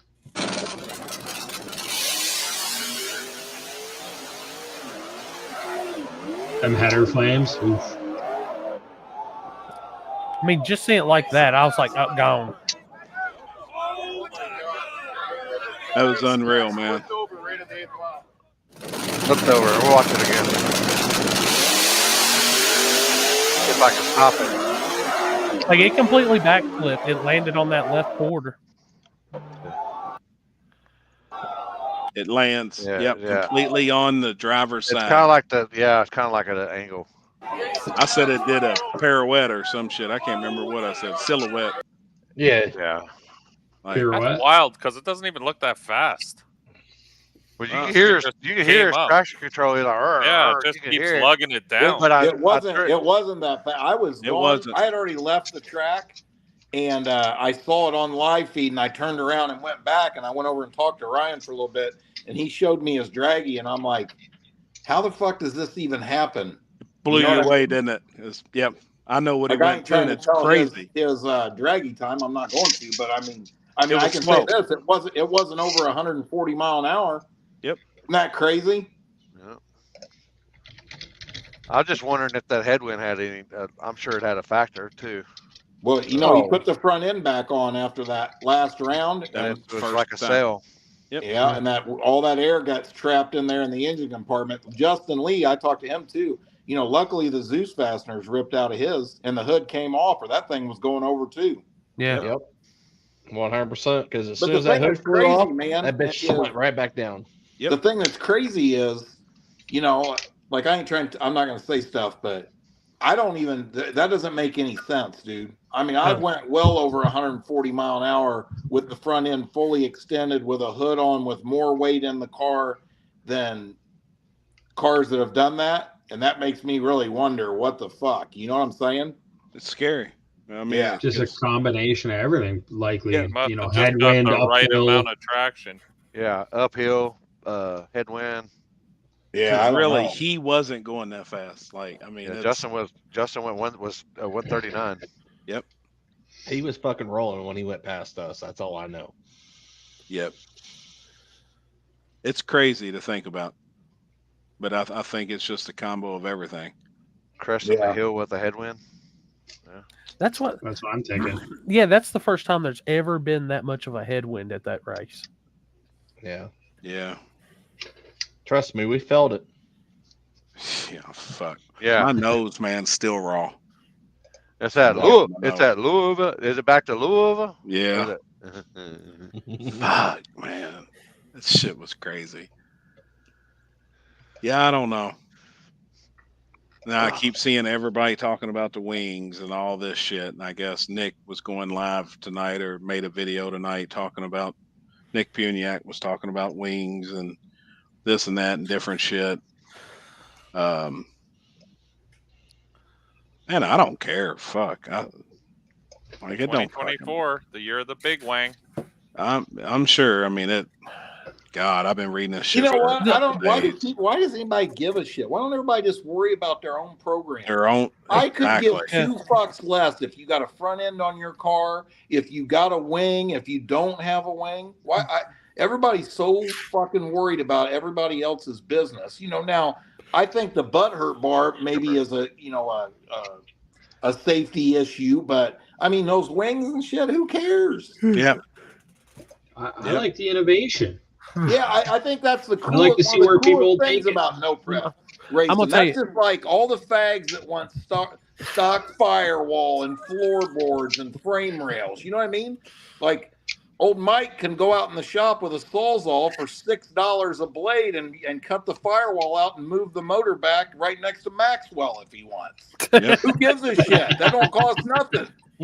Go do it. You know what I mean? Like, why does everybody want to, it's just so dumb, man. I was talking to Billy Hoskinson on the phone about it today. It's like, and the thing is you can say whatever you want. If you implement that kind of shit into this racing, you turned it into class racing. And then the guys it will go right downhill. But here's the thing, even when you change the rules, certain guys will spend more money and dominate on the new rules. It's a proven fact. It never changes. That's what's happened right now. That's what we're bitching at now. Yeah. Mm-hmm. Like everybody needs to just shut up and decide whether or not you want to fucking race or you don't. You know what I mean? And if you do, then you need to do what you got to do to be competitive. Yeah. I think literally the flight issues were literally a wind issue because it's just like how it happens at South Georgia. Once you get past that one point where there's no people and nothing and there's an actual opening, that's where all that air flows through. Yeah. And just what you think about roof flaps on cars. I think if you want to put them on it or put them on the front end or put them on the doghouse or put them wherever you want to put them, I think people should do it. Like if they think,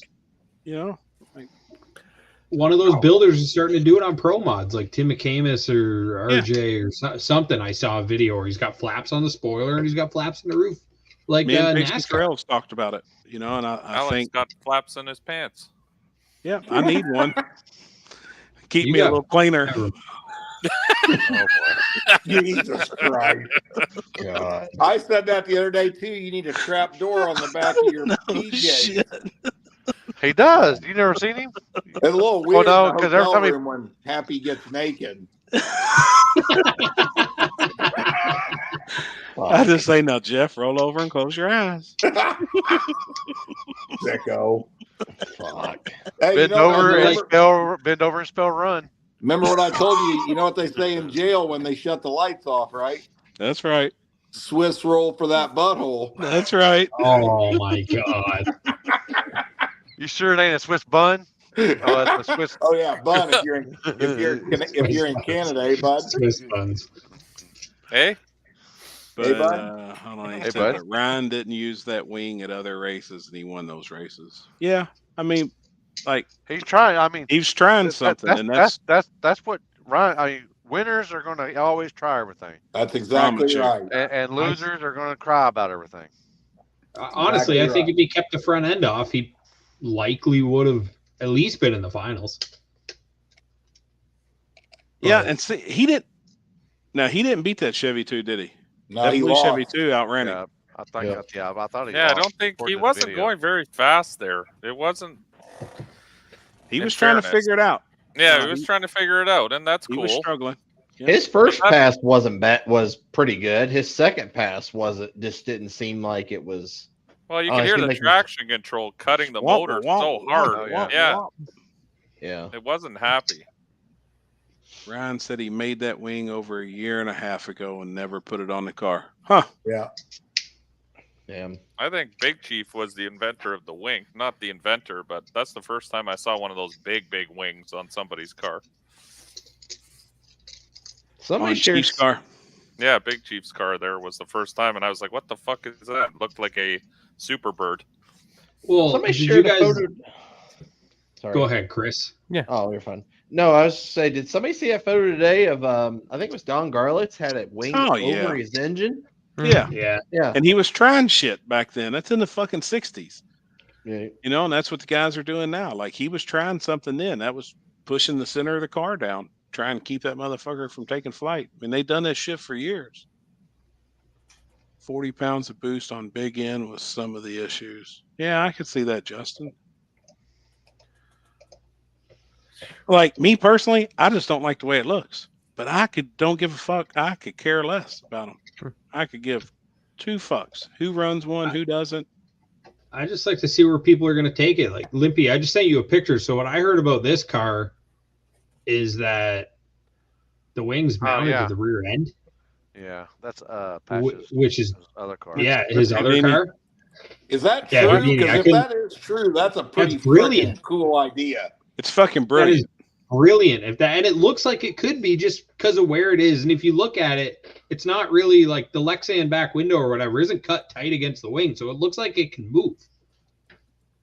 If it is, it's connected to the rear end housing. To the rear end housing. That's why it's placed where it is. And if you look That's just where what it I comes through the heard. back window, it's not cut like he was saying, real clean or real tight. Like the wing can move up and down in the rear window. Yeah, like it's got space. And that's probably one of the smartest fucking things I've seen done with a wing. Absolutely. And with what you can, with the right pitch and the right width and all your measurements and shit work out with how hard that can actually push down, that's fucking brilliant. How about if I put wings or actual wings on my truck with little fucking flaps that press the wind down like an airplane does? Are those allowed off the door? Go for it. Nothing. I mean, nothing's. I guarantee you people's going to be coming up with other stuff. I guarantee there's going to be stuff on the front too at a certain mile an hour. Hey, you know another thing that I'm sick of hearing is when people use that gay term "spirit of the class." What a homo thing to say, seriously. I mean, what the fuck does that even mean? Right. Yeah. You're trying to give the little people a chance, Jeff. That's what it means. Shit, we're the little people. No, we're not. Well, I'm not. I'm little people. You're not little people. Shit. What does he say? Did you see Nick Puniak's lower rear? Well, Nick Puniak has an air dam on the front to hold the axle down. To counteract the effect of the wing. Yep, and I guarantee others will start doing that. Well, you know, there's a math formula that you figure the surface area of the wing and then the pitch of it, just like on a helicopter propeller, for example. You know, and that math formula will calculate how many pounds of downforce it will put on there. You know, at X mile an hour. At X mile an hour, exactly. So obviously, the bigger the wing is, and I think the more pitch or the more angle that's on it, the more downforce it puts on the back of it. You know, so I'm going to do the helicopter when I go to bed tonight. You hear me? I bet that's a sight for sore eyes. Even though it's the little propeller on the back, but it's still part of the helicopter. That bitch big enough to even make a propeller? Hey, it's still part of the helicopter, man. I'm just saying. You ain't wrong. Yeah, it's got to have it to fly. That's right. It ain't really turning without that one, is it? No. Kraken has an air dam on the front of his car too. Yeah. Yeah, it's all plexiglass. He made one out there in California. He made one, but he don't have a. He has. Let me see if I got a picture of it. He had one. He extended his rear factory bumper, or the with plexiglass, and he put an air dam on the front of it. Yeah, but if you look at the one on Nick's car, it's a scoop to put down pressure on the front of the car. You get what I'm saying? Like we got wait for Corey to get back. Oh, there's Corey right there.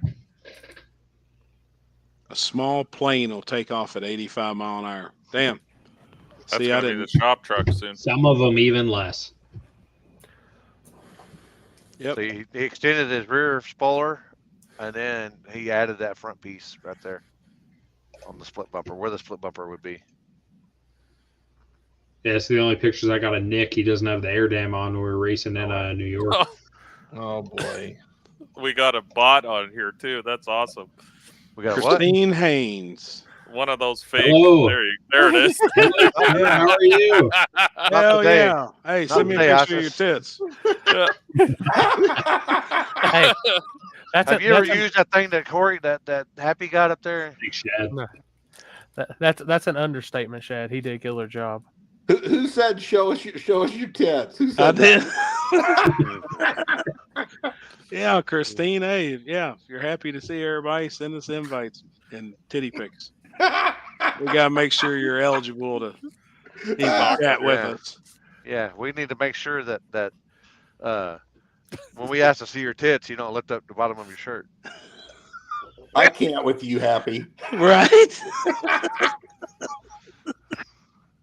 Oh my God. Shit, man. Oh, yeah. Short takeoff and landing. Not today, Ahmed. That's right.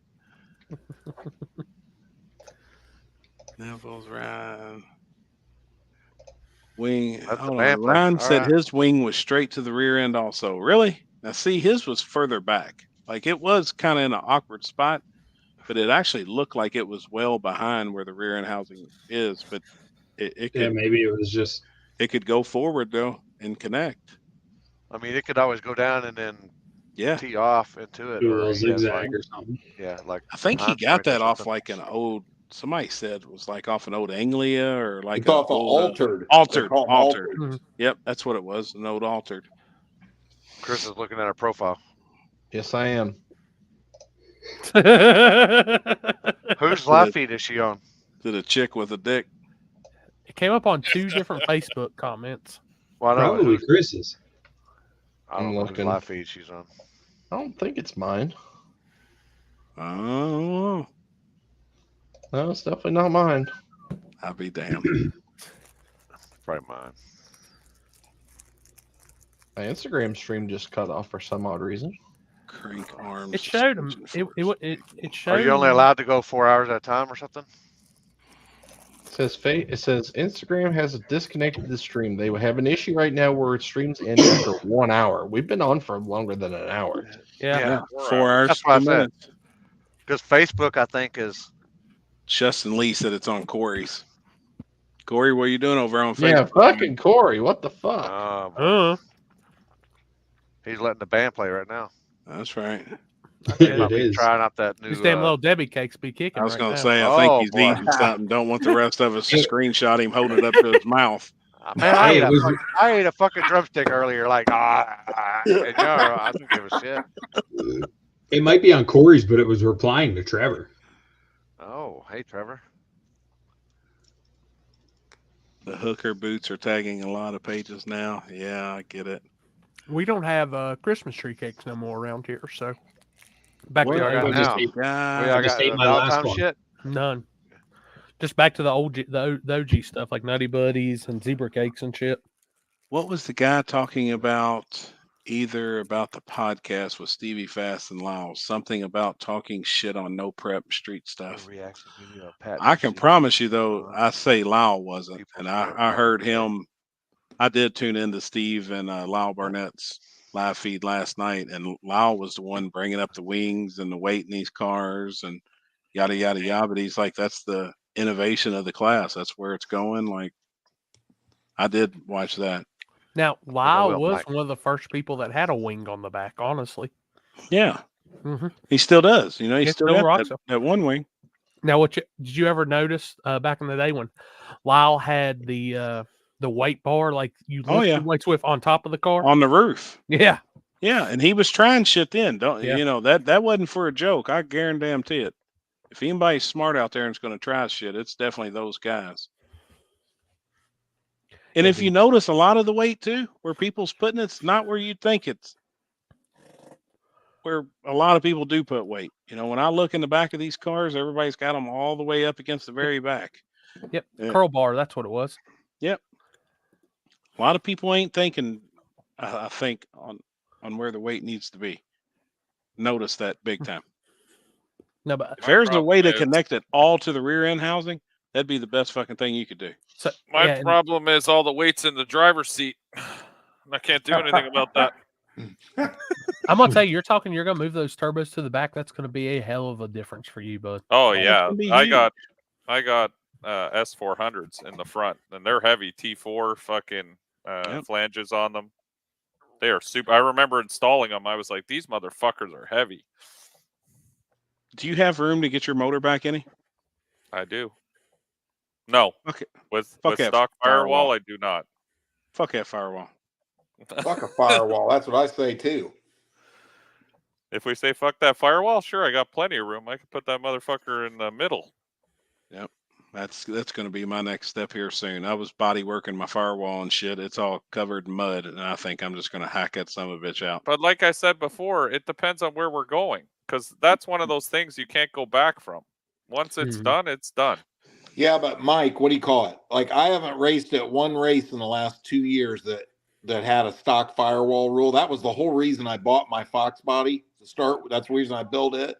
And now so many cars have cut their firewalls out and moved their motor back and stuff that if promoters are dumb enough to change their rules, they're not even going to have racers. They can't, honestly, they really can't even do it now at this point.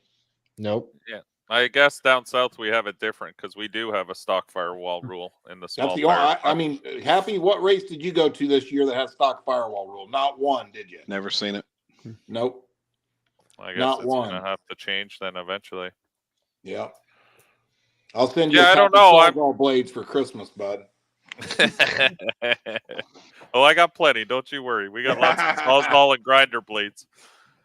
But my thing is, I like this True Street class, and you guys do change the rules in True Street. To be fair, those rules have changed for a couple years in different classes now. So eventually, are people going to complain and say they want True Street to be true street cars? In that case, unaltered firewalls, unaltered. You know what I mean? No, you guys are talking small tire. I think if you've got everything else, if you've got everything that makes a street car with the interior and all that shit, I don't care where the motor's placed. Like, you know, if you got 2 seats, you got door panels, you got upholstery and shit in it, the lights work, like the shit, you could still drive a car down the street with the motor moved back. No, I know you can. I'm just, like, it makes you nervous to do these kind of big moves because then it's like, I'm going to cut the firewall, and then next year all the promoters are going to say, well, in True Street, you can't do. So now I'm stuck in small tire guaranteed. So then all that work I did to keep the stock interior, like my truck's nice inside. Like it's got full carpet, headliner. It's all glass. Like I like it like that because it's a true, what I consider street car. I mean, it sounds to me, Mike, like you want to race True Street.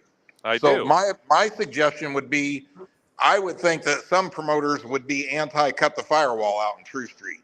Yeah, me too. You know, so I probably wouldn't do that if that was the case. But if you run small tire, I promote everybody hacking their firewall out if you want to win.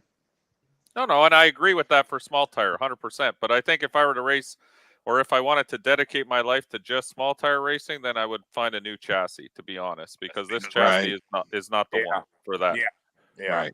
Well, especially the way things are going. But you know, the beauty of this, man, is not every race is as fast as Turkey Bash or even more how War in the Woods was last time. You know, I mean, you've got Digger Dies, you've got KDs. You know what I'm saying? So, you know, there's always a place where, you know, there's going to be some tracks where these faster cars don't have that advantage. They have they're at a disadvantage. You know, I agree. Everybody 100%. constantly says negative shit, like everything's so fast, and I just don't see it. I think obviously at some places, if you don't show up with 2,000 horsepower, you're probably not going to be competitive. Yeah, you know. Yep. And that's not ever going to change. You know, really, right? And then the other places you can only use 12 or 1,300. Mm-hmm. I agree with that. Like backside stuff, I think places like Dig or Die are never going to get that fast where they're out of reach. Oh, Robert just said it. DOD was stock firewall 2 years back. Sent Billy Goat back home because someone ratted him out for engine setback. Mm-hmm. Yeah, but now they don't have that rule anymore, right? There's nothing in place on chassis or limitations for small tire, right? Nope. Correct. My theory on small tires, there should really never be a rule besides a tire. I agree 100%. And that's it. And I don't care if you got wings on the front, wings on the back. I know the subject is going to come up a lot in 2024 because there's guys that are talking that they're just going to put a roof skin on their car and quarter panels. And that's it. Because that's all the rules say. And I've heard it. I've heard it from more than one person. That they're not putting doors on it and they're not putting a fucking trunk on it. Well, remember one thing. The fastest car at DOD was a full-bodied car with no wing and a front end on it. Exactly. So, you know, I don't buy into all that shit too much neither. You know what I mean? Like front side will be different. In fairness, DOD is a very special place. If you go front side with a super light car that's got a lot of power and you can move weight, I mean, you don't even need to use that much weight because front side, you're going to have an advantage. Anyone who doesn't think that that's not an advantage, come on, it's a fucking advantage on front side no prep. What, no weight or being no, having light? a chassis, light car with a proper suspension on the front side. You guys are talking about backside right now. Yeah. And I agree that on a backside like Dig or Die, chassis car is not going to help you. But on a front side, if you make a proper chassis, it will help you. Absolutely, it'll help. Sure. I'm gonna be the devil's advocate on this, especially after seeing how hard guys were leaving and what it was taking. But you get the right person, I think, on that DOD surface of a chassis car, they're going to do some damage. Yeah, I can see it. You know, everything that everyone's saying. Putting the work in, and I think you let the right person, you let somebody that knows what they're doing get on that, because I'm telling you, I've not seen that surface that wicked in any time I've ever been down there. Oh, it's definitely different. What's crazy though is we say that, and there still hasn't won one. You know what I mean? Yeah. Like, you know, I mean, yeah. And I can tell you right, if the Pressons felt like they had a chance of taking their Corvette down there and winning, they'd have been there. Yeah. But I know they've already been there with Logan's car. They was there with the old Frankenstein Mustang, and they were like, "This ain't for us." That surface last winter and that surface this time is two different surfaces. And I'm not saying I know this shit like I know it better than somebody else, but just literally I watch it all the time. And hey, Corey, I can tell you this: I know that a winner from last year went just as fast as they went last Saturday. You know what I'm saying? So I think you're probably right. I don't disagree with you. I think there was probably more cars that were running the number or closer to it this time. But they have been, you know, they have been, or, you know, I'm talking here within a tenth probably. You know what I'm saying? And I'm going to say, I think the weather played a big part just keeping it, because I don't know, nobody ever really walked up to the starting line. But all right, Mike, did you ever, on your times going to the starting line when you weren't in the car, did you feel the start line get any greasy or anything, or did it kind of stay rubbery? But it would pull the right lane before the quarterfinals would pull your shoes off. Literally. Yeah, the weather worked perfect for everything this time. It wasn't that greasy this time. Normally it gets real greasy. By third round, it's like a goo of shit up there normally. It starts pulling up all the rubber. That's the problem. Friday night it was actually really nice, believe it or not. When I was helping line up Frank, I mean it felt Felt good. fantastic. I mean it felt a lot different than the last time I was there. But Damn. it was also about 25 degrees warmer than it was. Actually, probably about 30 degrees warmer than it was last time. Damn. So they got me. Who did? Oh, somebody sent me a clip on like a screen cap off of here. I guess I had my mouth wide open. They got me. Why do you don't think I'm eating right now? Like I thought I had it turned off. That's the bad part. I thought I had it turned off quick enough. I guess I didn't.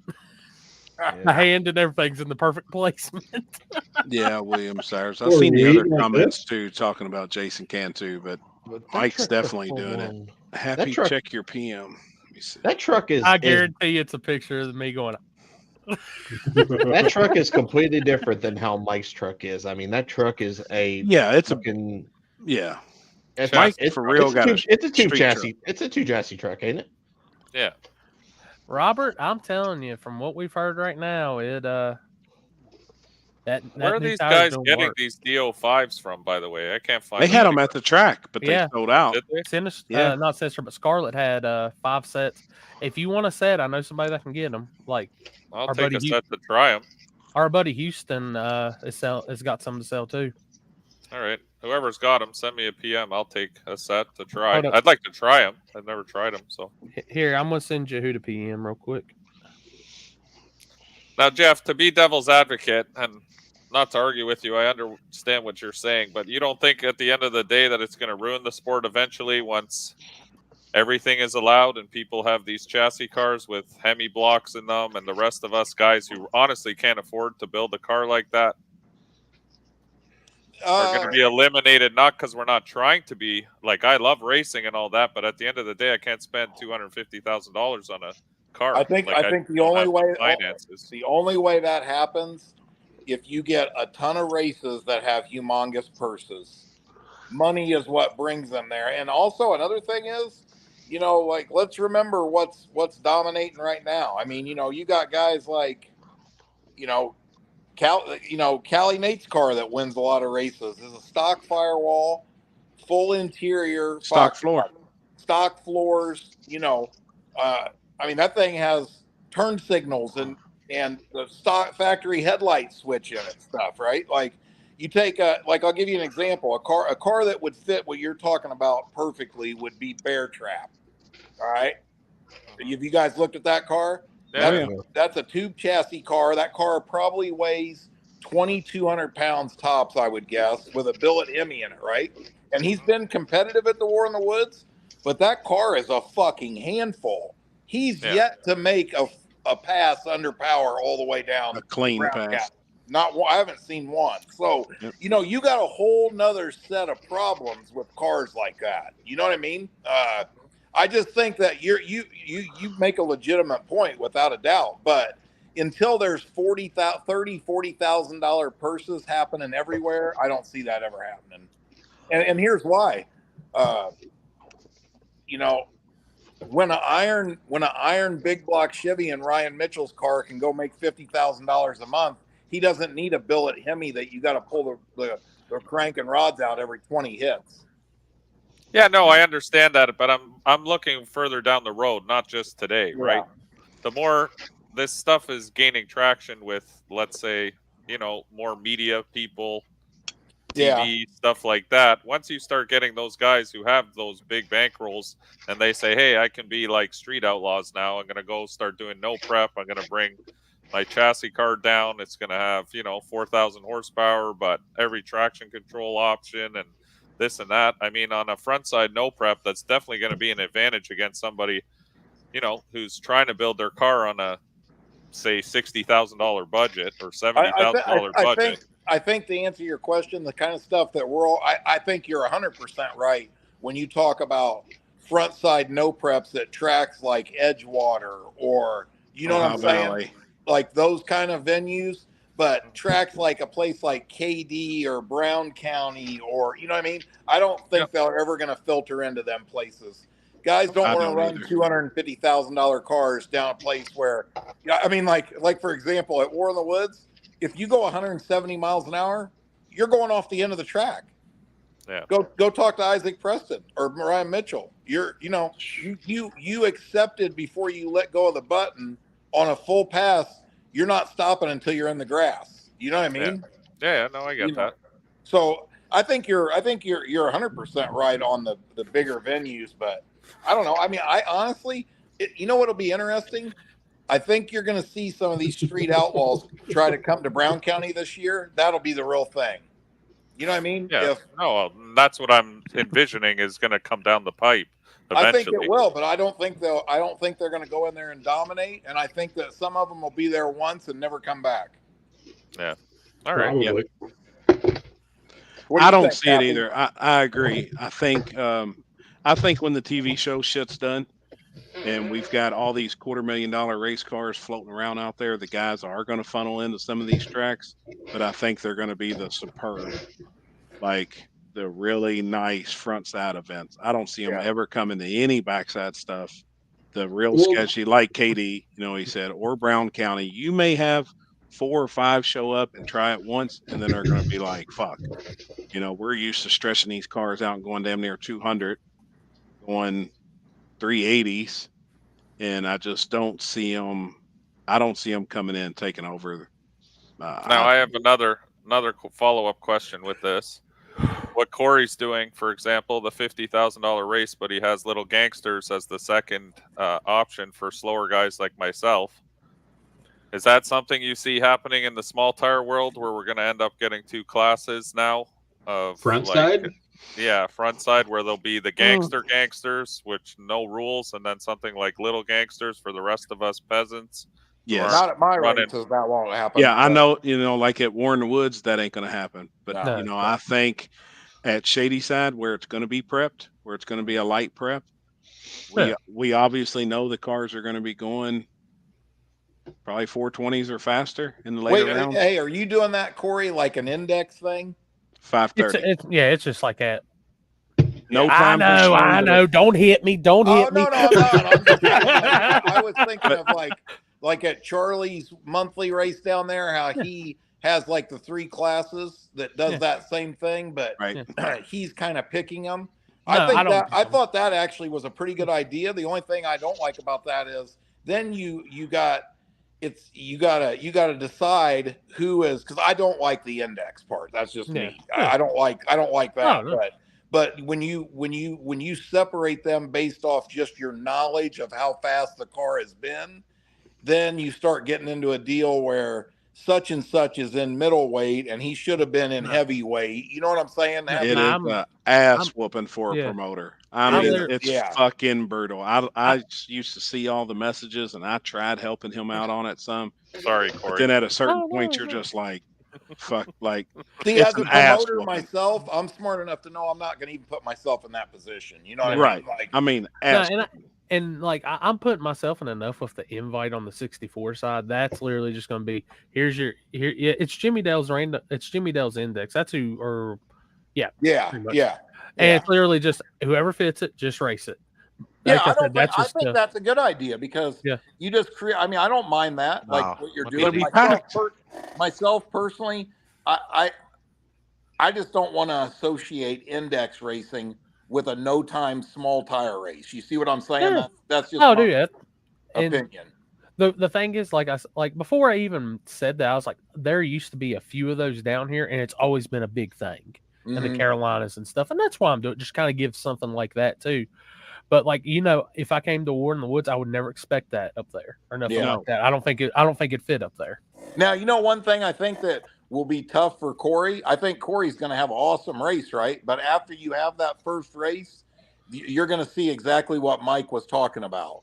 That's a place where the kind of car Mike's talking about. I mean, if you ain't got a car that you can get down in that's capable of going in the 20s or 30s, you might just be wasting your entry fee. You know what I'm saying? That's why literally I've explained 100 times. Like on that night, some invites are going out. I know these guys that are coming that it's inviting are nasty and can probably get down there. Yeah. So that's the good thing about the invite. And I know there's going to be people mad at me for saying maybe they can't, maybe they could, but just one of those. It's yeah. Hey, here's the but that's kind of where my point is going. Eventually, us little guys who can't run 410s, 4.0s, whatever, we're gonna kind of get bullied out of this racing. We won't be able to be competitive or compete anywhere anymore. Yeah, but isn't that where other classes would come in? The surface is always the equalizer. That's the beauty of it. What you're talking about, in my opinion, only applies to laser smooth tracks that people can consistently make fast licks every run. Like you look at a place like KD, you know, a guy can go up there and go 487 at KD one round, and the next 2 rounds can't get in the fours to save his life. Yeah, right. No, I agree. Happens all the time. Yeah. Yeah, you know, like I don't think it'll ever change either. As long as they don't pave KD, because they've been talking about smoothing that whole surface out. That's going to fuck that place. I told him spend the money on the return road. That'd be money well spent parking. But they got to leave KD the way it is. Follow me on this. This is what I think, and I don't say this. Forget about Brown County, right? Like use any other track out there that is difficult to get down, and by difficult I mean the surface. It's bumpy, it's narrow, like all those things. That's what keeps the kind of racing that we're all interested in alive and keeps everybody competitive. Okay, like Chris's race up there at Magnolia. Exact same thing. You know what I mean? Like I could go up there and make 2 hits in a row and go 5-0. I mean, remember one night I was in the finals up there, Chris. I went. I think. In 5 rounds or something like that, I was pretty consistent. And 1 round, I slowed down 2.5 tenths, because I hit a bump and had to pedal or was, you know what I'm saying? Like those are the kind of tracks where, a $200,000 car really probably is zero advantage. I mean, it's capable of going faster than anything there, but it's not going to type deal. You know what I mean? That's a place you're not going to be able to go 4s. There has not been a small tire car that's went 4s on that track yet. Yeah. So, and that's the way, and it's actually going to get worse. That's the shitty part about it. You sure the night that in the finals that Hong beat me, he didn't go on the 4s? I don't think so. Not that I know of, but I think he probably did because I went a 5-0. Did he? Yeah. There you go, Chris.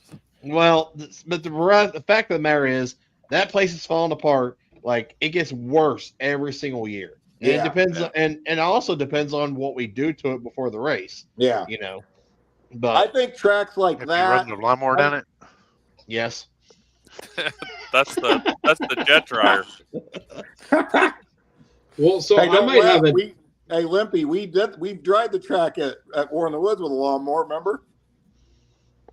Yeah, I thought they did it at 42. Yeah, I did it at 42.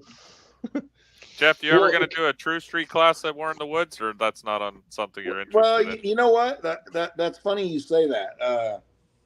He's doing it. Man, I'm on the fence. I haven't even released that yet. But I mean, what I'm leaning towards now, like I'm gonna probably. I'll go ahead and put this out there now, and I'm sure there'll be a few big tire guys that start bitching. But if I can't lock in probably 16 big tire cars by a certain date, we just won't have it. You know what I mean? And we're probably going to run a 26-inch class. And the reason if I do it, and then I may try a True Street class. I gotta look into that more and see, you know what I'm saying, how I want to do it. I got to be careful, man. War in the Woods is not like a lot of other events. Yeah. You know what I mean? I can't get too many cars. And literally War in the Woods vibe and everything that it is, it would be very hard for me to touch what you have now and change anything. Yeah, exactly. Well, and you know what? Yeah, but the big tire's dying. That's the only thing. You know, like we've talked. When you get 7 cars or 8 cars, I mean, that sucks. I honestly think you could delete big tire and tell them to go buy a set of 28s and bring in most star. Even if you wanted to cap it at 32 True Street and make the entry fee worth it, I think it would be, you'd fill them up really quick. I know it would. I love I know coming it to would. War in the Woods. That's my I see favorite Trevor race. in the comments putting "fuck yes." So I mean, like, I'm in. I know it I'm would. fucking in. I'll Not- run not small tire. I don't give a fuck. Not to mention, you know how awesome that table live feed's going to be from Damn right.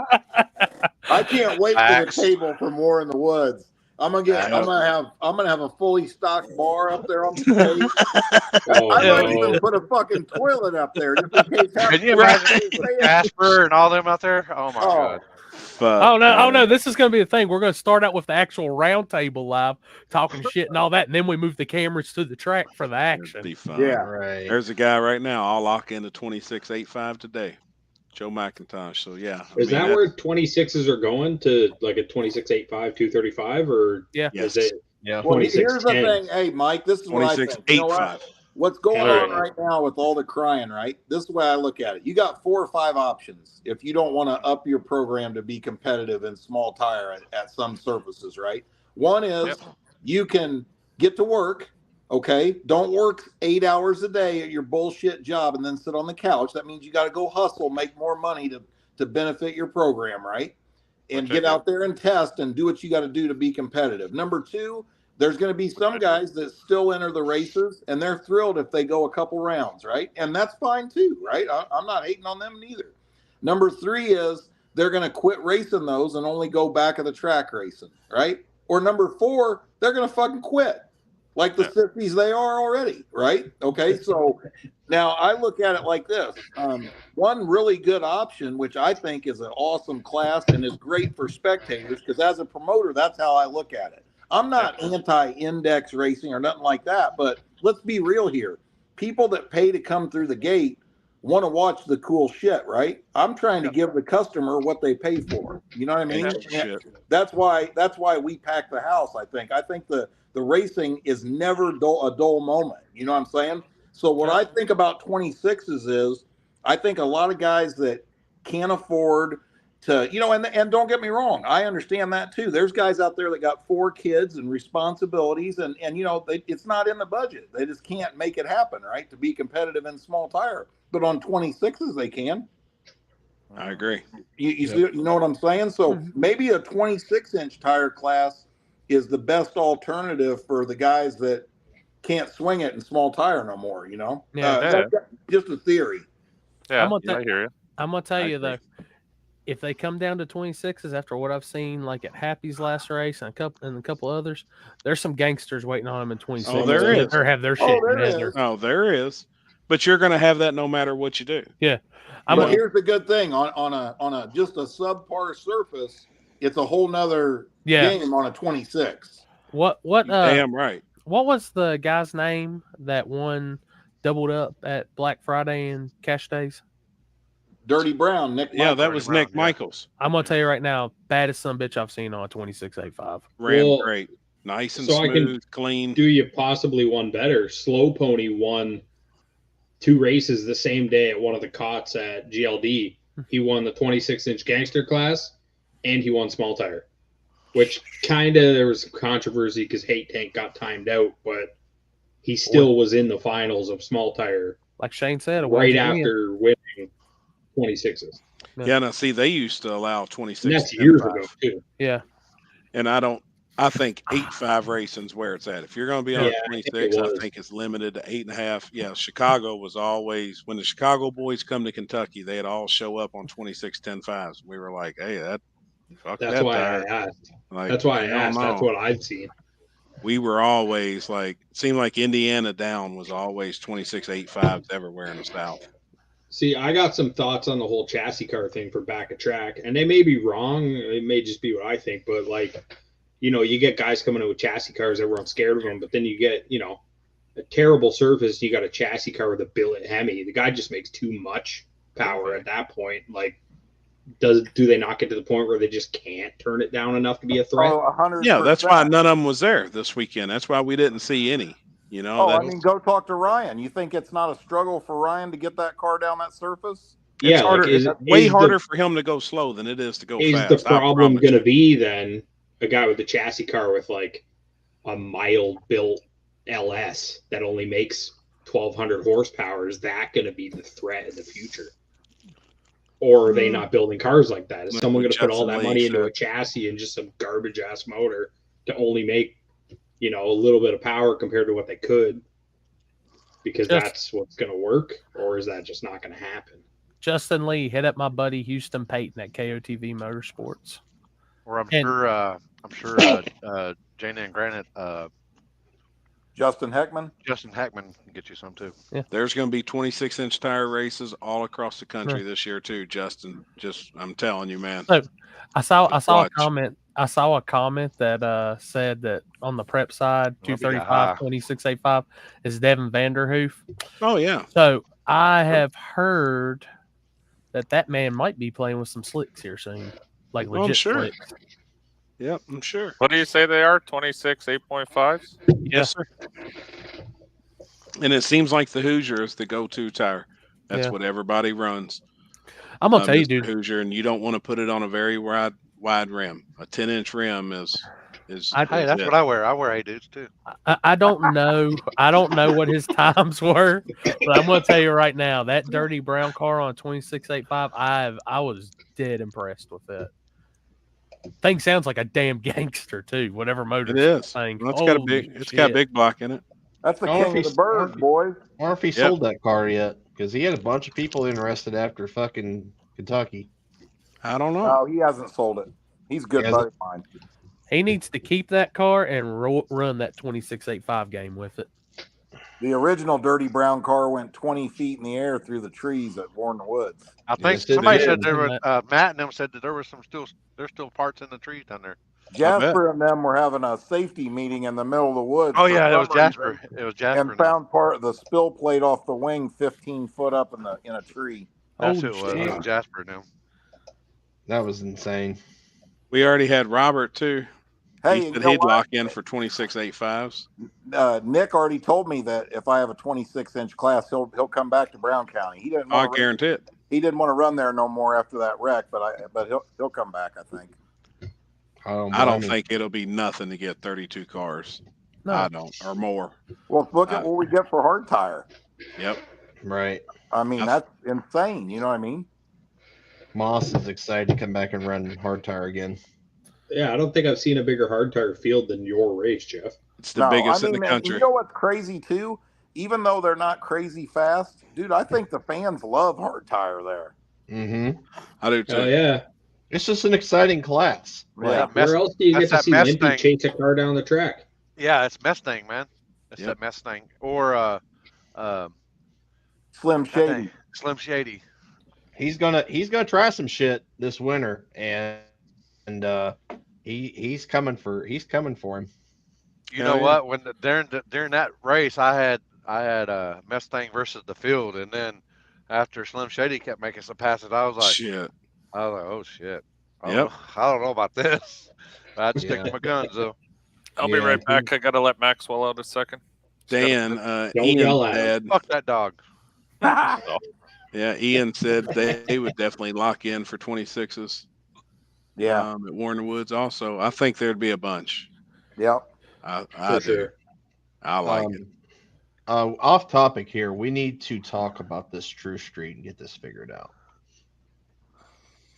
Yeah, I need to come up with a rule set, but you know what I could do is I'll try True Street for sure at the Purge. And see how it does. And we'll make sure we add some money to the pot to get guys to want to come, you know what I'm saying? And then if we can get a good response from it there, then I'll use that as a gauge for War in the Woods, you know what I mean? Yep. We got another guy on here. Said he'd lock in. Jack Hodges.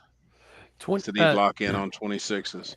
That's a North Carolina boy right there, Mr. Hodges. Hell Got a nice running S10. Cool. Be cool to see Chicken Hawk on 26s.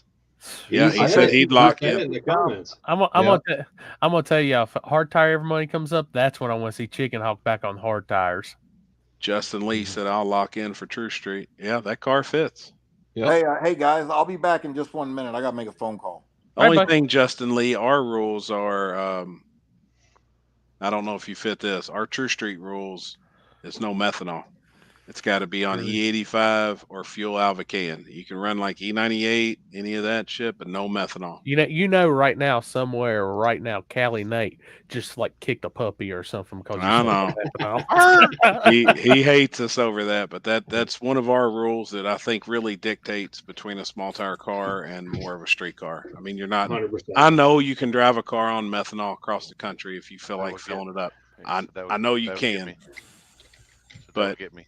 Yep, I figured it would, and that's why I was actually stopping you to say that because I knew you was on methanol, man. With 26s, they can run whatever fuel they want, right? Yeah, 26s is open. That's basically like a small see, tire. that's the thing right there. Justin just said it, but I could adapt, and that's what I like. There's guys out there that will, and I know you're one of them, man. Like I told Callie and Nate the same thing. Put your car on E98 or something, or just figure it out on something else. If this is what you want to run My Little Pony in, 2 tanks. Yeah. Like Joe Prime used to do that all the time. He would have regular pump gas, and then he would have C16 when he was turbo. Right. He'd make the cruise and on pump gas, and then he would switch it over to a C16. Yep. And I know there'll be guys running fuel in even boosted cars. I think we'll see guys running some crazy fuels, but we're just keeping methanol out. But that's what was the rules that you all were having a discussion about, Chris Lane? The ones that Tom brought up to you, you mean at PRI? No, there was ones that the guys weren't happy with. The rear suspension rules on the ladder bars if you got stock frame rails. The ladder bar rule, yeah, that was the only thing that was not an advantage. I'm telling you. Yeah, we've allowed it. Like if it's stock frame rail cars, if they're all complete stock frame rails, that ladder bar, them guys that's got those Marty Merlette boxes in their Mustangs is way more advanced than a ladder bar. We've allowed it because the only guys that, we got a guy up here with a first gen Camaro that he'll drive it all the way to the track. It's just a simple twin turbo LS car. Mike knows him, but we let him and Brian Murphy. Tell me that's not a true street car with ladder bars under it. And is it a huge advantage over a Mustang? No, there's no way. No way. The stock suspension cars now with all the aftermarket boxes where you can move the bars wherever you want them, it's huge advantage over a ladder bar. Yeah, so ladder bar, old school 1970s shit. Yeah, ladder bar is just replacing 1950s technology with 1970s. See, I wouldn't do that earlier. Our rules are literally stock rear suspension, ladder bars permitted. Because there's 3 or 4 cars that fit. Yep. And I always felt bad that they had to race against killers. And the one guy, he drives 45 minutes to the track, races all night, pump gas, drives home. I think we should add in writing, though, must have a charging system. I think it should be in writing, 100%. Must have a cooling system, which if we're doing 40-mile cruises, and I think it can be random. One race you have one, and one race you don't. Don't fucking tell nobody. When they get there for the driver's meeting, everybody in True Street, hey, y'all follow me. We're going to cruise up in town. Oh, if you get pulled over. I've always wanted it. You get pulled over, man, that's on you. If you get pulled over because you don't fit the rules, that's why I think it needs to be on a DOT approved tire. Man, I've always said that, man. You gotta have something different. Yep, a cop could be a dick, and if you're on a slick, you're gonna get a fucking ticket, or they could impound your shit. They could be a royal asshole if you're on a tire it's actually not legal.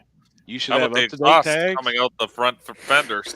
They love that. See, around here, I don't think we have an issue with exhaust with cops. Well, they would around here. I'll tell you that. If I drive my S10 around here, they will fuck you in the ass. That's Toronto problems, Mike. We don't have those problems down here. Yeah, well, you don't have races down there. That's the problem. They're up here. I don't doubt we could do a cruise like that in the area of St. Thomas.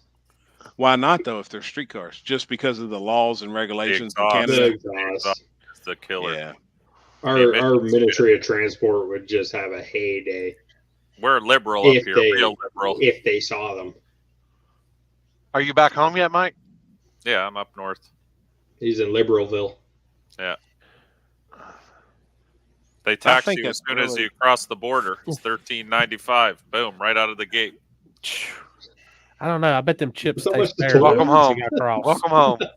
Yeah, they're like, hey, welcome back to Canada, $13.95. I'm like, motherfuckers. Damn, y'all really liked them chips, didn't you?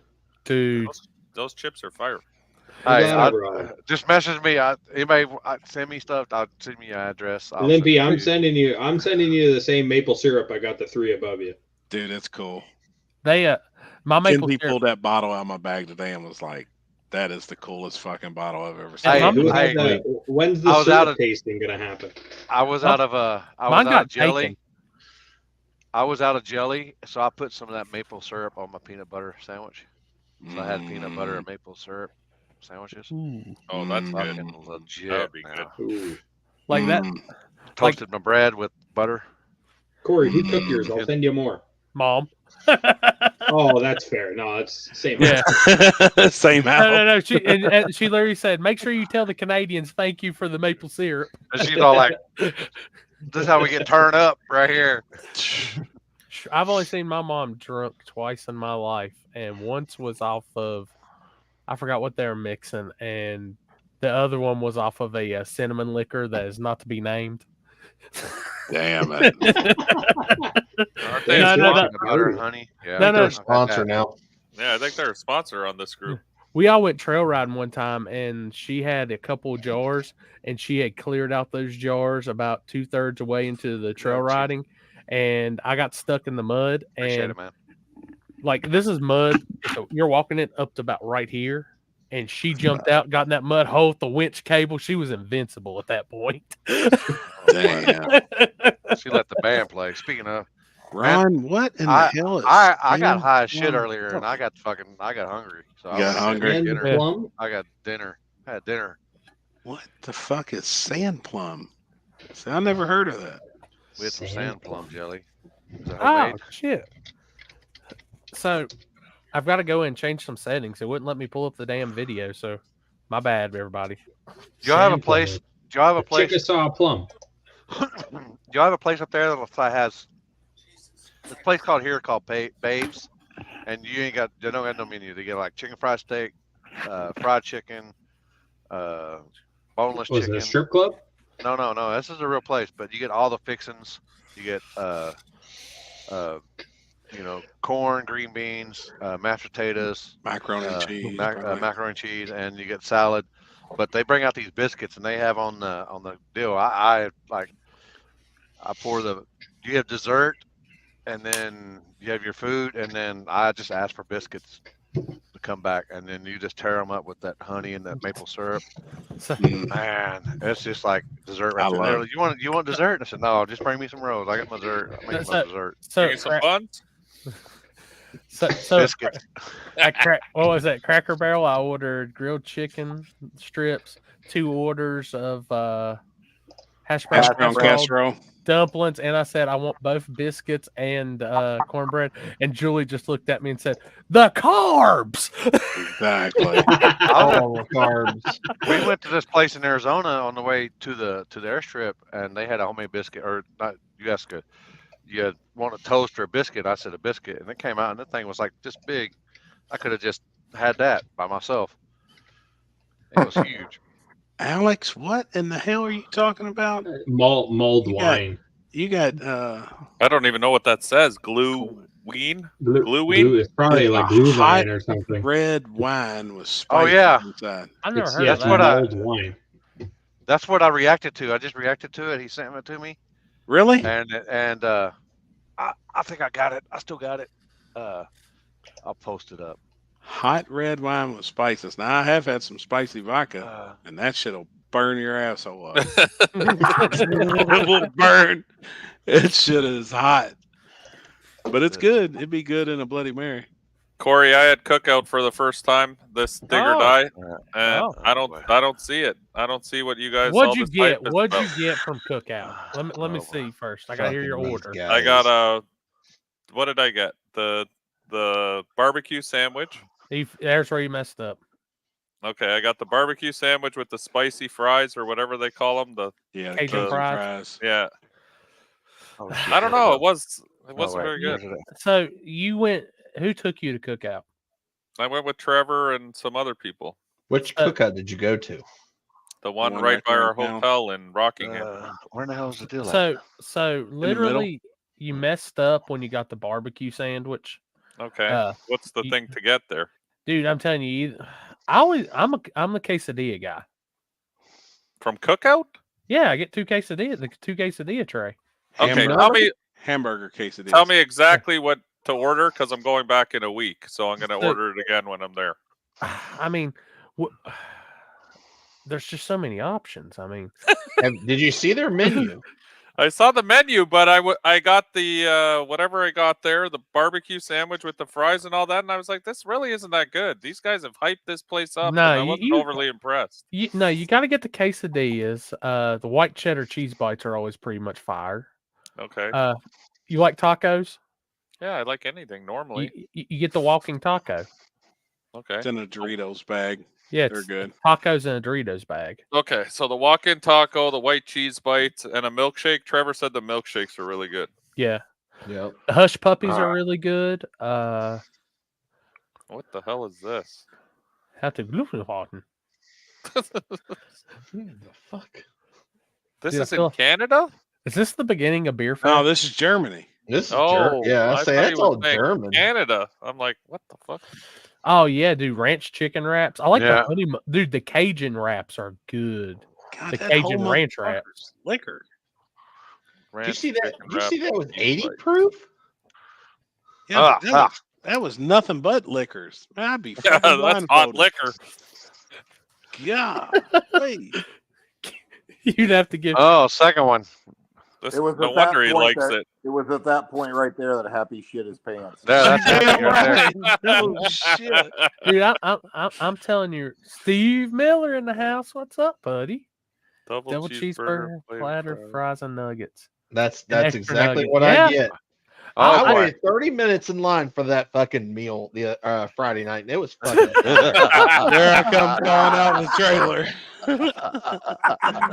Dude, I'm telling, like, the barbecue is the one thing that I have got from Cookout that I was like, nah, it ain't there. It ain't there for that. Well, that place says Cookout, so barbecue this and that. I'm like, okay, I'll try the barbecue sandwich. Nah, dude. Like, this shit ain't good. Always Cookout barbecue is like it doesn't even taste as good as like the pan barbecue you get from Sam's Club. What did we eat that one time, Happy, when we went there? I can't remember. I get a burger, grilled onions, A1 sauce, Cajun fries all the time. Like I get their chicken wraps. I mean, they got BLT wraps. So their onion rings are good. The bacon wraps are good. Bacon wraps are awesome always. Bacon cheeseburger. That sounds. But no, Mike. I quit talking about food. I done ate and I'm high already, and I've already got the fucking munchies. Actually, here's what this was always my order when I'd leave Big Dog or going to Big Dog. It was I mixed it up, but it was one of the times or other. Two cheeseburger quesadillas. Okay. Cajun ranch chicken wrap. They take the Cajun seasoning, mix up the ranch dressing, and put it in the chicken wrap. Okay. And then the walking taco. It'd either be a walking taco or a bacon wrap, and then I always got like a nuggets or a BLT on the side too. Jesus, Corey, that's more calories than I eat in 3 days. Dude, I walk it off. I walk it off. Trust me. A lot. All right, I'll give it another try when I go back in a week. Now I'm hungry. I'm gonna tell you, I stopped in Whiffle to get gas, and I was hungry again. Like after we left Cracker Barrel. Damn it, man. Yeah. I munched on some almonds on the way home. Then I got but I didn't really peppers and shit. The only thing I had Saturday was what we had for breakfast, Happy. And then Julie brought me that cheeseburger and snacking on chips. Other than that, I didn't have nothing else. Yep. Like I was hungry. Let me ask y'all something from Ohio. To see if you know this, Chris. Julie and I were listening to this podcast driving back from Dig or Die. In 2016, there was 8 family members murdered in southeastern Ohio, and they were all killed on the same night, all shot in the head. Have you guys heard that story? Yep. Mm-hmm. What podcast y'all listen to? I don't even know what it was. The true crime, like a true crime? I don't know. The Murdoch murders or something? Yeah. No. Yeah. That's it. I think. No, not the Murdoch. No, not the Murdoch. That's the attorney. I I forgot the name of it now. Damn it, it's right on the one. It's one family killed 8 members of another family, basically because like a guy from one family and a girl from the other family had a kid together, and they wanted custody of the kid. It's like, oh yeah, I remember I heard that on True Crime Garage before. They killed 2 people in 4 different locations, all on the same night. Yeah. And Yeah, it was the dude's mom and dad, wasn't it? Yeah, the mom and dad, and the mom was like the ringleader of it. But it took like 2.5 years before they even charged them. Yeah, Yeah, so like I remember. So when that came out, it originally was associated with drugs. Yeah, because they had grow operations. The one family did. Yes, but it had nothing to do with it. Yeah, no, it had nothing to do with it. But yeah, like originally everybody's like, oh, the fucking cartel came up here and just killed all these people. Yeah. Like, there's no fucking way. But they're not coming for weed. They're not going to come up there for weed. I mean, Right. unless they got like 100,000 plants. Yeah. Yeah. Right. But Dude, it's I remember. substantial. All right, so since I got y'all all on here and I'm in the mood for getting more, what do you think we really need? What do we need to add to the live feed at the races? I told you, a reporter that goes around on the All brakes right. to talk to drivers. That's what it is. Got you. What the rest of y'all think after watching that? You know what you can do, Corey? You can have that dude have a like one of them GoPro vest with the little still, and it has like the HDMI sticking out. If you want to do that, or you can just do and him holding the camera. Well, That's my thing.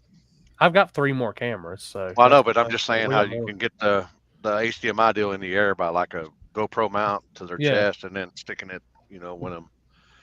Well, that's what makes an auxiliary camera. Yeah, Pro Tree is good because there's never a dead spot. Once there's no racing, your feed is just dead. There's nothing you're talking, but. Now, something like I really considered, I had a friend text me and he said, you still have that drone, right? I said, yeah. He said, you still got the capability to plug it into your live, right? I said, yeah. He said, dude, you need to burn that drone through your live, especially in the money rounds. That'd be cool. Yeah, Just that would be cool. Hover it over the finish line, an angle over the crowd, something. Which replay too, but you're figuring that out, right? I still need to Limpy Review needs the to show me rounds. Limpy needs to show me the replay stuff. He's good That's with what that. we need to work on that. Yeah, well, I was like, talking can y'all to people about replay that? Can y'all replay that? Yep.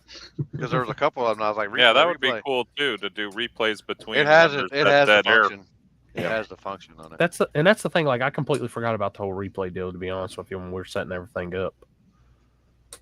Alex said he wants to see and listen to the drivers. That was cool. Huh? Yeah, see, like I thought it was cool when people would just walk up to us and talk. Jeff walked up to us and talked. Yeah. Mike was always over there. Trevor was over there. Like, I've got guys that know us and's familiar with us. They were all coming up to us and talking to us. Like, But I talked to TJ and I said possibly on the next Dig or Die we might even go in the coverage video side and just go full live, and he'll be able to float the starting line with a camera and we can switch and I can radio to him like, hey, go to so and so, let's talk to them and things like that. Yeah, that's what I mean. That would be cool if you were like while you're waiting, right? Drivers who are lined up like Ben did, kind of. Oh yeah, Maxwell Dog Vision. Yeah, we can put a camera on Maxwell, and you can look. You up see everyone. Maxwell walking down, has a GoPro strapped on the back, and then that wireless transmitter. Look, I'm all for Maxwell wearing a camera. Think of how many chicks we'll get to see. Oh Right, yeah, Hey, I don't want to That'll be be seeing this boob fucking little vision all the lipstick time. thing come out. I don't want to see his little lipstick thing come out. it takes a lot. It takes a lot to get Maxwell going. She's got to be a real looker. Nah, I literally can't tell y'all which few y'all can know. I talked about selling that gear. After this weekend, hell no, we're going full in. Yeah. Interview in the lane. Yeah, I've always thought about doing that shit like that. Or like they do, I can't remember Flo, I think does it. They do like the big end deal. You gotta have something like after the I pass, think it's delayed. It's a delayed deal. Yeah. And I think it's late, but I think there's so many characters that float around from where we were at to the front. You could get so many people talking, like the whole interview process. Like, I gotta find somebody that will talk and we'll go up to people and talk, because I'm not that guy. But I think we really need an auxiliary camera though, like that. Yeah. You know. Yeah. Wherever Yeah, it as may long be, as you going got in the the guy that pits. has the deal, and you can have it mounted to Alex, you look like to you're the camera. fingering that reef. Which I can tell you, I had no issue with signal at all, and I just like even my top end signal coming back to that camera limpy. I just used that the tripod. It was maybe 7 foot tallish, somewhere like that, maybe a little bit taller. No issue with signal, and even Bob had his beside me. I was wondering, I wonder if they're gonna mess with each other. Never did. He has his channels locked. I think his are locked. I think. Oh shit! Oh god! I was trying to teach him how to ride the scooter. Hell yeah! He said, "Fuck that scooter." He wasn't about it. Man, he's No. so badass. We're gonna teach him because I want to be able to ride the scooter with him on it, so I don't have to fucking walk him back and forth all the time. Like I suppose you ain't got one of them little baby compartments, like from like. Oh, I got a backpack for him for the airplane. I can wear the No, backpack. you can but put he's him a like heavy there, ass like Carly did motherfucker. on Bachelor Party or wherever in Vegas, where he had Carlos on hanging on. Yeah. Oh, strap him to my stomach. Yeah. He's just sitting there like this. Oh yeah, Man, he's so He'd probably badass. love it. Fucking, and you look like you have your belly button's blown out because there's a little red rocket sticking out. Hey, why do y'all think they don't get more spectators at Dig or Die? Honestly, I kind of paid attention to that, and I'd be surprised if there was 500 people there that didn't come with racers. Was that down, or is that normal from spring and summer? Or It was like I even cold, kind of too, though. I think said the there was cold really hurt 1,500 it. people there. Yeah, the weather, I think probably. Yeah, it was cold. If it was that cold Friday night, then they just said fuck it. Yeah. Well, you're sitting for a long time. Like you're there. You know what I mean? You're there from. Fuck. What time did the racing start? Shit, 11:30. Yeah, No, 11:30 all the way till like 2 in the morning. That's a long ass day. Yeah. Cold and Christmas time. Yeah, that's what I'm saying. Maybe maybe pushing it back, pushing it forward a week. Maybe, I don't know. I mean, It used to be earlier in December. It was actually better when it was the first week of December. Like the first, like I think one time I think the first time I went, it was like December 1st or something. Yeah, it was always in the first week of December. The first one I went to was the last one at 7:10, and it was 3 days before Christmas. And dude, it was freezing, but that's also a smaller area. And it looked like there was 10,000 people back there. Really? Yeah, and I think this year just being, I've seen in a lot of stuff, everything's kind of down with being the holidays and stuff. I think just with costs of things and just people's going all out for Christmas or some shit. Yeah, I think weather. I think weather was still a big factor. I would say it was busier last year though, because I remember sitting in the stands and they were packed, and this time it didn't really seem like there was that many people there. But what's the difference in the spring? Is the spring packed with Everybody's March was been the same. cooped in for the winter time, Yeah. you know. So I was about to say, spring's always been good. Promoter wise, I always see my crowds huge from February to May, June, and then you start seeing the trickle off because it's just that people are ready to get out and see racing. Yeah. They've been cooped up too long. Yeah. I mean, it's kind of except for you're down here, you're racing all the time. So yeah. Take for instance, Happy Lights Out is always bigger than No Mercy spectator wise. Yeah. Yep. It is 100%. No, There was nobody at the track Friday night, but it was also fucking 29 degrees. So I get it. I know. We seen Louisville on the screen. Oh shit! It's cold as fuck, man. Dude, I could not get that live feed to turn on fast enough. Hey, I heard you had somebody's lighter over there warming your nipples up. Is that true? Yeah. Trying to burn them. Yeah, I Burn needed the it. frost off of them. You got to see him dressed up and all. You wouldn't even believe this shit. Kinsey went shopping. I seen 3 him with the times. fucking deal on. Listen, you just thought he was an 8-year-old kid going out in the snow for the first fucking time. He looked like the Michelin man. He had all these personal food with messages on them. Oh yeah, battery-powered hand warmers. I think he had. I bet he had a fucking diaper on. He's got Those battery-powered hand warmers were the shit. Yes, they were. Yes, they Yeah, were. it was so good. You kept handing it off to me, trying to prove a point. Yep. Like, yes, Alan, here we you go, learned that it was a Canadian. cross. It was a cross. Yes, Alan. It's definitely a cross. That's one thing we took from tonight. Yeah. It was a cross. And Happy needs what?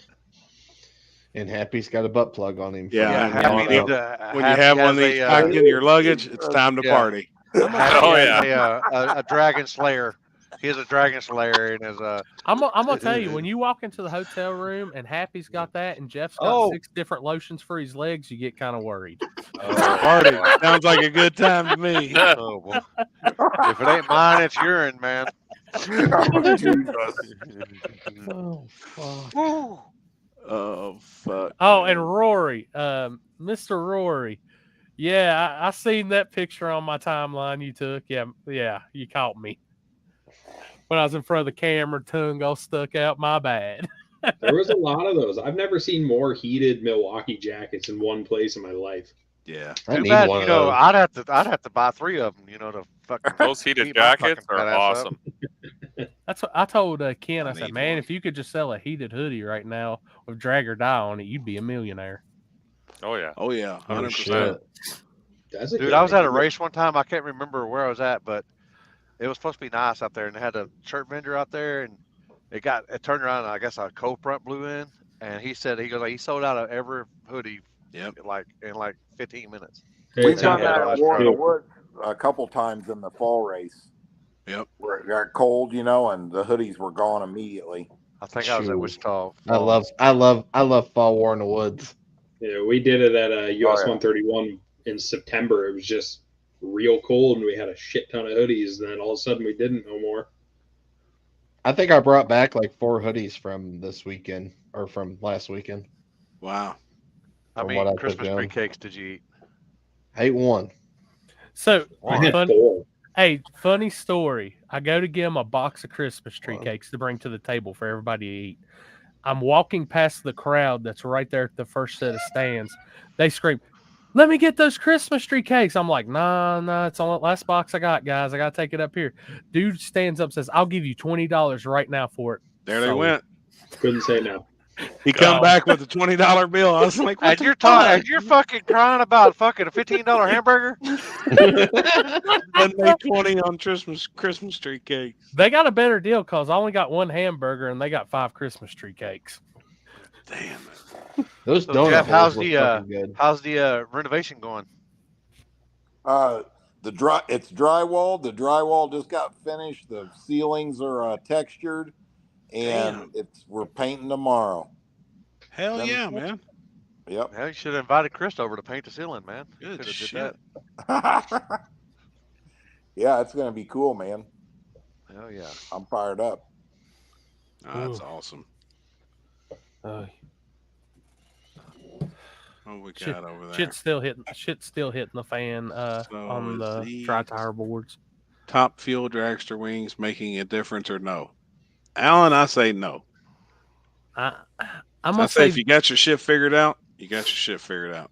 If you need a wing, you need one. Yeah. They could, but they're not.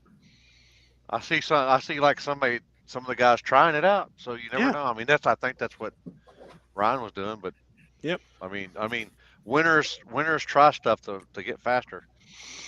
I think it's going to turn into monkey see, monkey do, and 2024 is going to be the year of the big wang. Oh, I agree, 100%. See it on everybody's car. Just said, if a guy like Ryan put a wing on his car, there's a reason Everyone's for going it. there now. Well, no, but there's a reason for it. You know what I mean? Because I'm not saying they work or don't work. I don't know. I'm just saying, like, generally, if somebody who's as successful as Ryan is racing, he probably has some really good reasons why he's even trying it. You get what I'm saying? Like, or that could have been his trial run. You just, he just wanted to get some data. No, I agree. I'm just saying, like, I don't think he goes through the trouble to even fab it up and bolt it to the car if he doesn't have some real reasoning why he thinks it's going to work. You know what I mean? 100%. And I agree with Mike.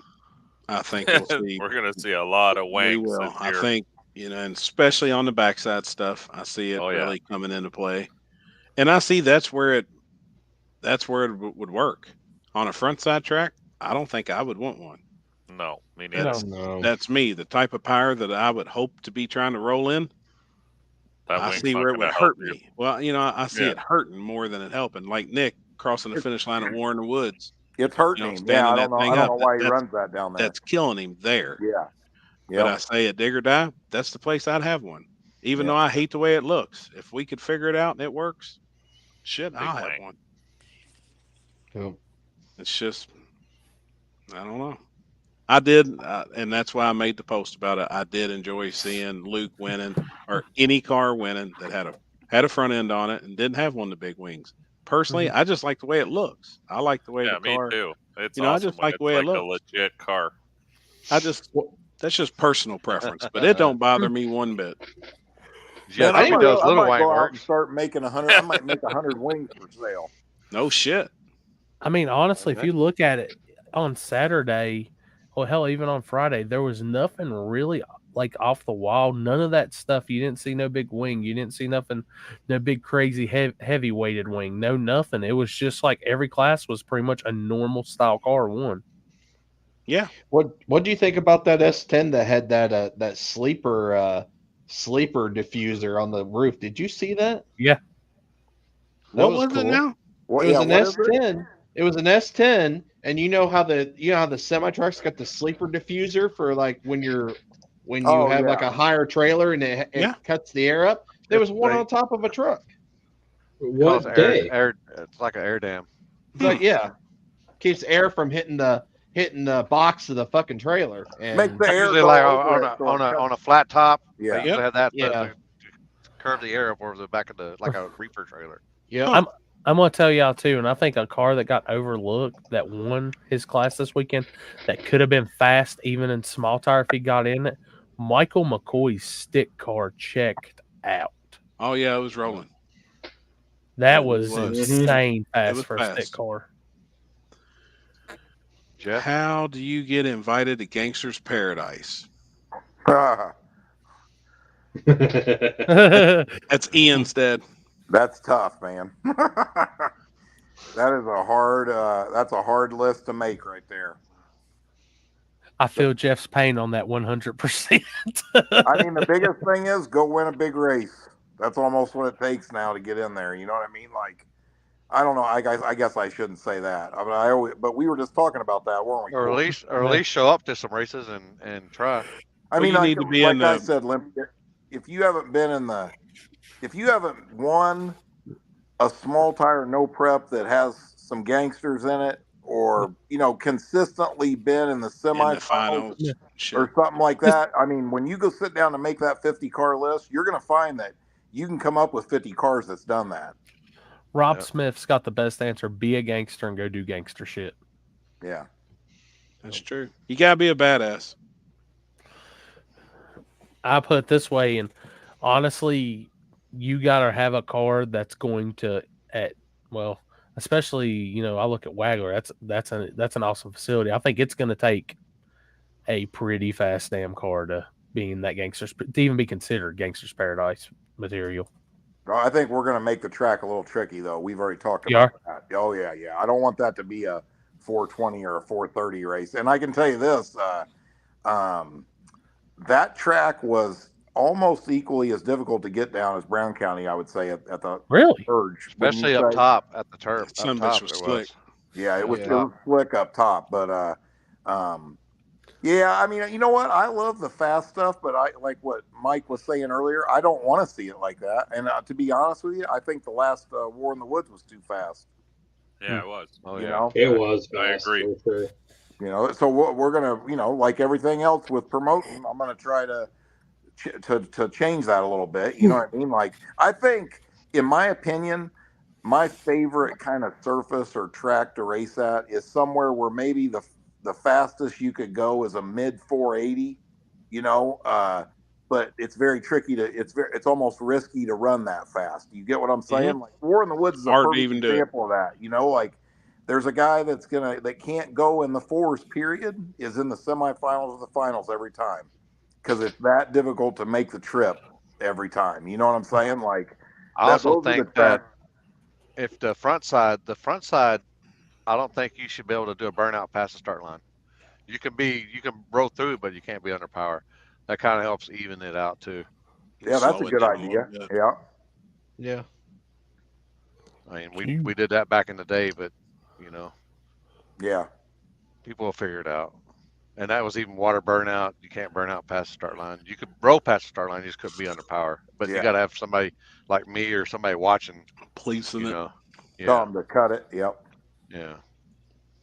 But I mean, that's just my opinion. I mean, but I think if you're doing an invite only race, I mean, now of course the premise of Gangster's Paradise was, and it was promoted that way, is we want the 50 fastest cars. Now, you know what I'm saying? So the only way you can fairly, I mean, that's a really loaded question, because you could have a new guy who, you know what I'm saying, just came on the scene, but is hasn't won a bunch of big races, but everybody knows he's one of the fastest. So you can't really just do it based off results, But yeah, it's a hard thing to do, man, for sure. I told Corey the other night, I don't care how many months you sit around and make that list for, you'll be taking a shit one day and go, I can't believe I forgot this dude. Yeah.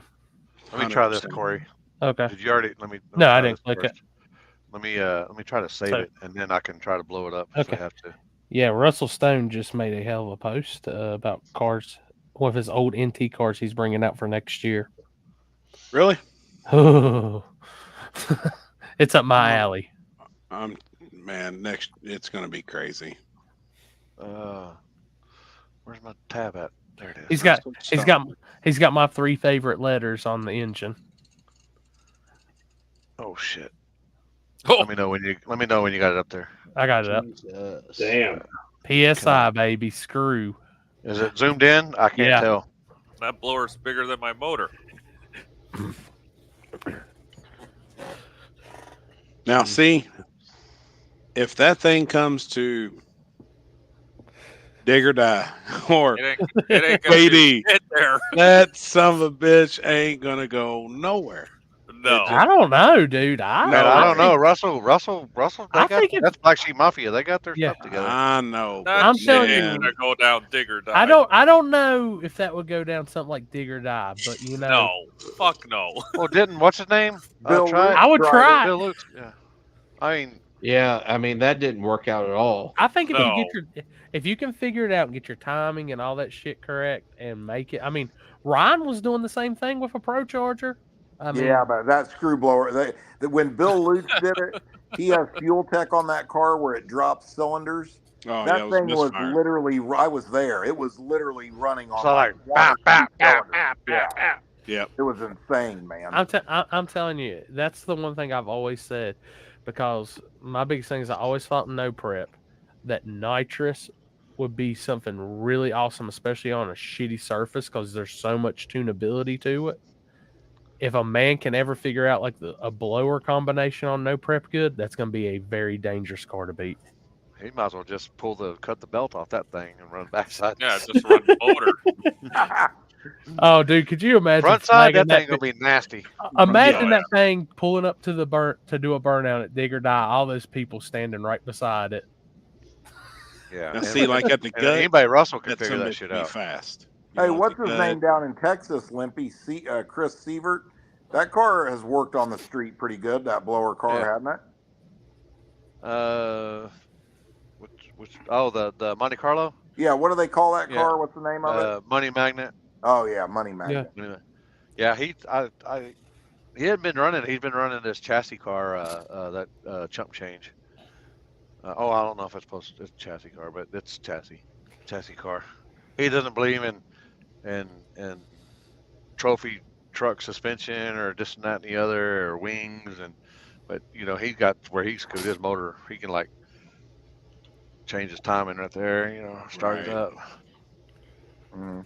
But I mean, he's got to figure it out. I mean, yeah. What's up, Trevor? Yeah, what's up, man? Man, I'm still saying I'd love to see it, because I think if somebody can figure that shit out, it's a lot of weight on the nose. That's the only issue too. The bicycle. A lot of weight. Front sides, shady side, the gut, I can see something like that working, but I don't see it working. Dig or die. It's gonna do me proud over there. I'm gonna tell you who I'd like to see tried at Dig or Die is the Bumblebee crew, because I know if you give Patrick some time to figure that shit out, that might have a chance. I don't know. Hey, you remember when what's his name? The Pro 275 racer. What's his name that came to Dig or Die? Went out first round. He had the Red Hat Mafia there. What's his name tuning his? Oh, Manny Bajinga. Yeah. Let me tell you, we learned something. I think, it's funny you say that. A nitrous car is way easier to power manage with bigger power. You can turn chips off. I mean, that's just a fact, right? And I can tell you, even just from me and Nate having My Little Pony there, that car makes big power. You know what I'm saying? Yeah. And when you got a turbo car and it don't make near the power that PSI screw blower does, right? When you're running on gate, you get to a point pulling timing where there's nothing more you can do. You get what I'm saying? Like on a turbo car, you get the timing down there too low, the thing's going to cough and kill the motor. So that kind of horsepower doesn't benefit you at all. It hurts you. Michael Vineyard's comment. Yeah.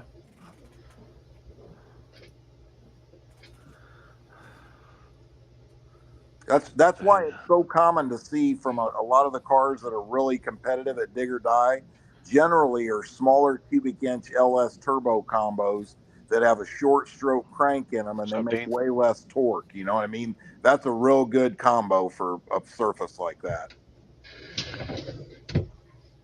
I agree with you on that 100%. Most of them are a small engine. Yeah. All right, I'm out, fellas. It's bedtime. All right, buddy. Later, all right, buddy. Later, homie. Hey, buddy. Hey, happy holidays, man. Yeah. Happy holidays. Yeah. Merry Christmas. Yes, sir. 932 all motor class, all motor music. Damn it. True. Somebody said I needed to react to. I guess Pat Musey went to small claims court or something. Yeah, he was on the People's Court. Okay, I guess is it on really? YouTube? Yeah.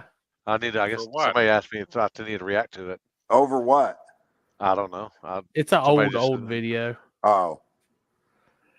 I've never seen it. I'll tell you, if anybody wants to try it, I heard Happy's got one of them 959 Museys. So no bullshit. Small block had that too. Tucked away in that garage. Stock firewall too. Maybe one of these days. That and Chris has got one of them 481Xs in his Mustang.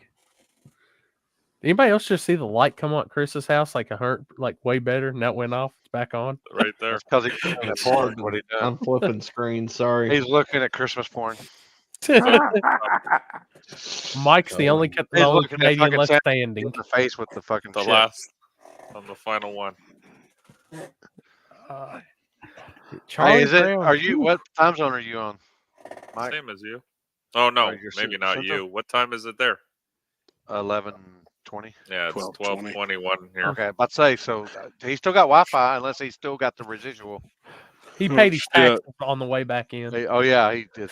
Yeah, I had to pay my $13 when I crossed the border for nothing. He had to pay his duties for Wi-Fi. I can't believe they do that to us. Welcome back. It'd be $13.89. Welcome back. Yeah, literally the first 10 feet, $13. Like you didn't even fucking take a breath of Canadian air yet, and they already have their hand up your ass. What the fuck? Pat and his neighbor. Pat took a That pipe or Jack something. Trudeau probably enjoy climbing up your ass, that queer. Oh yeah. 100%.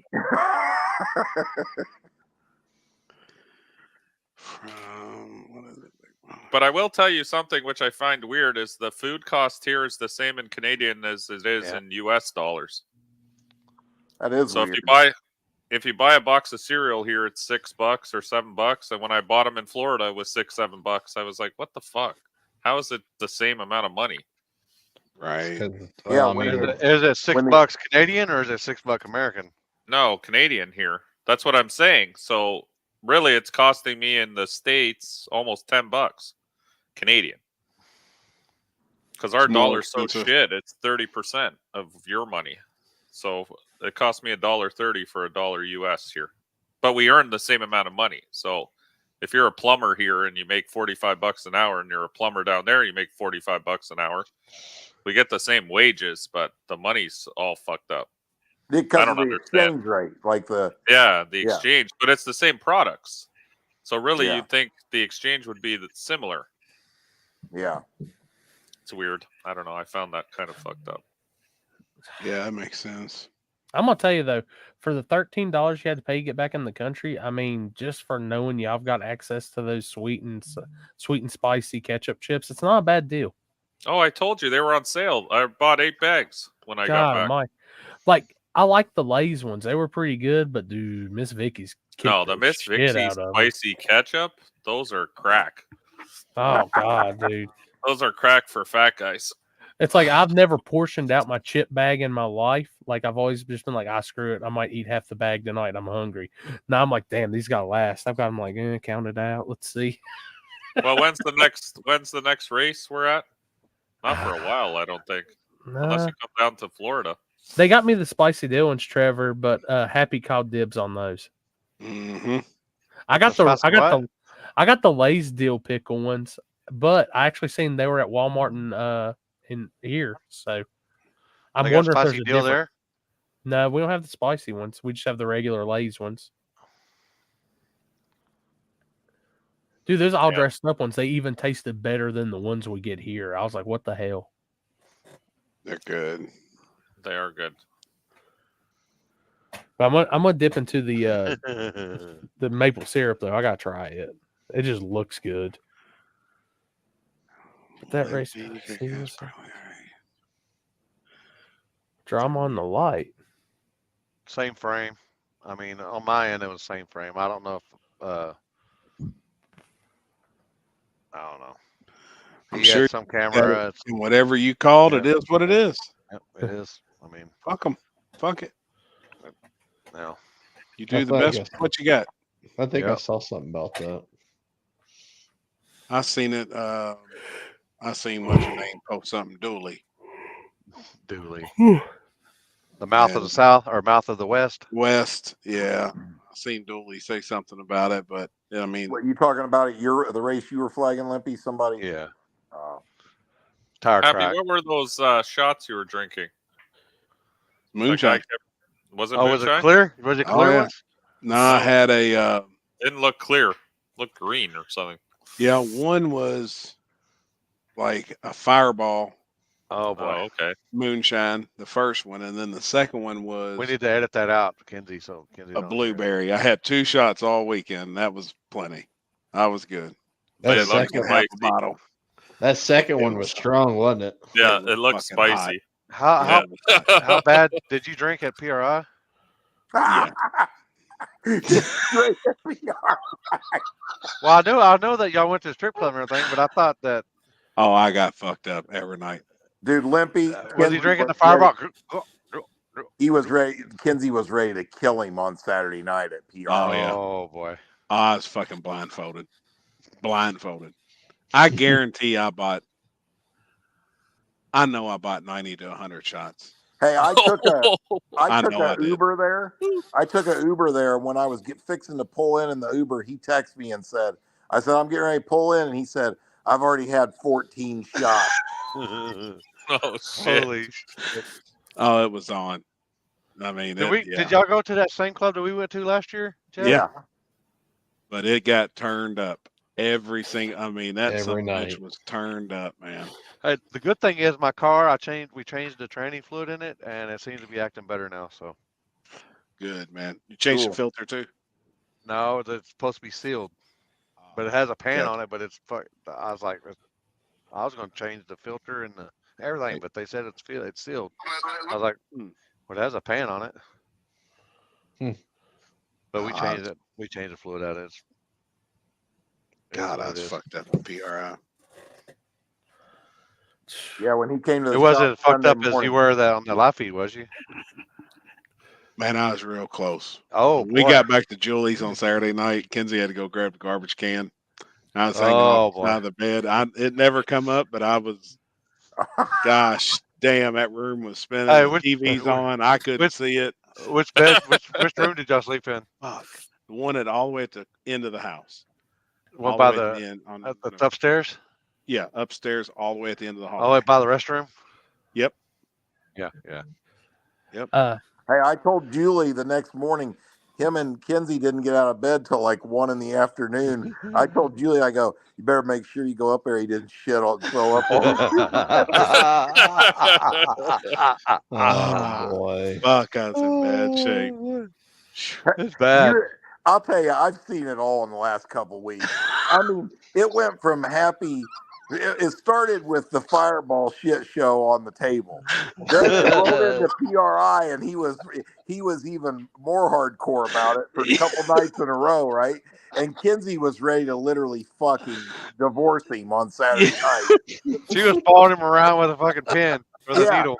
And then I show up to the street race in North Carolina, and he looks like a 50-year-old version of fucking what's his name from the Christmas story? Randy, the little brother, Randy.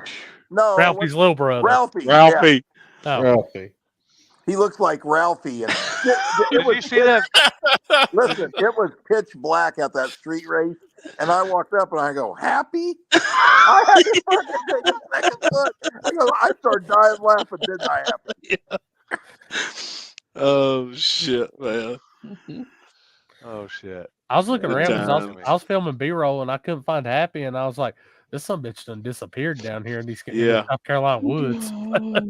Oh, he was in my trailer. We were warming up. We had the heat running in there. You say that's what he looked like, Jeff? I'm telling you. I'm telling you. If he had the scarf, you wouldn't have been able to tell them apart. If he had a scarf and he had the Red Ryder BB gun. Oh shit. No, Ron, I didn't get a chance to talk with Westbuck. I did not. Hopefully, maybe soon. Oh, God. Oh. So, Happy, you need to kind of fill the world in and people that's still on about the news you dropped for US 60 this week too. It's going to be a crazy ass year. I know that. We're doing over $80,000 in payouts this year, guaranteed. I'm kind of, I guess, stepping it up. All my races are going to pay out 20 grand guaranteed money. So I was like, well, we're going to try a bare concrete race. I'm actually going to do lock-ins. This will be the first time I've done lock-ins. We're going to lock in the first 64 cars. Want to try something different and see if lock-ins work. But it's guaranteed $20,000 if 2 guys show up if it's a race. Oh, you ain't going to base it on car count? No, sir. And then just not say nothing? No, sir. Promise you. Backside, guaranteed on the virgin asphalt surface. Did I say that out loud? 20 grand.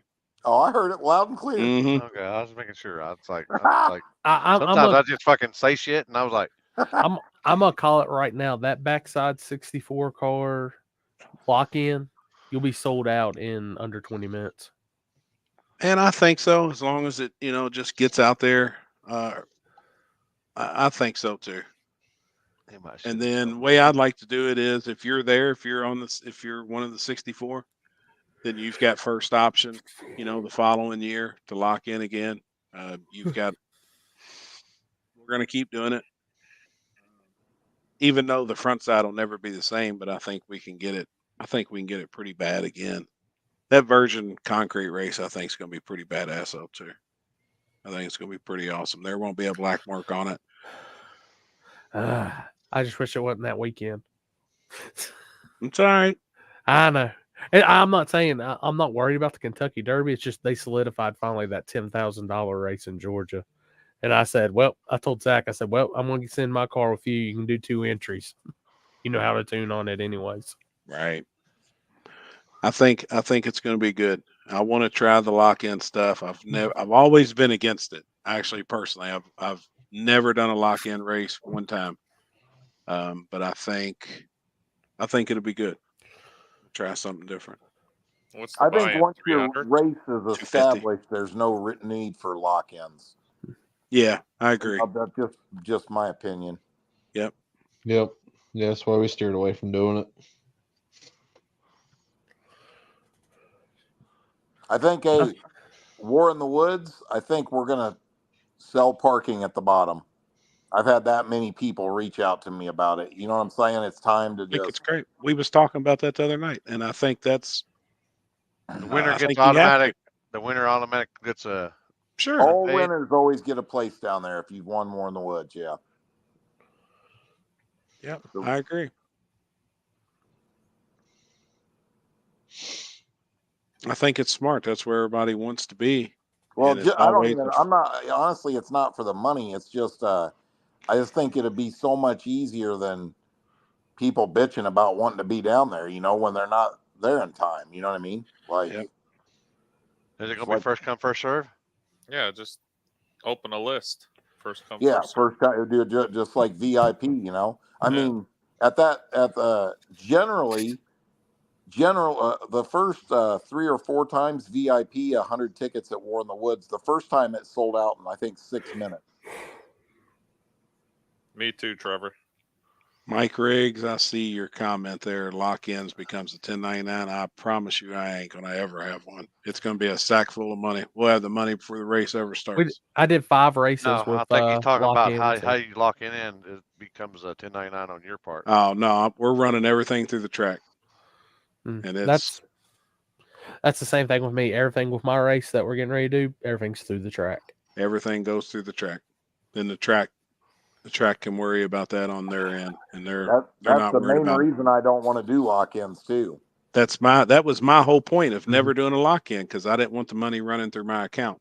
And we said at dinner the other night, and when I brought this up that I'm only want to do 64 cars, maybe he Jack. said, do a lock-in and I'll run it all through the track. And I was like, perfect. Maybe You answered my next questions. Which I'm gonna tell you, if like when we used to do it, it was the best way that I've seen it. Is Darlington, Rhett and them had whatever their Shopify, whatever it was, or however they used to sell T-shirts and stuff for the track online. They literally put it in as 64 only, and after 64 spots sold, it cut it off. Like there was no management to it, anything. He would just, all right, it's sold. Here's the list. Go ahead and fill it out for us. Okay. Did it ever have a problem filling up then? I sold out every small tire race I put on. See, that's nice to do that, but you got to remember something. Whether I don't, it just helps you two personally that it's not a tax burden. No. It becomes the track's tax burden. Yes, they run it that way. You see what I'm saying? When I take 25 grand in lock-ins through money apps, PayPal or Cash App, kills you. Yeah, it kills you. You're really the government looks at that as income. That is federal taxable income. Yep. So I think it's like how Seth and them always explained to me. They just said, we're taking that in, and that's how it's saying. They said, we spend enough. We got the write-offs to show for it. Sure. Yeah, I'm sure. And that's the same with. I could never do that personally now, but yeah, me neither. That's why I never done it. That's why Chris was like, hell, I can use the write-offs. So I was like, all right, perfect. For me. Said hell, Chris and them, they got enough write-offs coming off. That's gonna be a badass with all they're doing. Dude, I can't wait to see that place. They're actually working on the walls. I think they're pouring the footers like either today or tomorrow, or he said by Christmas all the footers will be poured. And right after the holidays, any nice days they have, they're going in starting to pour the walls. No, and they're going to backfill to the wall too. They're actually going to put dirt up against the backside of the wall. Okay. He's doing some pretty trick shit, man. It's all laid out though by Kurt Johnson. Cool. Like he come in, he's doing all the measuring, he's doing every bit of it. The demoing, the track surface, every bit of it. Man, that's cool and everything, but I hate seeing the old track. I know. Into a super highway, man. Happy can tell you that on Black Friday and Paranormal, watching how good it was from starting on the asphalt going, I told him, I was like, man, I would have a tough time tearing this place Getting rid apart, of it. seeing that. Yep. How awesome it was. And it slows it down, makes it competitive out there too. Mm-hmm. But like I told him, now with the track being 2,600 foot of shutdown, we'll be able to start at the finish line and damn near have a race.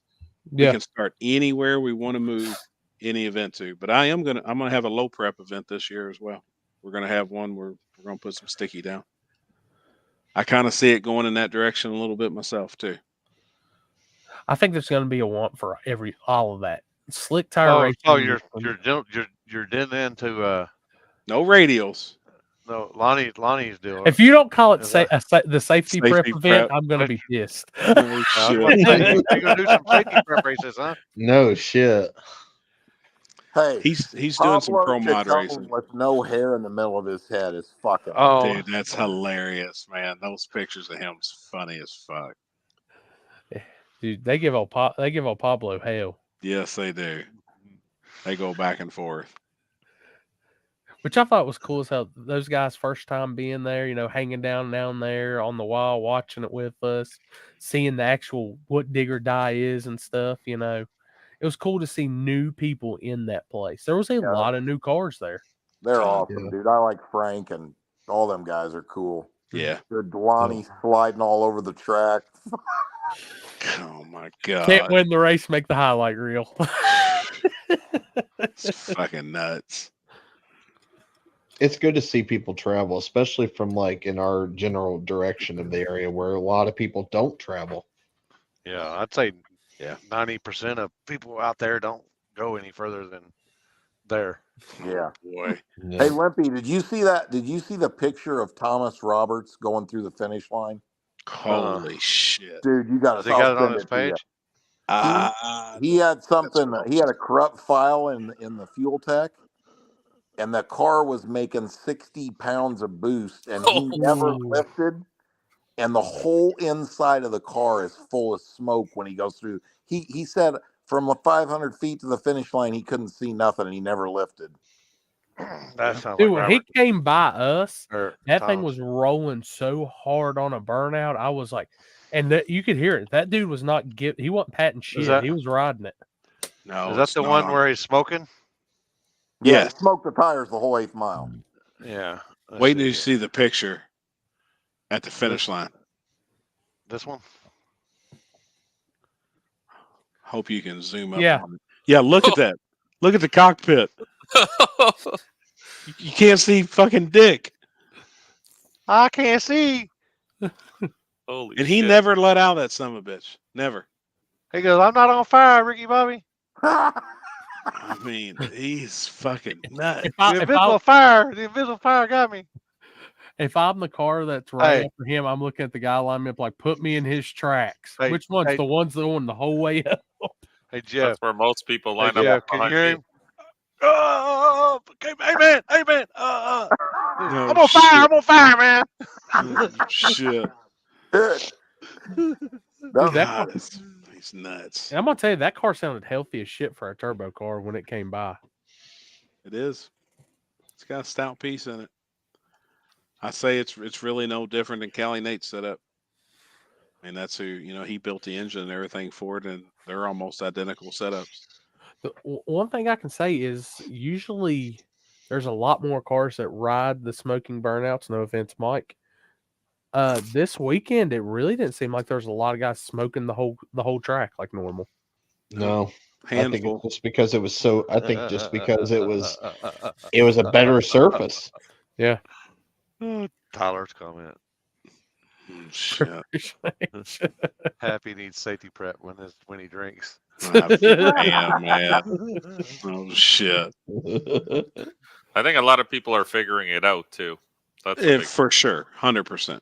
We figured out a lot this weekend. Normally, I would be that guy doing the smoke show down the whole track, but 100%. But you're making changes and you're trying. yeah, we're always trying new things. Actually, a guy 2 cars up from me gave me some ideas, and it worked out well. So I appreciate people sharing. I've noticed a lot more people sharing a lot more stuff, which is cool. I mean, I try to share with people too when they ask me questions, what works, what doesn't work. I think we all need to help each other to evolve to be all faster. I mean, some people keep some secrets to themselves, and I get that. But it's nice when people are willing to share a little info or, hey, maybe try this or try that. You know what I mean? It doesn't all work for everybody. Like I said, we tried to do what Gap Train's been doing with his truck, and it just doesn't work on my truck. And we have identical suspension setups. We have, a lot of the trucks are the same, but his shit don't work for me. I think a lot of his difference would be the weight bias. Probably. You know. Mm-hmm. Yeah, because you just started putting weight in your shit, work. right? Really, at the end of the day, you started putting more weight in the back of your truck, right? Well, yeah, I had to put a lot of weight in the back to counteract the front. So how much weight did you end up adding this weekend? Okay, we had 9, 18, 27, 30, 31, 320, 420, 520. 520? Yeah. How much had you been running, we'll say, like the year before in the spring? 150. Wow. Hell of a difference. That's a big difference. That's the reason why your truck works so good. Yeah. I agree 100%. I didn't think you needed to put that much weight, but then everyone was saying, dig or die, it's got to be whatever, over 60% rear bias. So in order to get over 60% rear bias, that's how much weight you'd have to put in there. Wow. Dude. Yeah, it's a lot. And I agree. I think that's where cars there need to be. I know, but this is where I go back to certain aspects. If you already start with a car that weighs 1,800 pounds, it's very easy to switch to 60% bias while still having a super light vehicle. Sure. Some cars are 60% bias with no ballast. Oh, okay. My buddy's Corvette, for example, that came down from Florida, he had a bad run, but realistically, that car is super light and it took no weight at all to make it 55% in the rear. We did it in Florida. Yeah. So he can throw in 200 pounds, not even 150 pounds, and be over 60% bias in that car. Right. And still be under 3,000 pounds. Hey, Mike, listen to this, though. I can give you several examples of this. I always tell customers this, too. You know, when you only have to go 560, right, to win a race, or 550, I don't know what he went Saturday, but right in that area, right?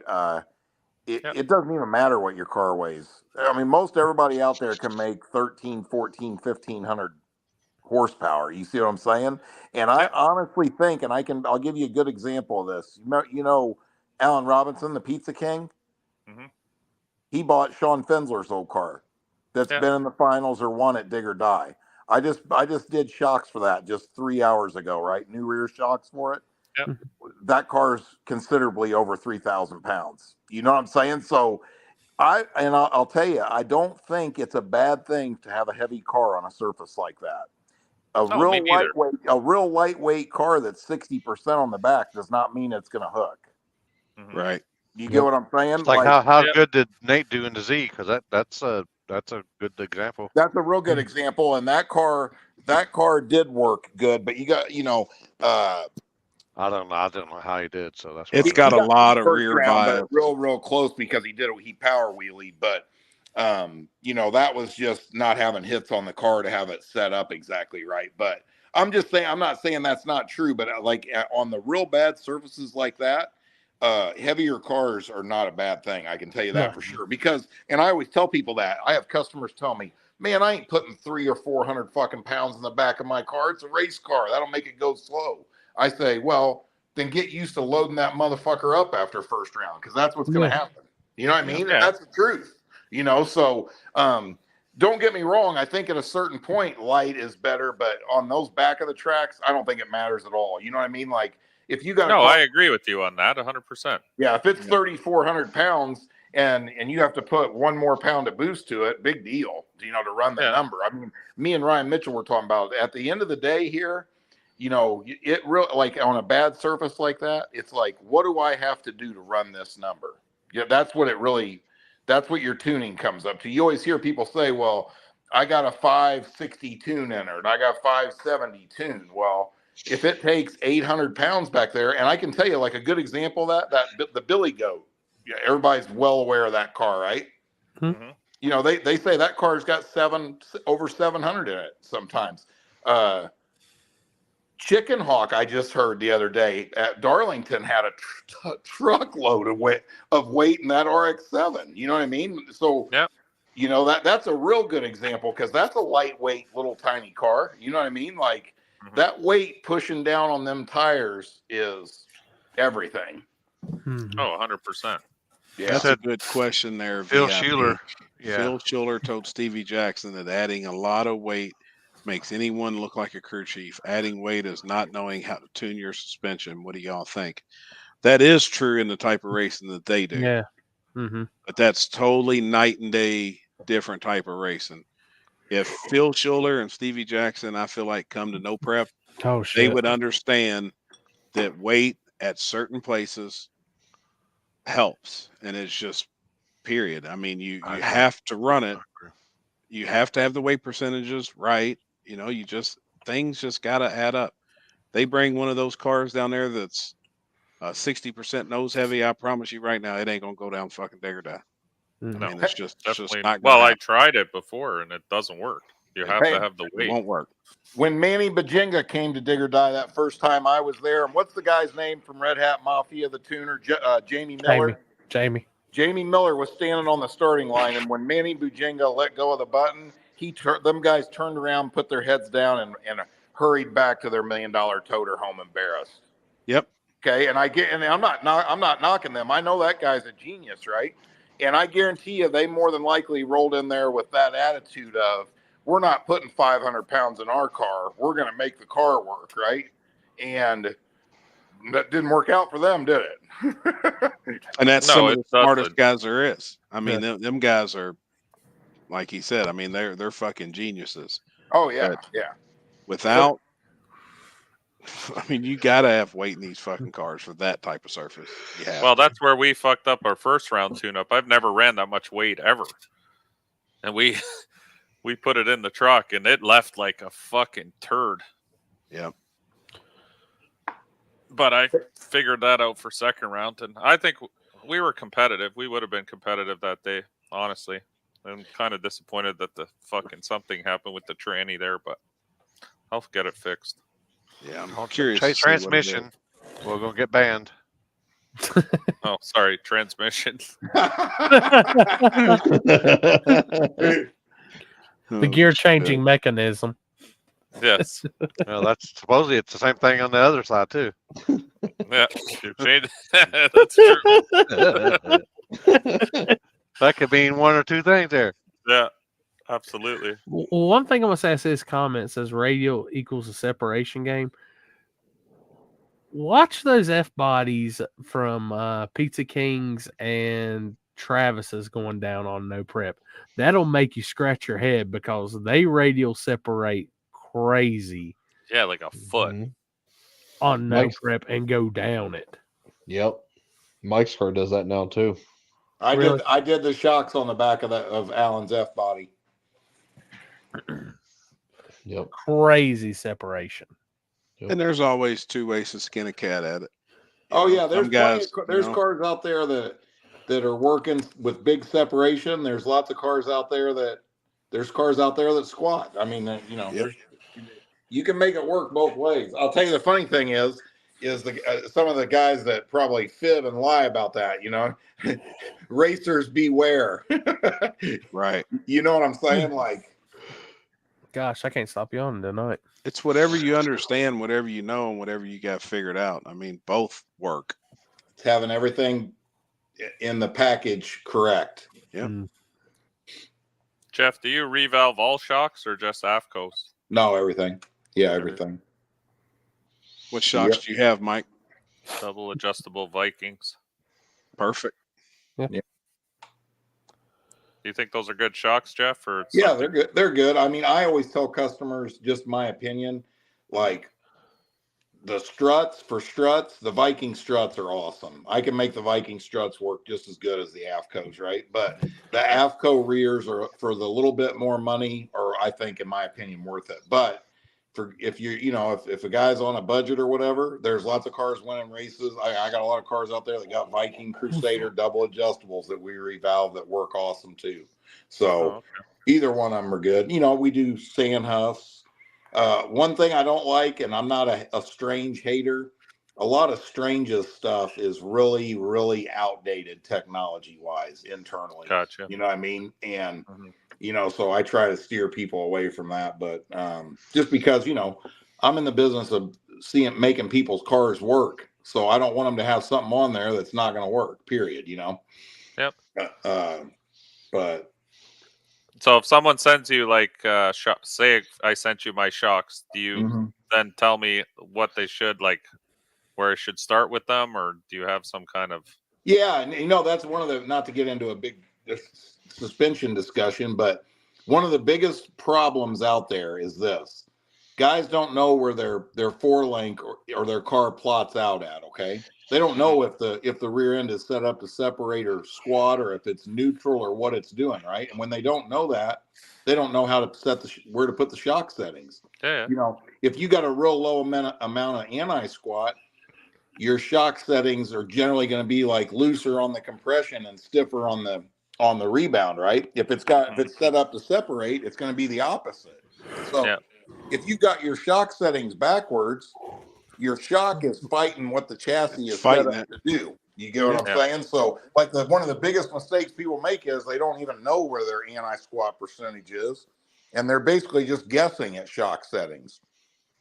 Or they're just going out and making hits, changing shock settings until they finally get lucky and the car halfway works. You know what I mean? Like, so, that's one of the biggest things, but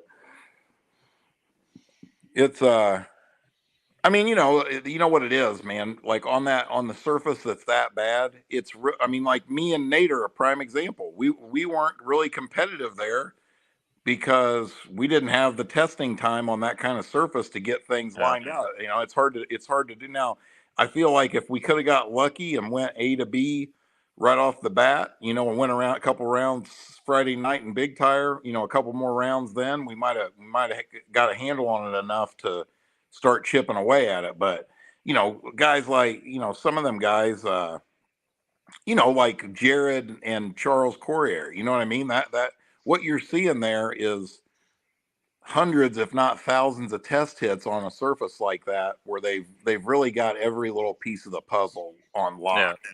I'll tell you another thing that's crazy at Dig or Die. You guys touched on it earlier. I'll tell you what got us on Friday night was the DA. It's huge. Oh yeah. We went into second round of Big Tire and had power out of had adjusted the tune, and if the car was way worse, and I mean the thing's probably making another 150 horsepower just because of the air. Yeah, that's what happened to my buddy with the Corvette. It made a lot more boost than he was expecting. Yeah, the air. I mean, what's funny too? I told Nate I felt like a real idiot. I told Happy this too. I was down there and I was like, man, it is fucking cold out here. But there was zero dew. The windshields weren't even fogging up on the cars, which tells you there's no water in the air at all. And that right there tells you don't even need to look at the DA. You should know the air is just phenomenally good. You know what I mean? Yep. So, yeah, it's crazy, man. I can't remember what the water grains was. Somebody sent it to me Friday night, and it was 1460 or something like that. Yeah, Negative. I mean it was. Literally, the DA got down to 1645 at one point. Or 1640. Yeah, I don't even know the correction on that, but whatever what that would be power wise, it would probably fucking make your mouth drop. You know what I mean? Yep. No wonder what that 40 pounds corrupt file would do, huh? Yeah, right. Or was that?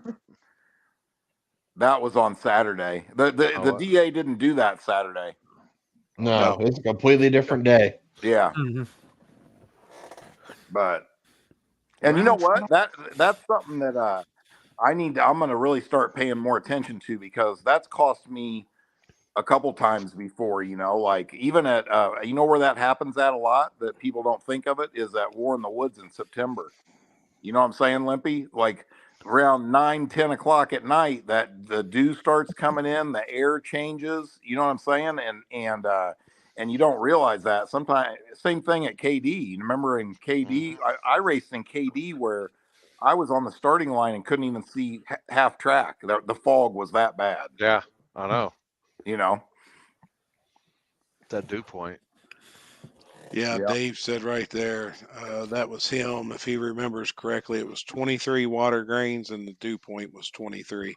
So, and at that time, the degrees was like 29. So with the dew point and the temperature being still six apart, I mean, there was no moisture. There was none. What is your opinion, Jeff, on electronic controlled struts? I just had a customer call me about that the other day. I have zero experience with it, so I can't even lie to you. I mean, it's controlled by the ECU, and it's probably I would say a good example of that would be the exact same thing as electronic wastegate on a turbo setup. If the ECU and the electronics on that can control it fast enough, like I'm not a turbo guy, but I know that's a problem with the electronic wastegate. Sometimes the electric motor can't react as fast as it needs to. Do you get what I'm saying? Mm-hmm. So what happens is your boost is not accurate. You know what I'm saying? Like it's not it doesn't do it as soon as you command it. It's got lag in it almost. So I mean, really, the electronic shocks, the only thing you see them on is big pro mods, really. Or at least that's all I've ever seen them on. So I mean, you know what? I'm real big on this, and I always tell people this: like, the simpler you can keep everything and learn your combination. I think most guys that race what we do are a long way from electronic shocks. There's probably a handful of guys out there that are capable of understanding them and making them work. And using that as a tuning tool. You know what I mean? Mm-hmm. Just to kind of give everybody an idea of probably what the conditions, because I never checked, but this is kind of about the same as Friday night was. It says it's 31 degrees down there at Rockingham right now. Mm-hmm. The DA is negative 1865. Yeah, see that's unreal air. Like nobody races in that shit. That's World Cup Finals weather right there. That's World Cup Finals weather. Dude, Yep, if you could have that 100%. air in a dyno room, everybody'd have fucking world records. Yeah. Like that is crazy fucking air. I mean, and this is really dead on because, like I said, when we were looking at the dew point, they said it was 23 degrees that night. It's 27 down there right now. Water grains are 20.57. That's unreal air. I mean, that's blow your shit up, melt pistons down in the oil pan. That's a nitrous guy's enemy. If you've got EGTs, you can see it on your EGTs or you can see it in your fuel map because it's auto correcting and it's adding fuel, it's fuel adding a fucking ton of fuel because the air's so good, That's what I was telling Happy on my second round tune-up. I started looking at the fuel consumption, no longer looking at boost numbers because it was making a lot more power there. Fucking A. Damn, that's a pretty cool lap right there. One thing I have wanted to see on a strut front end vehicle though is an air assisted cylinder in front of the strut or behind the strut, actually having 4 struts on the front and making the front of the car do the exact same thing every fucking time. You control it with air valves. Beater Bomb had similar something like that. Well, Rumor has it. I know. I know. I've seen some pictures. What he has is the same thing that trophy trucks run on them. They call them bypass shocks. So basically what it does is it adds a whole nother circuit of rebound to a shock. You know what I mean? Yeah, they got 3 ways, 4 ways. Yeah, but it's like a whole nother circuit. And you know what though? The funny thing is, in all honesty, I don't even think if your shit is right and here's the thing. You know what a lot of guys goof up with, and I'm not bashing anybody either. It's simply because they just don't realize it or know better, right? I mean, I always tell people like I'm usually changing rebound adjustments on the front struts every round. Sure. At almost all races. You know what I mean? The surface changes. If your power management changes, especially in the 60-foot, then your struts should be changing. You get what I'm saying? If they're not, you're messing up, and so you see a lot of guys out there that I mean, I've seen people that, well, I always run my struts on the same setting no matter where I'm at. Well, they're relying just on the keyboard and power management. Yeah, that's a problem. That's it. And that is. And I mean, if your struts are, like with my struts, if you've got them all the way loose, and your springs are correct and preloaded correctly, it's going to come up faster than you want it to. You know what I'm saying? Like an air assist wouldn't really help you. You know what I mean? Right. And you don't ever want your shocks topping out on the front or back too fast because it's going to upset the chassis. Yep. So I mean, don't get me wrong. You know what? Somebody who, like a guy like, I'll use Beater Bomb, somebody like him that, you know, I like a guy like Ryan Mitchell or Beaterbaum, and they're so good with data and looking at it and understanding it and knowing what to do from looking at it. You know what I'm saying? The majority of guys out there, myself included, just being honest, right, is most guys are getting themselves in trouble with data. They're trying to read 7 different pieces of data and they don't even understand how to read, overlay an RPM and a drive shaft graph. You know what I'm saying? So, like I always tell people, man, learn how to tune your car just off an RPM graph and a drive shaft graph before you start getting into this. You know what I mean? They start looking at 8 different pieces of data and they go in and change 7 or 8 things on the car. They don't know whether this helped or hurt or that. You know what I'm saying? 100%. You know, it's like everything else. You got to learn stuff in baby steps before you continue to add stuff. You know, I mean, dude, I've won some races here and there with no data whatsoever on my cars. Yep. None. You know, I mean, I've never used anything more than a drive shaft sensor. That's it. Yeah, your ass cheeks was the data.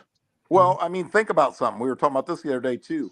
You know, Davis traction control works off nothing but drive shaft speed. That's it. Mm-hmm.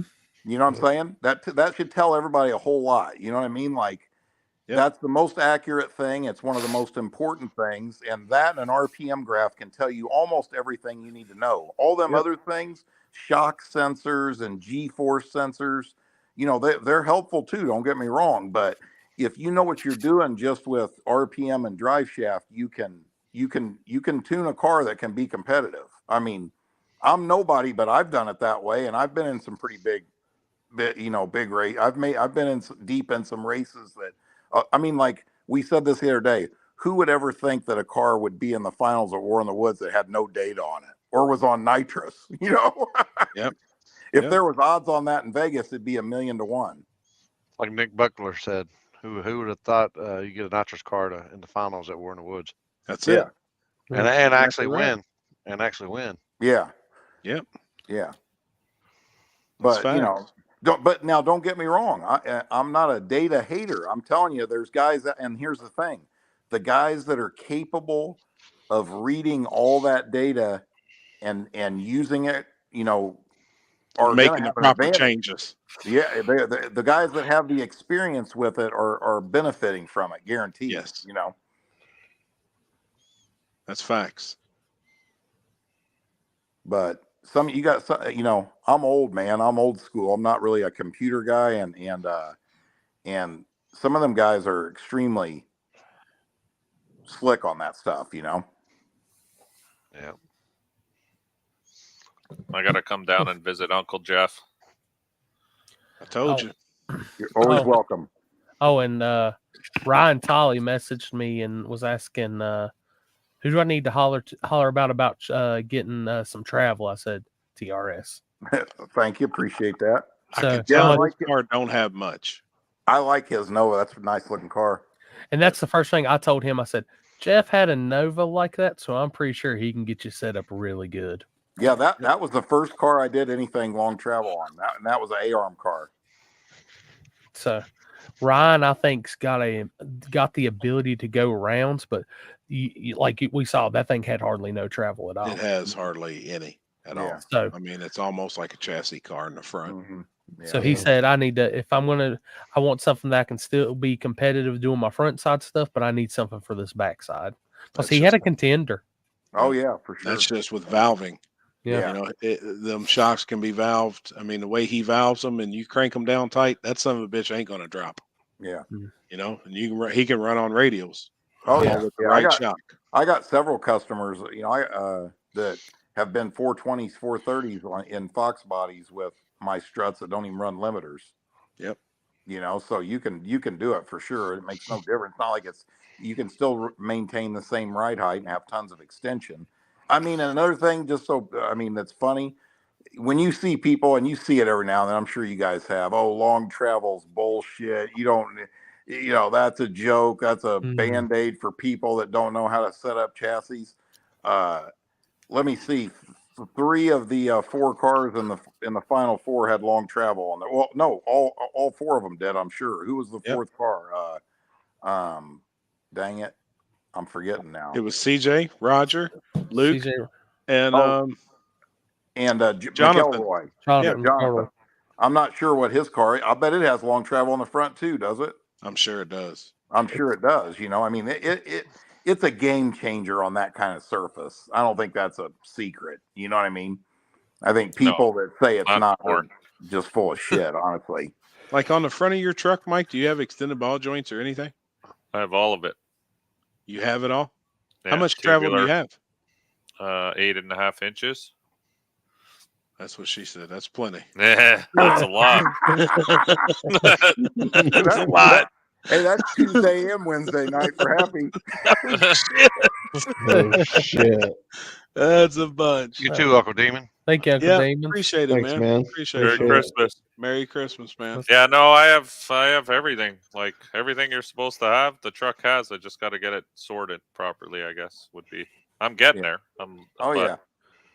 It's just a matter of getting it all Now, see, dialed that's in. one thing I don't understand on a leaf spring truck or a leaf spring car because I've never messed with it. I wouldn't know how in the hell you would even plot out anything with the leaf spring. I guess it's with your bottom bar, right? And then the eyelets. I think it's of the eyelet, leaf the spring. eyelet of the spring itself. And then you measure the angle because I have sliders on the back. I have adjustable mounting points in the front.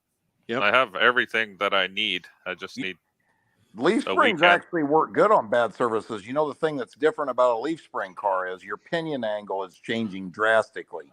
Huge. Huge. You know what I mean? Whereas like on a 4-link or even a ladder bar car, especially on a parallel 4-link, there's zero movement in the pinion angle. Okay. Yep. So, I mean, that's the big difference there. But I mean, you know, them things, I mean, Billy's truck still leaf spring. Kevin Fields is still a leaf spring.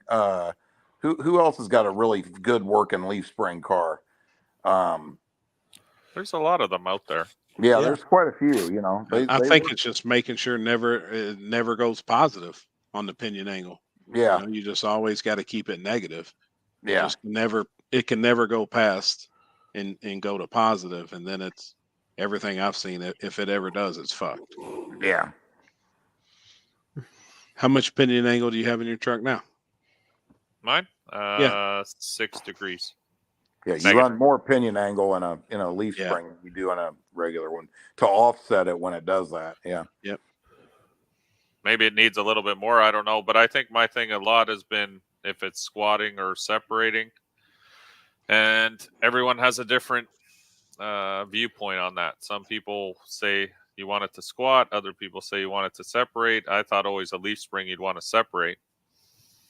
And most of the time, leaf springs do separate. I mean, that's just what they do. I mean, it shoves the rear end, to the ground. My other thing, honestly, has been power management. When you hang around with guys with 5.3 liter LSs all the time, and they're telling you these boost numbers you got to run, like, oh, you got to be all in at 2 seconds with this amount of boost. My truck makes a lot more power than their 5.3s do, so I normally get fucked on that deal because I follow suit with them, and it makes just too much. Yeah. So how was working with the TV star over at PRI? Who? Oh, with Kai. Kai. He was cool, man. He was all right. I mean, what's KKR? Kai Kelly Racing. Oh, okay. Shit. He was all right. He was kind of funny actually. Just I mean, that was just they didn't bring the car until like 10 in the morning Friday, and then I stayed up till like 4 in the morning Friday night working on it, and they picked it up at noon or 12:30, 1 o'clock on Sunday. It was done, ready to go, all switched over to line, new shocks, long travel on the front. I think he was excited about his 8.5 inches. It's most he's ever seen in a G body. Yeah, he was. He sent me, actually, it's funny you say that, because he sent me a couple pictures last night. Those hillbillies were out killing hogs and skunks and stuff, and one of his crew members had his TRS hoodie on, and he sent me a couple pictures and said reppin'. Hell yeah. I'm like, nobody gives a fuck about y'all out hunting. We're the thing at a racetrack. Oh, shit, man. Y'all know what? I'm always repping. Look at that. That's right. There you go. On my phone. Appreciate it.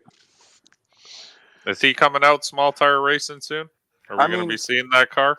Man, I'll tell you. I'm sure we will be. Because rumor has it that War in the Woods weekends, there's no Prep Kings races, so we'll see what happens. What? Yeah. For now. Yeah. Yeah. So they got one the week before and the week after, supposedly. Yeah, supposedly. Yeah. So, I mean, that's why I say you never know, dude. Like, I mean, there's been I had a lot of people that were no Prep King guys that said they were coming to Gangster's Paradise, right? And for the record, I didn't reach out to one of them. That's a fact. None of them. They all reached out to either me or somebody I know to get in contact with me, right? And because of scheduling, they couldn't make it to that. So it'll be interesting. They'll have their chance to come if they want to come. You know, there's no lock-in or no nothing. Who knows who will roll on the gate? So just show up. Yep. I mean, the spring War in the Woods might be a wild one. I love the spring one. The spring one's awesome. Yeah. Yeah. I mean, the funny thing is, so last year the spring one was the biggest event we've ever had, right? And generally, since it started, the fall event was always a little bit bigger than the spring event. But the last spring was, and now you got to remember that was the first time we changed the date too. We used to always run it the first weekend in May.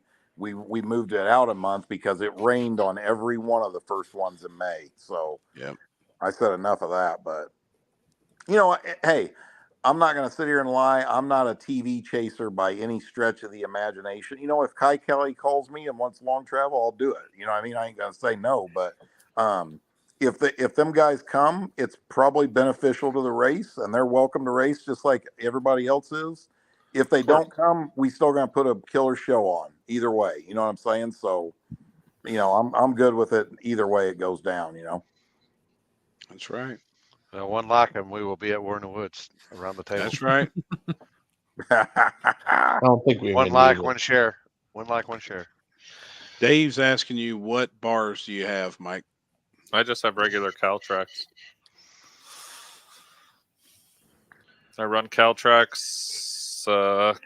They're leaf springs, monoleaf, split monos, and sliders. It's coming, man. Man, sliders sound good right now. Yeah, right? Dude, bacon cheeseburger sliders would be I would kill about 10 bacon cheeseburger sliders right now. See? Hey, Dean went to White Castle for lunch today, and when he got to the shop this afternoon, he wished he hadn't. Oh, fuck White Castle. Did he get the sauce? I don't know, but he told me that White Castle sells sloppy joes now. Yeah. Oh boy, I bet you it looks like Happy's underwear when it gets done. Dude, that's the one place I figured would have gut bombed me out of everywhere, and not at all. Man, they're good though. I mean, they are, man. They are. That's what Happy's underwear. Fucking sloppy Joe. Pull one of the buns off. Yeah. One of the buns off. All right. Everybody out there listening on Facebook and YouTube, when we roll into Gangster's Paradise, one of y'all out there in the comment section is responsible for bringing us like at least a 50 or a 60 sack Crave case. Yeah, Crave case. Crave case. Oh boy. Yeah. What the fuck's a Crave case? 30. We need 2 30s. Yeah, 2 30s. 30 packs of White Castle sliders. Hey, and one pack without bacon, one pack with bacon. I'm not. White Castle's not good. I'm not Muslim. No, it's the worst. It's only good when you're hammered. No, I don't even think it's even good when you're hammered. I'm gonna go out on a limb and tell you though, that breakfast, the mini waffle sandwiches, bacon, egg, and cheese on 2 waffles, it's pretty damn good. I've never had. I don't think I've ever had the White Castles. White Castles. It's the same thing as Crystal down in Florida. Have you seen that before? We have crystals here, or we had crystals here, but they're basically the same thing. They're like little bitty suckers. You get like 100 of them. Burgers. At Turkey Bash, I told Happy, I don't give a shit what else I do as long as I get White Castle. What kind of cheese? Nick said, I like pepper jack cheese. American cheese. Oh yeah, pepper jack cheese is fire. Cheese is cheese, except for that nasty cheese. Vermunda. Vermunda cheese. Y'all know what y'all call quarter pounder with cheese. Or wait, you know what you call? I done fucked it up. What do you get when you cross a anorexic with a yeast infection? Oh. A quarter pounder with cheese. No shit. I'll bet you old Happy's got some of that Fermundo on his coffee filter. That's He right. got that. He got that underbelly rot.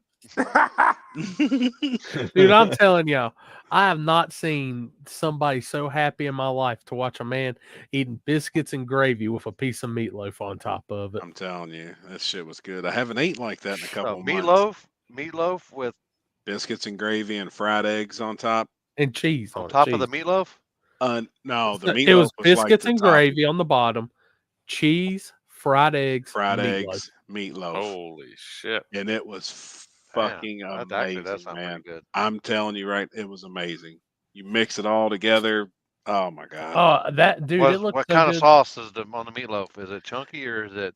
No, it was thin. They had it's called kakalaki sauce. So how about the meat? Does it have anything in it or just meat? It really just tasted like meat.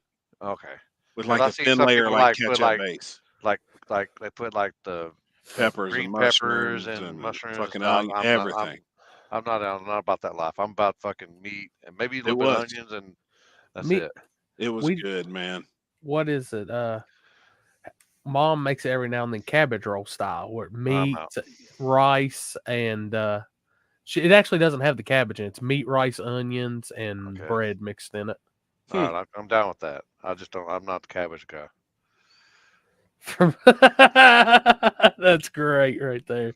From under his Alf underwear. Damn it, man. Oh, by the way, dude, that post of the elf giving Paxton the sign, that's awesome. Man, he was so excited. Like, I mean, he was when he walked in the kitchen, his eyes, because he got home from school, and he was like, "Dad, do you see this?" And I'm like, "Yeah, Bubba, you know, I seen it when we went out, we left shopping, we come back, and this was all set up." And he's like, "I cannot believe the elf." And then he read it and said, you know, the elf had been in Elfie jail and he got caught stealing the sign at Dig or Die. Like seeing that shit, man, he was. What was that? He was tripping, man. But that's like, I mean, that's one of two things. I mean, there's only two signs that's ever been there. Yeah. They said that was their original signs they made. Yeah. So I kind of felt like a piece of shit for stealing it. But then when he's like, "No, man, go ahead. We'll get 2 new ones made." I was like, "All right, we're going to take them." They're gone. Oh, shit. Dude, when I seen the elf had a vest on, this I was like, street racing. "Oh, he had a headlamp on. Kenzie Yeah. made a headband around his head, and it's got a green headlamp on. Pac-Man was, dude, he was tripping. That's good shit. Because I know I've only got a couple more years. Mm-hmm. You know, so I'm soaking all that shit up, man. But he was pumped. He's ready for it to go on his wall. Hell yeah, that's awesome.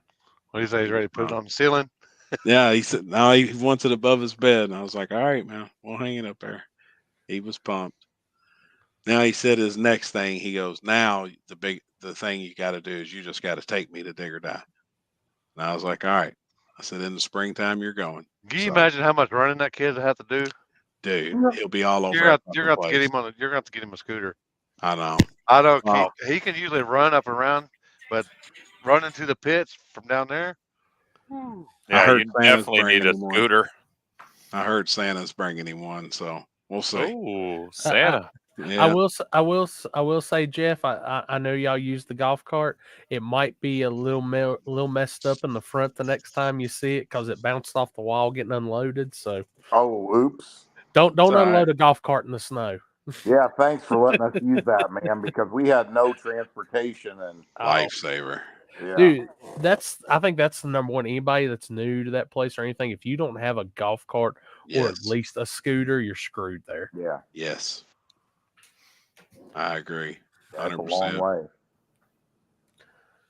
Happy done spilled his beans again. Oh shit.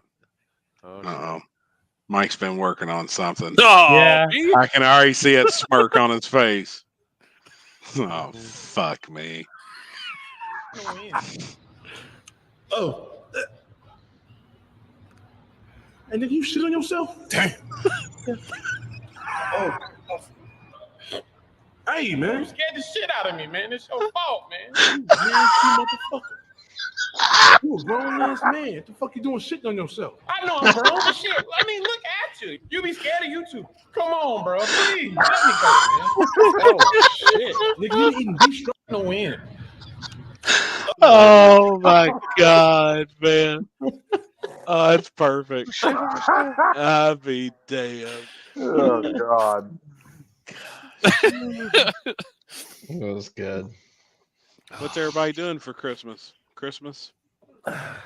Everybody doing family, everything at home? normal. Yeah, Family's back coming. north with the family here. Yep. I'm going to Iowa. Oh yeah. When's she transferring? Well, the plan is hopefully by the end of January. By January, she'll be here. Hell Yeah. yeah. I'm going over there to work on the house to get it ready to put on the market. It's going on the market beginning of January. So. Mama's not going to stay there? Nope, she's moving back to her hometown where she's from. Oh yeah. Yeah.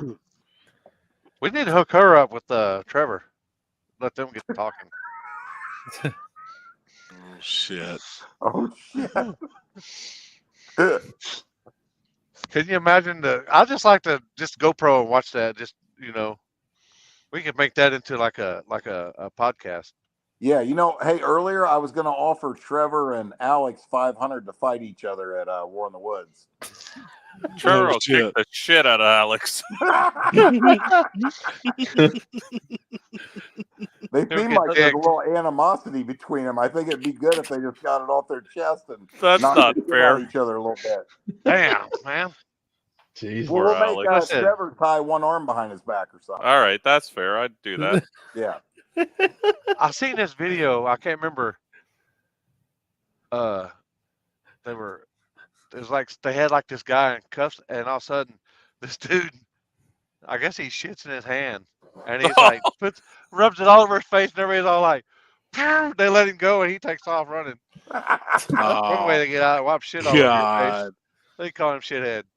Hey, Lippy, you remember? Wasn't you here that time when Ezra thought he was going to swell up on me? Yeah. And I told him, my son, you don't even have an idea. I said, you could cut both my arms and legs off, and I would beat you to death with my dick somehow. That's how much tougher I am than you. That's how far. I said, you're fixing to make the worst decision of your life right now. You know what I mean? And I said I would beat you to death with my dick, and he looked at me like, oh my God. Have a good one, Ron. Merry Christmas Have a to you good too, buddy. Merry Christmas. Merry Christmas. Are we not coming on next week? No, we're off next week. Okay. I didn't know. Yeah, we're off next week, and we're coming back the week after. Look at my calendar here. Is that New Year's? The week after? Oh yeah, it'll be the 3rd. Well, yeah. This weekend's Christmas. Christmas is Monday. Then the following weekend is New Year's. Yeah, the 3rd, January 3rd. And then maybe I'll have some stuff to report on by January 3rd. Yeah, maybe. That's well, I've got race weekend. That's our first the 5th. Yeah, and I'll 6th, be coming back from first DTRA race. I'll either come back from I think south of me is having a race, but I need to get with y'all and figure out when the other race that's canceled is rescheduled. Or rescheduled. I think it's the end of January. Yeah. That's I don't know if it's a Sunday or a Monday race. Yeah. Because I might try to do a double one like I did that one year. Right. Are you talking about the weekend of the 5th and 6th, Limpy? No. No. Now that there is a race, though. Well, we'll talk about it in a minute. Yeah, I know about that one. It's canceled. Yeah. Oh, okay. Tyler, to answer your question, Trevor's not that tough, but Alex is not a fighter. I'll put it that way. The Powder Puff League. That would be the one they go to fight, and Alex would probably just like drop his pants and start screaming, "Nobody wants to fight the naked guy. Nobody wants to fight the naked guy." Hey, Mike, Yeah, did we watch Tabor and no, we didn't. Dude, that was good, man. Hey, Mike, now that you just said that, now Trevor's going to want to fight you. I'm good with it. If he wants to fight me, I'm down. But all right, I like it. All right, so let's just go ahead. How much would it cost to get a small version of the UFC ring set up at War in the Woods so we can have I've the already been Canadian thinking fight about off? it, dude. I mean, what's it called? I told you guys that one day, that fighting thing. It's mostly in West Virginia. That's midget boxing? No. Rough and Rowdy. Rough and Rowdy. Over Facebook. Rough and Rowdy. Guys. Yeah, Dude, yeah. those commentators on there are the funniest thing you've ever heard in your life. You like when they did Rough and Rowdy, it was literally at the Armory that's no more than 5-6 minutes from my house. I used to go to that shit all the time. We didn't go to watch the fights in the ring. You watch the fights in the crowd 10 times better. Oh, I'm telling you, it's wild, man. I was like, I would love to have that out there, man. Could you imagine? You gotta like have some kind of waiver they gotta sign. Oh yeah, fun as fuck. Just a fence. Yeah, we just need about a 6 or 7 foot tall fence around. Hey, we got let them go. 4 post holes. No fence. With the caution deal around it. Yep. Dude, I watched it. I want to make it with electric fence around it, so every time they hit the electric fence, knocks the shit out of them. Sound like that horse. Just give me, Happy, Chris, and Limpy some cattle prods. Bam! Yeah. Oh shit. Well, hey, four rounds, 4 guys. Hell yeah, you get over, bam, we get you off. I think it'd be fucking awesome. It really would be. I've got thinking from somebody who's been hit with a cattle prod before.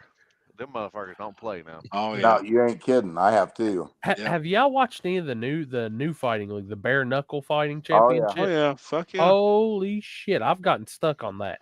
Oh yeah.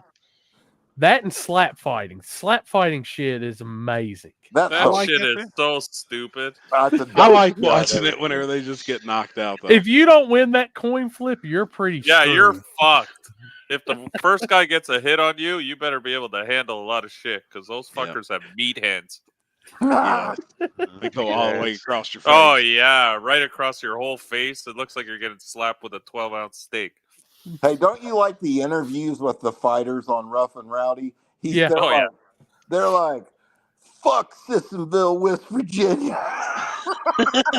Is this on YouTube or anything? I guess I need to. Have you never seen Rough and Rowdy, Limpy? Maybe I'm gonna have to react to it. Oh my god! Just go on Facebook and search Rough and Rowdy, and then watch some of them. You will do that. I mean, I'll do a reaction video to it. I watched one the other day where the dudes fighting. The one dude stole the other girl, was fucking the other guy's girl, and still beat the shit out of the dude. And you should have heard him. The commentary on it is priceless. I'm telling you. Damn. If you guys are going to start commentating your live feed, you need to take a page watch out it. of Rough and Rowdy's book. I'm telling you. Hell yeah. Oh, dude, it's what's his name that's doing the commentating that does the one bite pizza deal. Portnoy? Yeah, there you go. From Barstool. Yeah, Barstool Pizza. The one bite challenge. Yeah, David Portnoy. Which I want to say, he I don't know if y'all ever got it. They released a whole line of the one bite pizza challenge, like frozen pizzas. Worst damn frozen pizza I've ever had in my life. Don't even coming from the guy that does the challenge. I expected way better. Hey, Ezra just texted me. And guess what it said? Sprinkle. That's fucking awesome, man. 4K just hit. Hell yeah. That's awesome, man. Y'all go halves on that? Oh yeah, we've been tearing it up, man. What'd you hit while you was at Dig or Die? 7,600, 3,800 each on Saturday. True. That made going to North Carolina a little easier. Yep. Oh shit. Sure. That's awesome, man. I bet Mike and Jeff would be a good brawl. Oh god. Mike who? I don't want to fight Jeff. We're gonna hurt each other. Hey, just ask Jeff for $15, man. Shit. Tell him you want your money back. Jeff Jeff, how much you weigh? 240. Yeah, I'm 254. But Jeff's in good shape. I'm a fat fuck. I'm a fat old man now. I just turned 54 yesterday, buddy. I ain't no young guy, that's for sure. Let me look here. Wait, I can do it on this one. See, you gotta know we had way too much fun and figured out how to get fine. We all come on here and we're all bruised and look like we're beat all to shit. The table / fight club. Yeah, we can't talk about it though. Yeah. What was the prize for who won? $15. Yeah. Alex C, man, happy holidays. I don't know Have what a good you one, guys Alex. do in Germany, but happy holidays, man. Yep. I guess Christmas isn't worldwide, right? Well, the thing, yeah, it's worldwide. In Germany, instead of putting out milk and cookies, they put out beer and bratwurst. Right. Schnitzel. On which video, Edward? Which video? Got comments. Yeah, but I know that Christmas isn't always in different parts of the world on December 25th, though, right? No, the 24th. My mom celebrates on the 24th. She's from Germany. Gotcha. They celebrate Christmas Eve. So, Mike, for Canada, Boxing Day. So you actually box, or is that just kind of false advertising? No, that's the same as Black Friday. Yeah. They call But it Canadians- Boxing Day? Yeah. What, Because just it's 'cause all it's rowdy? No, because it's all the people who return all the boxes. Like it's the day after Christmas, so it's all the returns normally. That's I believe where it came from. Like I was expecting something legit. Like literally, I'm gonna see. Like, We all New Year's- fight after Christmas on the streets. Everybody just comes out of their house in Canada and just hits their neighbor or some shit. Yeah, they just walk out of the door and go, "Hey, bud, fuck you." Yeah. One of us fighting getting each dicked. other. One of us getting dicked here. Yeah. You boys about to get dicked. If Alex is still awake, that should be the best idea for a video he's ever did. Oh shit! Damn. Go knock on All his of neighbor's them. door. Can I help you? I got reviews. I got comments on I it. don't know why you guys want to see Alex get hurt so bad. I got Poor comments guy. on 'em. Poor I know, guy's I gonna like get his Alex. fucking ass kicked. I'm telling you, Alex and Maxwell are kind of like the mascots of the table. Merry Christmas, Robert. Robert, have Merry a good Christmas, one, buddy. Robert. Merry Christmas, Yep. man. I think it's It's about that always with getting us. to be about that time, Yeah. ain't it? Yeah. Yeah. I'm fucking starving too, but it's so Trevor late I versus don't want to Chris eat. Slade. But I got to. Oh gosh, I'd Trevor versus I'd Chris kill Lane. for some cookout right now. Okay. Happy I'd holiday. I'd kill for one of them Pizza Kings right now that y'all threw away. No I can't shit. believe you guys did that. Whole fucking box, man. Dude, A there whole was, box. and this is honest God's truth. If I could have fit it in the Explorer, I would have. It was We to the couldn't roof. fit shit in that car. When did you guys get those pizzas though? I didn't see At any the end of food there. Saturday Saturday night, he had a box Oh. and he had ice bags in there, but he's like, man, they're thawing. And I Yeah. was like, fuck. Corey I could just would've throw them on still- the golf cart. They would have stayed good as cold as it was I could have outside. been pumping those pizzas Boy, out. I can like tell you- owned I the can whole tell you right shop. now, Fucking box. we would have came out the next morning after that flood had hit. That box would have been destroyed. Dude, that drive home was miserable, man. If we didn't, Miserable. if we didn't stop at that gas station, that damn Toyota would have took us out. Yeah. Yeah. It We rained come the up whole on ride home. it rained the fucking entire way until I got It to was Kentucky. brutal. And then Yeah. it finally eased up, but it was, dude, the roads were flooded. Cars were hydroplanes fucking everywhere. I couldn't go. I was running about 55, 60, and that's about it on Yeah. the way back. Really? Oh, Yeah, I was pulling that trailer, if that golf cart, and it's not It bad, was but bad. that weather is just that road too sucks. That's like the worst highway in North Carolina. It holds As we water. call it, it's a cow peeing on a flat rock. Is what we call it. Man. Dude, I counted what? 8 wrecks on that one stretch. Oh yeah, that's what I kept telling Kenzie. I was like, I'm telling you, this is fucked up. She said, pull off, get a room. I was like, man, I'm just ready to get home. Then when old boy was flipped over in his truck, I was like, Yeah. oh, I saw fuck. that too, Happy. Did you? Yeah. He was still in the truck. Like when I come through, I mean, he was still in there. Cops or nothing that got there. People was running over to him, but I mean, it was fucked up. He was like, I looked over because we were going by. He was moving, like he had movement and Yeah. stuff, so he was Yeah. good. But it smashed the windshield in. I mean, fuck, the windshield was right here on his face. It was like, but it finally what was it? Bottom of Fancy Gap Mountains when it actually started. It wasn't as bad. Raining was. Yep. Yeah. You guys must have went a different way than me because I went up through the Virginias, I guess. Did you go through the tunnels and all that? Yeah, I went through the tunnels. Oh, that's why I was doing 85 on cruise in my dually. I was rolling. Was it raining? Oh, pouring rain. I passed Allen. I passed Pizza King on the way home in their big rig, and then I passed Ian Green and his dad headed back to Chicago. You guys must have left after me because I was on the road when I messaged Corey about the battery, and I was already heading north. We left I dropped about the trailer. 1 o'clock. Yeah, about 1 really. Yeah, I left after we a little left earlier. Eating lunch and shit. Because I can usually make it home. That's the longest it's taken me to get home from Rockingham. Yeah, I didn't get home till 11 at night. Woo. Yep. I had to stop 3 times to take a nap. You drive the whole way except for about 2 hours. Damn. Yeah, I got home around the same time here in Canada. I got home around 11. 10, I told her I couldn't see very good. I pulled in front. It worked out, huh? It worked. Yeah. I pulled in front of the house around 5ish, and I was like, screw unloading that golf cart and that shit tonight. And then the next day, I had to do some Christmas shopping, planning on getting off the trailer. And by the time I got home, I had 2-3 inches of snow on everything. I was like, shit. Damn it. Merry Christmas, Tyler. Yeah, Merry Christmas, man. Merry Christmas, man. Yeah, that drive home was brutal. I stopped. Let's see. So I left the track. What was that? Like 2 or 3 o'clock in the morning, I think, by the time we left. Yeah.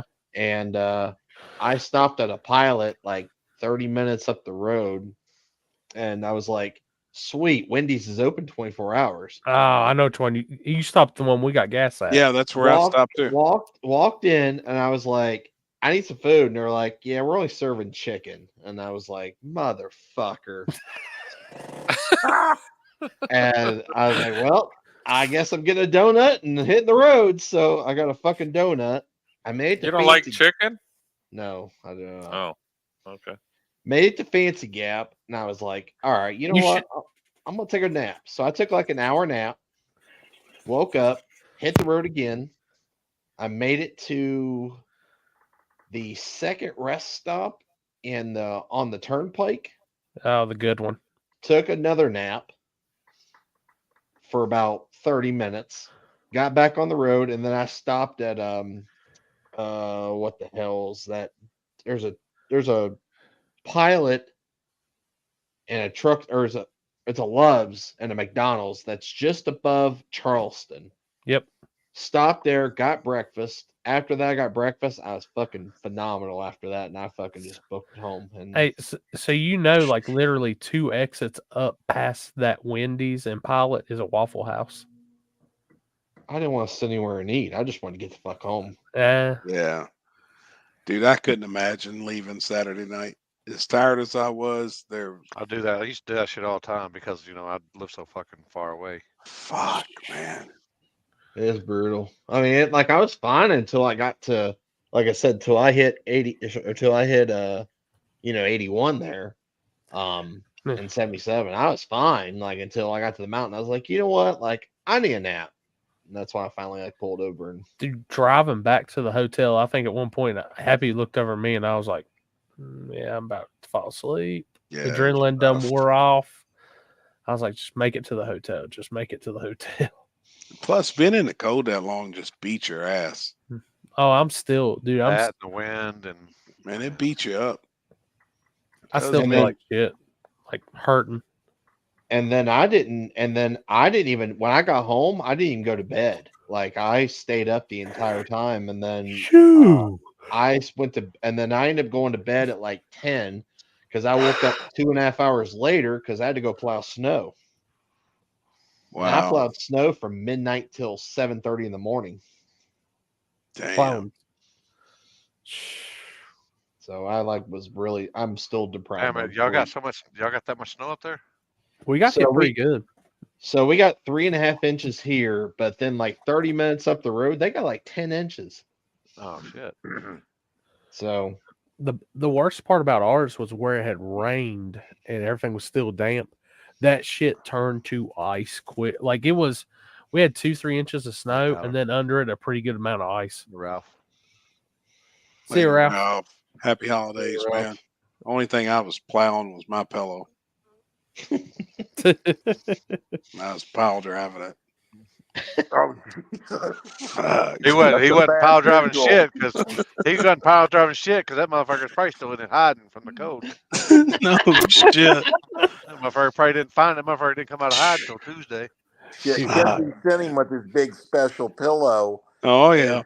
PJs and yeah, he's like a fucking infant. I'm telling you what. You ain't never seen nothing like it. An infant. He's like an infant. He has a onesie. Tell him, Happy. Listen, when he got ready to leave to go to Dig or Die, Kinsey had his bags packed, had all his little goodies in there, had his car started. Had the car started. Had a note written out. Okay, take this pill at this time. Your toothbrush is in pocket B. The butt plug's in your shaving bag if you need it. Hey, I'm pretty sure she had sent him with an instructional video on how to redo his suit. I'm telling you. Yeah. She did. He's all like, man, I gotta go do this. I gotta pack my bag. I said, dude, get the fuck out of here. I'll never be fucking packing your shit. You think Kenzie's organized when it comes to a race? You should see this mass level of organization which you sent Happy let to me a tell race. you, her and Julie are becoming best friends because they're yeah. the same.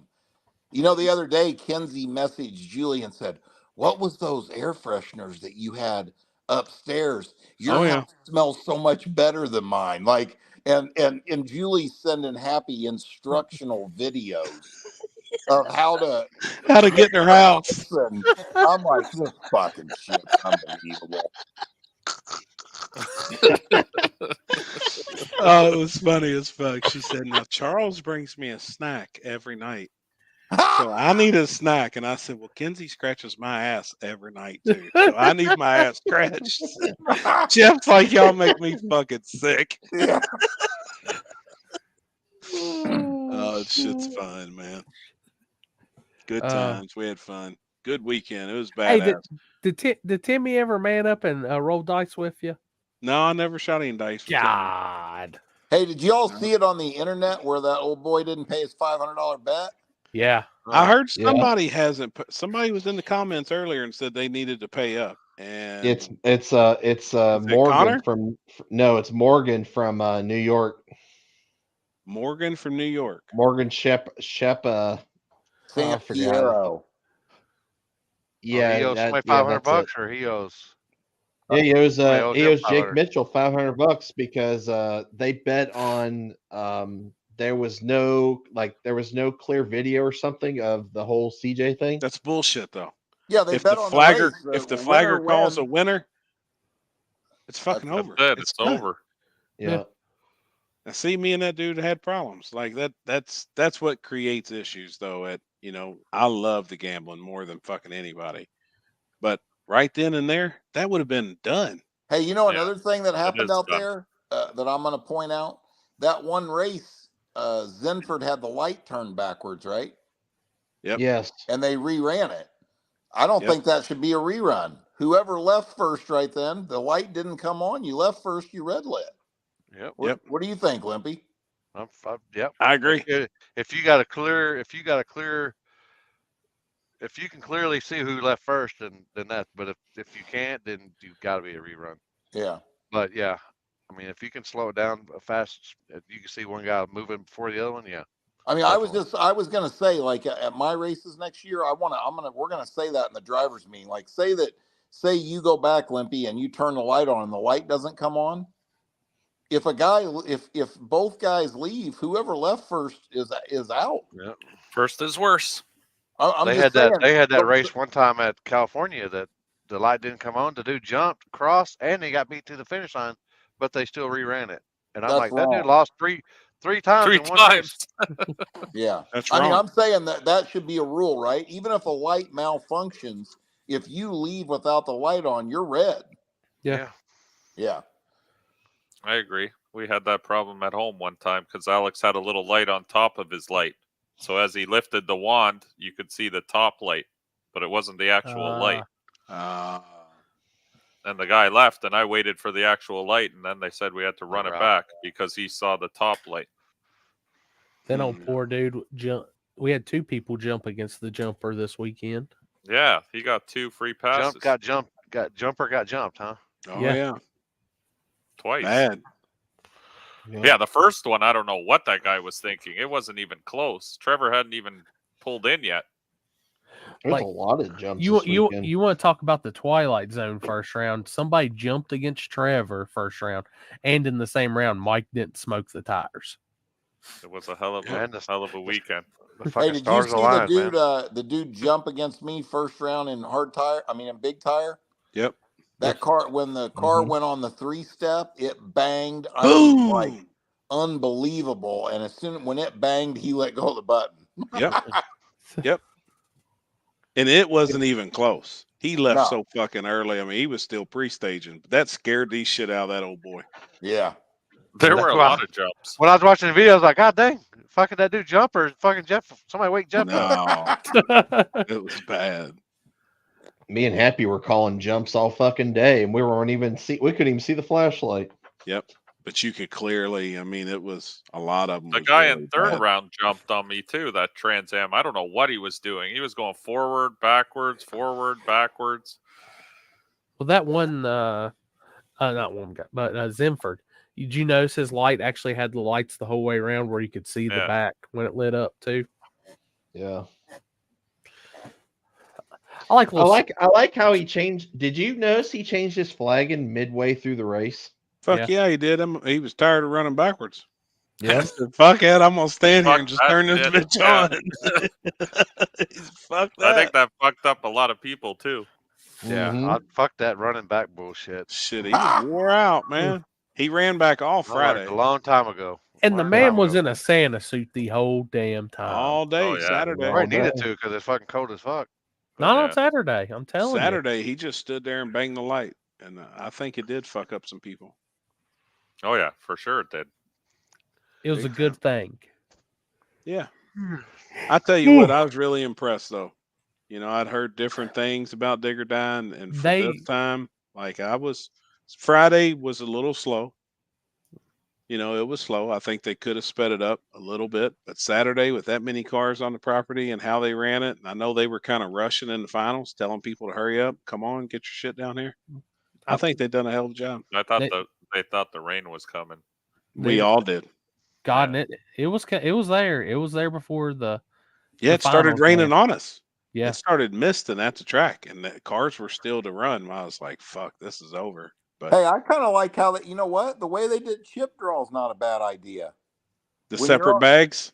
No. What they did was when you say I just made my pass, right? One of your crew members walked right over to the wall and pulled your chip right then. Yeah, I seen that. The bucket's on the wall. Yeah, so you pulled your chip right then. You knew right then what you were. I mean, you're already up there. You know, kind of not a bad idea. It seemed to work good. I didn't think the 2 bags was. I like the way you do it, Jeff, where you just pull chips and nobody has to worry about shit. No, I do. I like it that way too. I'm just saying, like, if for the people out there, it's people from switching chips and stuff. Yeah. You can't switch chips that way. You pull it out right there, and they write your name down there in front of you. Yeah, I like the way you have it with the 2 computer bags? screens and all that shit. It makes life real easy. Yeah, well, that's to try to keep people from going up there and asking 1,000 times. You can look at the screen and see. You don't have to ask. And they'll still ask you, though. Oh, I know. They still walk right up on the stage. It's like click above click the link for info. That's the best part. What's the buy-in? Yeah. Right, fucking link. Click the fucking link, dude. Yeah. So what do they need 2 bags for? So if you're a team you wouldn't get Drew out of the same bag. There was Yeah, no Trevor chance and I drew out of the one side so that we wouldn't draw each other first round. Yep. So if you're a team, you all go into one bag. And then, the other, everybody else goes in the other bag, back and forth down through there. But you'll know for sure you're not going to run your teammate first round or somebody. Yeah, with because you. that sucks. And I like that. I was like, that's a pretty good idea too. That's what we were going to do in February with the North versus South deal, so that nobody draws themselves or draws from their own team side. Yeah, I Are get you it. doing that for every round or just the first round? First round only. Yeah, I like. After that, it's open every, up to everybody. Every person for himself after that. Yeah. Oh yeah. But it sucks. Like Trevor and I draw each other no matter where we go. We always draw each other first round for some weird reason. That sucks. Yeah, so it's cool when we know we're not going to draw each other. Even in the street race, we drew each other before they did the redraw. I was like, you got to be fucking shitting me. Yeah. Dude, I wish that would have went down because that would have made amazing content on the table tonight. It would have been a badass race, actually. Yeah. I mean, well, he owes me one, so that was going to be some good racing out there on the street. If it would have been awesome. I was so pumped for that because that street looked awesome. I was ready to go. Yep. But it would have been take forever. Yeah, that fucking sucked. Yeah. All right. Ryan's ready to get a bite to eat. Me too. I'm ready to get. Well, boys, have a Merry Christmas and you too, have homie. fun with the families. Merry Christmas, everybody. Same to y'all, buddy. Yep. Everybody. Merry Christmas, man. everybody. Merry Christmas, everybody. Thank y'all for all the support. Like I said, we're off next week, and we'll be back probably the first week of January. Yeah. Perfect. All right, guys. Enjoy your holidays. Everybody, you too, man. Hey, remember, if it ain't mine, it's urine. That's right. Merry Christmas, Tom. Words of wisdom. Thank you. Yeah. Don't piss in the wind; you get face all wet. Oh shit! All right, guys. Have a good one. Merry Christmas, man. Merry Christmas. Yeah, Merry Christmas, everybody. Later.